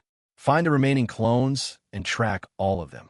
A loyal voice replied, "Understood, my demon lord." While the system window updated, the remotely controlled Manhwa Sentinel kept the tower invisible. The mana count rapidly fell to 65,200 as Beej Diaz's expression hardened. The tower's location was nearly exposed. Dangerous. The tower has been reinforced compared to before, but it's still precarious against a hero's expedition. "I need to deal with this troublesome Daphne." Princess Ernan stood on the vast snowy plain, shoulders slumped in disappointment as she said, "He was probably sent to find me." Beej Diaz's eyes widened slightly in surprise as he weighed the political implications. "I suppose because you're the first princess, he won't give up. Or could it be related to what you just mentioned? The Child of the World Tree." Princess Ernan looked down at the snow, her eyes filled with deep sorrow as she prepared to reveal a tragic past. "It's a rather long story." Beej Diaz stood motionless in the bone-chilling cold, granting her a rare moment of patience. "I have time for that." Princess Ernan fell silent for a long moment before speaking, her voice carrying the weight of ancient history. "Long ago, the kingdom of Hillen was a mighty empire. But through repeated wars, the nation's power weakened, and we ended up reduced to a mere kingdom. Father wishes to return to those days of imperial glory. To achieve that, a single genius mage who can dominate the battlefield is far more important than an army of 10,000. But genius is not produced by education alone, and innate prodigies are not easy to find." Beej Diaz's eyes widened in horrified realization, the terrible truth rising as he gasped. "No way." She continued, "Yes, the Child of the World Tree is a magic that creates enhanced humans like me. From the fetal stage, an enormous amount of mana is forcibly injected to create a magical prodigy with abundant mana sensitivity." Beej Diaz listened to the chilling account. A shadow of doubt crossed his eyes as he compared races. "So humans do the same things as demons. But even so, the fetus and the mother couldn't endure it, right?" She replied, "Yes, many died." Ernan's face twisted in pain as she exposed the kingdom's propaganda machine. Even those who survived had to live with deformities or didn't live long. Only the successful cases were announced to the public. Suddenly, a terrifying giant blue eye appeared in the sky. It detected the mana I released. Beej Diaz immediately thrust his arm forward, forming a destructive sphere of purple demonic energy in his palm. "It reached here just now. It seems to be a high-rank monster." He called out, "Get back, princess." Princess Hernan did not answer, but raised her arm. A water spirit shimmered brightly behind the fragile princess as she finished revealing her dark secret. Among those successful cases, I was created to be an overwhelmingly exceptional genius. The grotesque eye across the sky gathered intense power and unleashed a destructive red laser directly at them as Ernan summoned a massive blue magic circle. The red beam slammed into a massive ice column erupted from the magic circle, producing shattering shockwaves. She raised her hand to summon the magic circle. The water spirit behind her reinforced her power. With a cold look, she fired back in response. Columns of absolutely razor-sharp ice exploded up from the ground, piercing the monster's eye and freezing it instantly. Beej Diaz stood completely unscathed, staring at the frozen corpse in deep astonishment. A human defeated a high-rank monster in one strike. No wonder the king wouldn't abandon her. Princess Ernan lowered her glowing hands, bowing her head in suffocating shame as she looked at her palms. This is power stained with blood. He towered over her, his dark eyes narrowed with suspicion as he questioned her motives. With such power and being the closest to succession, why do you not want to return to the kingdom? You expect me to believe that right now? Princess Ernan spread her arms wide, shouting in desperation amid the howling wind, tears welling. It's true. Try using a magical tool you gave Hillen on me. Beej Diaz remained completely motionless, coldly extinguishing her plea with absolute magical logic. Mani's orb would shatter easily against a spirit's mana. You can't use it on a spirit mage. So tell me your true intention. A swirl of pitch-black radiance began to churn around him. If you intend to deceive me again, I'll show you what a true demon lord is like. Ernan's fearful expression vanished instantly, replaced by a sullen, angry look. She boldly grabbed his dangerously glowing hand with both of hers, startling and confusing Beej Diaz. Princess Ernan pressed his flaming hand firmly against her beating heart, shouting with unwavering conviction, "I'm telling the truth." The protagonist violently tried to pull his hand back, sweat pouring down his panicked face as he stammered, What are you doing?" Ernan held his gloved hand tight against her chest. "Listen to my heartbeat. I'm only telling the truth." He stood stunned, eyes wide at the absurdity of the situation. Suddenly, the image of the phoenix heart, glowing pink deep within his chest, began to pound violently, leaving him gasping. "I feel it through the phoenix. The heartbeat, the pulse." Ernan Hillen's emotions. The emotions she feels now are anger, followed quickly by waves of tragic sadness and embarrassed confusion, sorrow and awkwardness. This is how spirits communicate. Pure mana can sense the vibrations between us. Through that, we can understand each other's thoughts. Ernan looked down, her voice lowering to a whisper. "I'm truly only telling the truth." He looked at the trembling girl in stunned silence, thinking she was telling the truth. Princess Ernan kept her head bowed, the gusting wind blowing her golden hair across her face as she softly admitted, "And when I first saw you, I knew immediately." Her eyes shone with desperate hope. "That you were different from other demon lords, that you could help me." Beej Diaz's jaw dropped, his calculating mind completely short-circuiting. "Help you? What the hell are you talking about?" Princess Ernan once again boldly seized his gloved black hands, her eyes burning with terrifying determination as she shouted into the blizzard, "Please help me. I want to overthrow my father and the kingdom of Hillen." His face contorted in utter shock at her sincere, insane declaration, thinking, are these also sincere words from her? A freezing scene enveloped the night, the wind howling cold. The protagonist stood there in his black coat and calmly said, "All right, I believe you." Princess Ernan bowed slightly, her cheeks flushing shyly as she replied, "Thank you." Suddenly, the water spirit Nyrenian leapt between them with an excited face, her big round eyes sparkling as she glanced between them and demanded, "What is this? What happened between you two? Since when have you been close?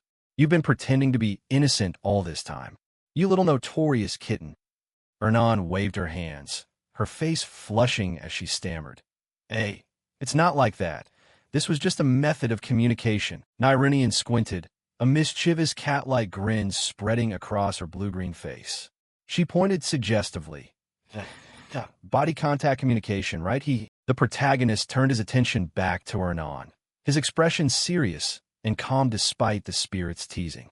He said in an authoritative voice, "All right, I take what you said seriously. We'll continue the Hinderan discussion after returning to the tower. But before that, Ernan looked up, embarrassed. Yes, the protagonist smiled with sharp confidence. Use the spirits to locate the true body of Daphne Filion.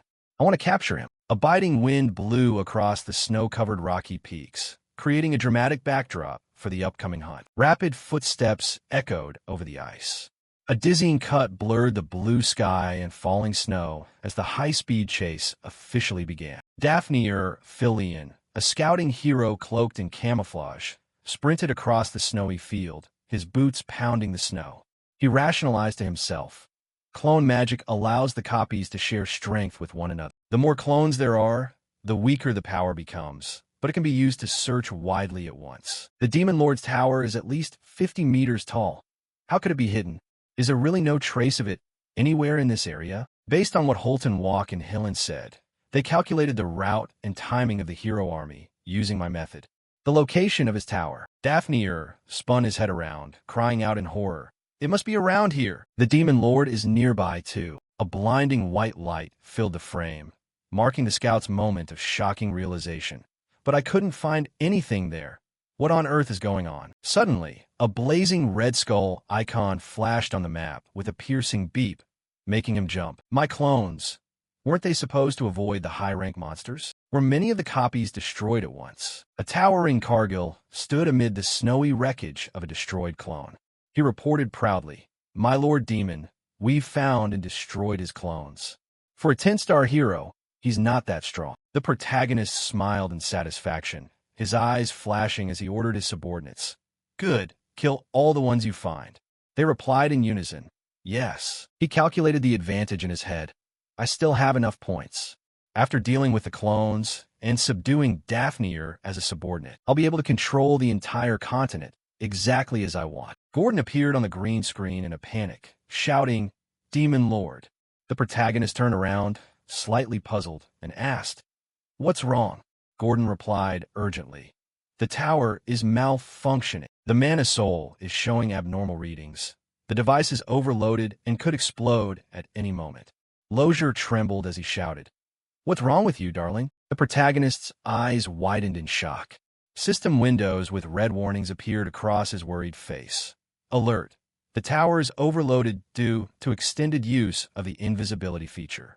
Mana cost to maintain invisibility has increased by 100 demon energy per second. The protagonist stared in horror, his mind spinning. Overloaded? If this continues, there won't be 10 minutes left. If I don't capture Daphne within that time, the tower's location will be exposed and the hero's expedition will begin. Gordon's voice rang out. My Lord Demon, many clones are lingering outside the tower. The clones of Daphne all exhaled at once. Daphne narrowed his eyes sharply behind his mask, determination clear as he stared at the massive structure, thinking to himself, My calculations can't be wrong. The Demon Lord's tower is there. Because I use so much mana, no matter what happens, I'll find it. 5 red skull icons exploded into purple flames on the map with countless beeps and a large flare of light signaling the event. The protagonist ordered a subordinate. Draxon, we don't have time. Search every nook and cranny of this area. Do not let any clone approach the tower. The subordinate saluted.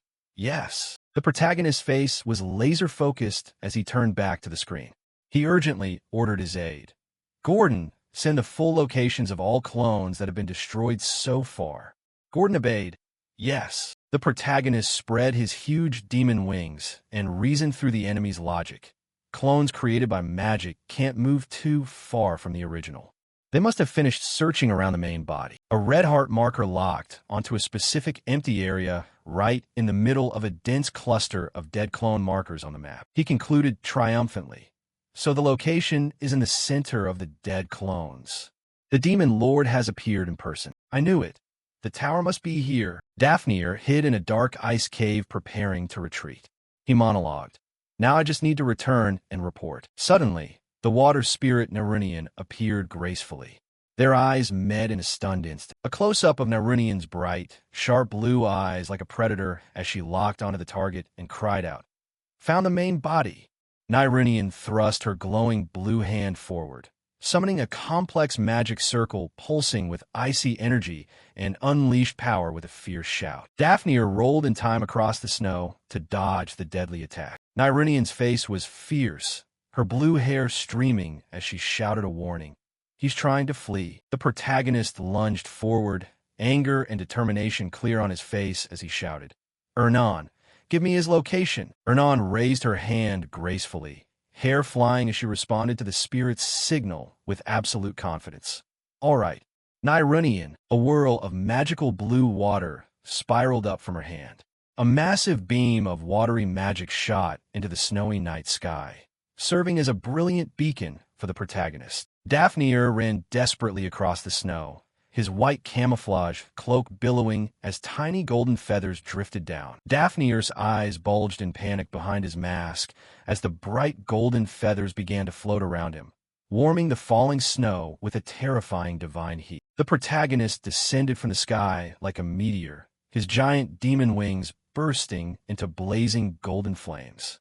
He looked down at the terrified scout. A commanding voice rang out.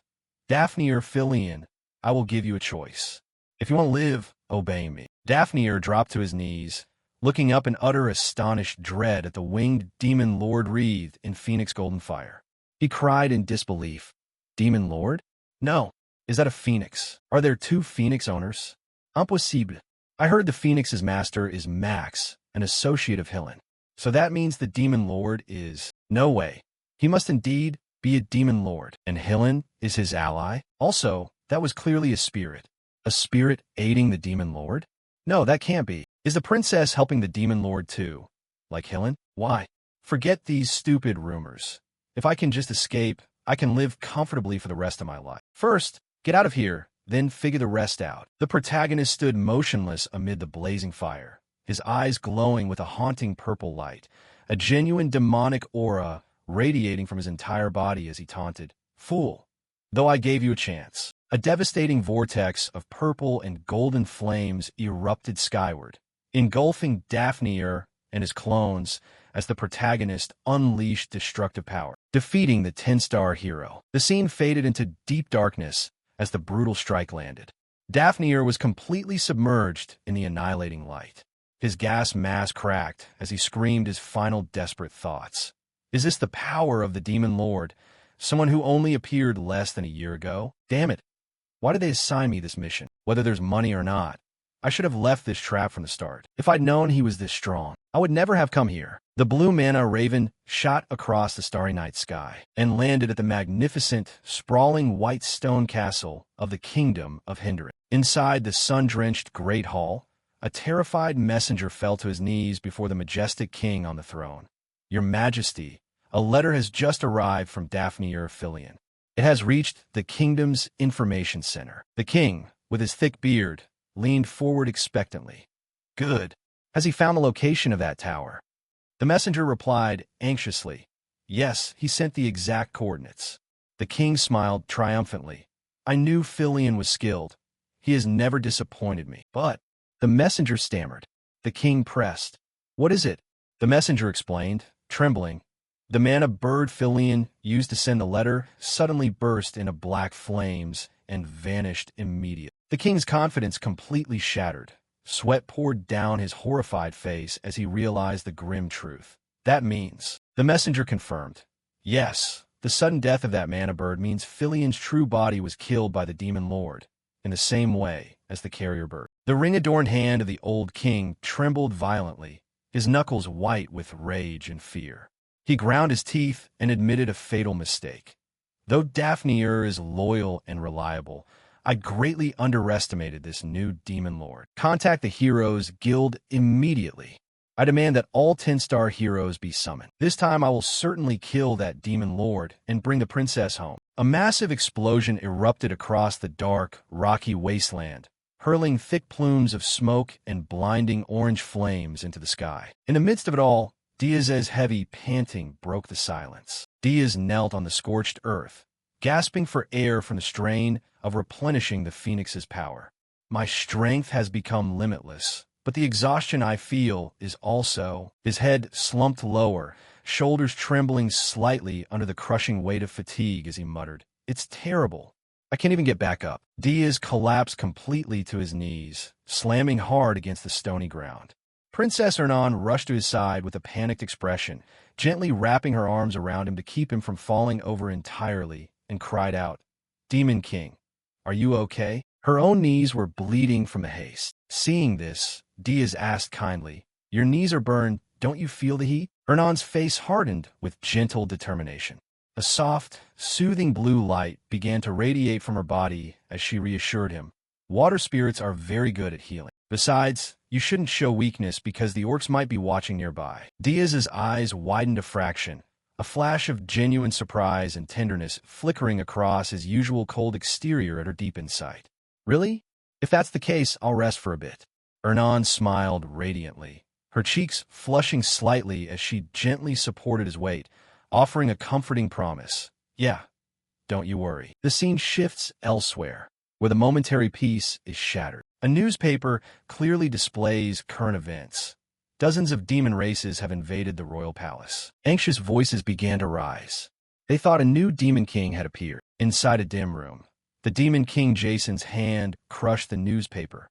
"Vivian, I was too careless. I told you not to take your subordinates out of the tower." The queen of lust, Vivian, swirled a glass of red wine with a smirk of arrogant disdain. "Must I follow your orders? I'm a queen, after all. I'm the one who gives the orders." Jason looked at her from across the massive, luxurious round table, his expression hardening into a stern rebuke for her recklessness. "Because of your actions, human vigilance has increased. I didn't want the situation to turn out like this." Vivian scoffed, waving him off dismissively as she turned away. "Aren't you just overthinking it? They're just a bunch of heroes. Heroes are food for us demon kings. My subordinates running into a hero at the royal palace was just bad luck." After staring at her for a long time, Jason let out a heavy sigh, leaning his head on his hand in utter frustration, realizing the futility of arguing with her. "What? Ha, Grand Duke, why is she such a brainless nymphomaniac?" Hearing this, she screamed in anger. "Did you just call me a brainless nymphomaniac?" Her face turned beet red with pure rage as she screamed back in his face. "Watch your mouth. I am Vivian, the queen of lust. I'm not just a nymphomaniac, I'm the ultimate nymphomaniac." Jason leaned back in his throne, a bead of nervous sweat rolling down his cheek as he forced an incredibly strained smile. Casting aside the fake smile, Jason's face became deadly serious, eyes narrowing as he prepared to drop a reality check on the arrogant queen. "Vivian, how many heroes do you think are in this dimension?" She replied nonchalantly. "In the dimension I conquered, there were only about 10 heroes. Aren't there about 50 heroes in Aran? Even if they say there are many heroes, is that look on your face because you're worried the number has changed?" Vivian blinked, completely baffled by his cryptic and condescending words, a small question mark hanging over her head. Jason's expression became terrifyingly dark. "For 1,732 heroes. That is the number of heroes currently registered in the Hero Association." Vivian froze completely, her eyes bulging out of her head as the wine glass in her hand tilted dangerously. Her arrogance vanished entirely into pure terror. "You're joking, right? Even jokes have limits. There's no way there could be that many heroes in one dimension." Jason smirked a cold, sinister smile, eyes glowing ominously in the dim light as he shattered her ignorance. "If that dimension had limits, the former demon kings would have conquered it ages ago. My point is, it wasn't bad luck. Running into a hero in this dimension is a daily occurrence." Vivian trembled violently, cold sweat pouring down her pale face, terrified as she desperately tried to deny the apocalyptic reality. "That's impossible. The Grand Duke promised." Memories came flooding back to her. The Grand Duke looked at her and said in a deep voice, "Vivian Blant, a demon king who conquered an entire dimension as the queen of a race. If it's you, conquering Aran will be easy. Don't disappoint the Grand Duke who brought you here. Of course, BHD is too. I'll wait for the other demon kings. Okay." Jason paused, casting a sharp look over his shoulder with insightful eyes as he exposed her hidden agenda. "Did you accept the Grand Duke's position or something? And did you accept a secret order to keep an eye on BHD?" Vivian stumbled back, pointing a trembling finger at him in absolute horror as her secret was laid bare. "How do you?" He said immediately, I know, because that's exactly the method I usually use. Beej Diaz raised his hand, glowing with purple magic that crackled violently as he coldly explained the laws of the dark world. And my point is, when someone like you gets into trouble, they'll just throw you away. He swung his glowing hand down brutally, releasing a devastating surge of magic. With a blinding flash of purple, Vivian's face was slammed against the cold stone floor. She stammered, "Throw me away?" Jason looked down at her from the shadows, his face illuminated only by the ominous red aura radiating from his body as he delivered his ruthless judgment. "The problem is, you've already been thrown away. You stupid queen of lust. From now on, let those in charge handle things, or whatever makes you think. Just follow my orders and bow your head without hesitation. Do you understand?" Vivian lay helpless on the floor, her face bruised and eyes wide with completely shattered submission as she whispered, I understand." The imposing, empty round table of the grand meeting room sat quietly under the high vaulted ceiling, bathed in a cold, lonely light. Jason sat alone in the vast room, under immense stress as he processed the unfolding chaos. A grim newspaper snippet appeared on the screen. 10-star hero Filion has died in battle. Watan Kolo has been chosen as the new 10-star hero. The location of the final tower has finally been revealed. To the Demon King, a new nickname, the Demon King of Raging Flames, has been granted. The Hero Association promises full support in conquering the Demon King's tower. Across the continent, anxiety was spreading following Filion's death. Beej Diaz slumped on his ornate throne, filled with anxiety as a deep fear gripped his heart. The world is shaking in fear. This isn't what I wanted. Vivian Blant isn't a big deal. She can be handled. The real problem is Beej Diaz. I wanted to leave him alone for a while, but since things have turned out like this, I have no choice. I have to deal with him. Meanwhile, in a cozy wooden house, a pot of thick, inviting soup simmered over a fire. The soft yellow light shone gently and peacefully through the wooden beams on the ceiling, casting a warm, quiet glow throughout the room. Diaz, whose hair had now turned a brilliant red, slowly opened his eyes while lying on a comfortable bed, looking around in total confusion. "Where am I?" Princess Hernan offered a sweet, reassuring smile. "Oh, you're awake? The soup is ready. Would you like some?" Diaz asked immediately. "I'm fine. Where am I?" "This is inside my tower." "I see." It was peacefully nestled in a beautiful stretch of lush green forest. Hernan looked at him tenderly. "That's right. I prepared it so you could rest comfortably." Diaz sat up with a question. "How much time has passed? How do we get back?" She added cheerfully, "Don't worry. Nobody saw us. When Gordon left, I snuck in through the 5th-floor window. It hasn't even been 10 minutes since we returned to the tower." Hearing this, he replied with relief. "I see. Good job." Being complimented sincerely made her happy, her face lighting up like a flower. He sensed the power flowing through his body and asked, "But did you do something to me?" This body should have passed out from exhaustion, but instead, I feel power surging. The spirit answered his question with a proud glow. "Of course, because I share my own mana with you." Diaz stared, his red eyes wide as he processed this impossible paradox. A spirit used mana to heal me. A demon king. Narunian's pure blue hair floated as she narrowed her eyes, providing a logical explanation for his newfound energy. "You absorbed a summoned beast, right? Remember, your body can absorb mana too, which is why you can use spirit communication." Narunian thought to herself, "But the mana pouring out of you is also terrifying. It's insane." Diaz stood straight, his dark coat shifting as he stared intensely. "Ernan, this is a secret between us. If you tell anyone else," Diaz thought to himself, "if a demon king uses that power, it'll cause leadership issues." Hernan blinked in surprise, a faint blush appearing on her cheeks as Diaz looked at her with a calm demeanor. "I understand that. In return, I have one condition." He asked immediately, "What is it?" Bathed in a warm pink aura, Hernan smiled with unbelievable brightness. "Grant me one wish later." Diaz lowered his gaze, his bright red hair casting a shadow over his eyes as he cautiously accepted the vague proposal. "A wish? As long as it's reasonable, I don't mind." An adorable, tiny version of Hernan jumped into the air with a triumphant smile. "Yeah." A blue holographic screen tore through the peaceful atmosphere, displaying Gordon's panicked face. Demon King, we have a problem. What's going on? Right now, the Kingdom of Hindarin says they've found our tower's location and they're starting another hero expedition. This news was sent by Hillencargill. Hearing this, he gasped. Princess Ernan leaned in and added, Dapner Filian is finally dead.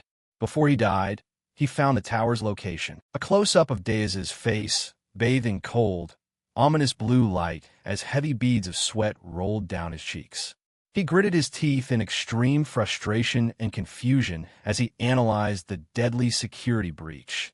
In this dimension, there is no magic communication like in the demon realm. At most, they would send carrier pigeons. I attacked with the intent of killing even those pigeons. Did he send that information from a different location before we met? If so, the fact that I'm the master of the Phoenix might not have been reported. Should I consider this a blessing in disguise? Ernan leaned forward, her blue eyes wide with genuine concern as she looked at the hologram of the deceased scout displayed on the screen, seemingly thinking of someone she knew. Gordon continued, the hero expedition will gather all the 10-star heroes. Rumor has it this will be the largest expedition yet. It will take at least 6 months until preparations are complete. Diaz stood completely isolated in a pitch-black void, his broad shoulders tensed as a heavy, suffocating shadow loomed over him. The grim reality of the ticking clock began to sink in. 6 months. The tower's location has been exposed. If there are many 10-star heroes, schemes won't work anymore. Whether it's an avalanche or something like a giant monster, there's no way they'll have an impact. In the end, hundreds of heroes will reach the tower in peak condition. In just 6 months, will I die after being toyed with once again? Damn it, there has to be a way to get through this. Somehow, there must be a way. Ernan stepped forward into the warm yellow light of the cottage, gently but firmly taking his trembling hand in hers. Her voice was a beacon of hope cutting through his dark panic. Demon King, I know a way. It's something that can only be done by a skilled Demon King subordinate, specifically a shadow spiritist. Diaz's mouth hung open slightly, completely stunned into silence by her bold and unexpected suggestion. He thought to himself, that sounds ridiculous. Such a childish name. As the sheer terror began to fade, the brilliant red in his hair dimmed, miraculously returning to its original jet black as a sense of deep calm washed over him. I've made you worry for nothing. Let's hold a strategy meeting immediately. Then he thought to himself, I won't be destroyed before I get my revenge. Bring it on, you heroes who toyed with and killed me. She looked at him and added, that's right, the way to stop Hindarin's hero journey is by kidnapping my younger sister. The words made Diaz freeze. Then he repeated, what?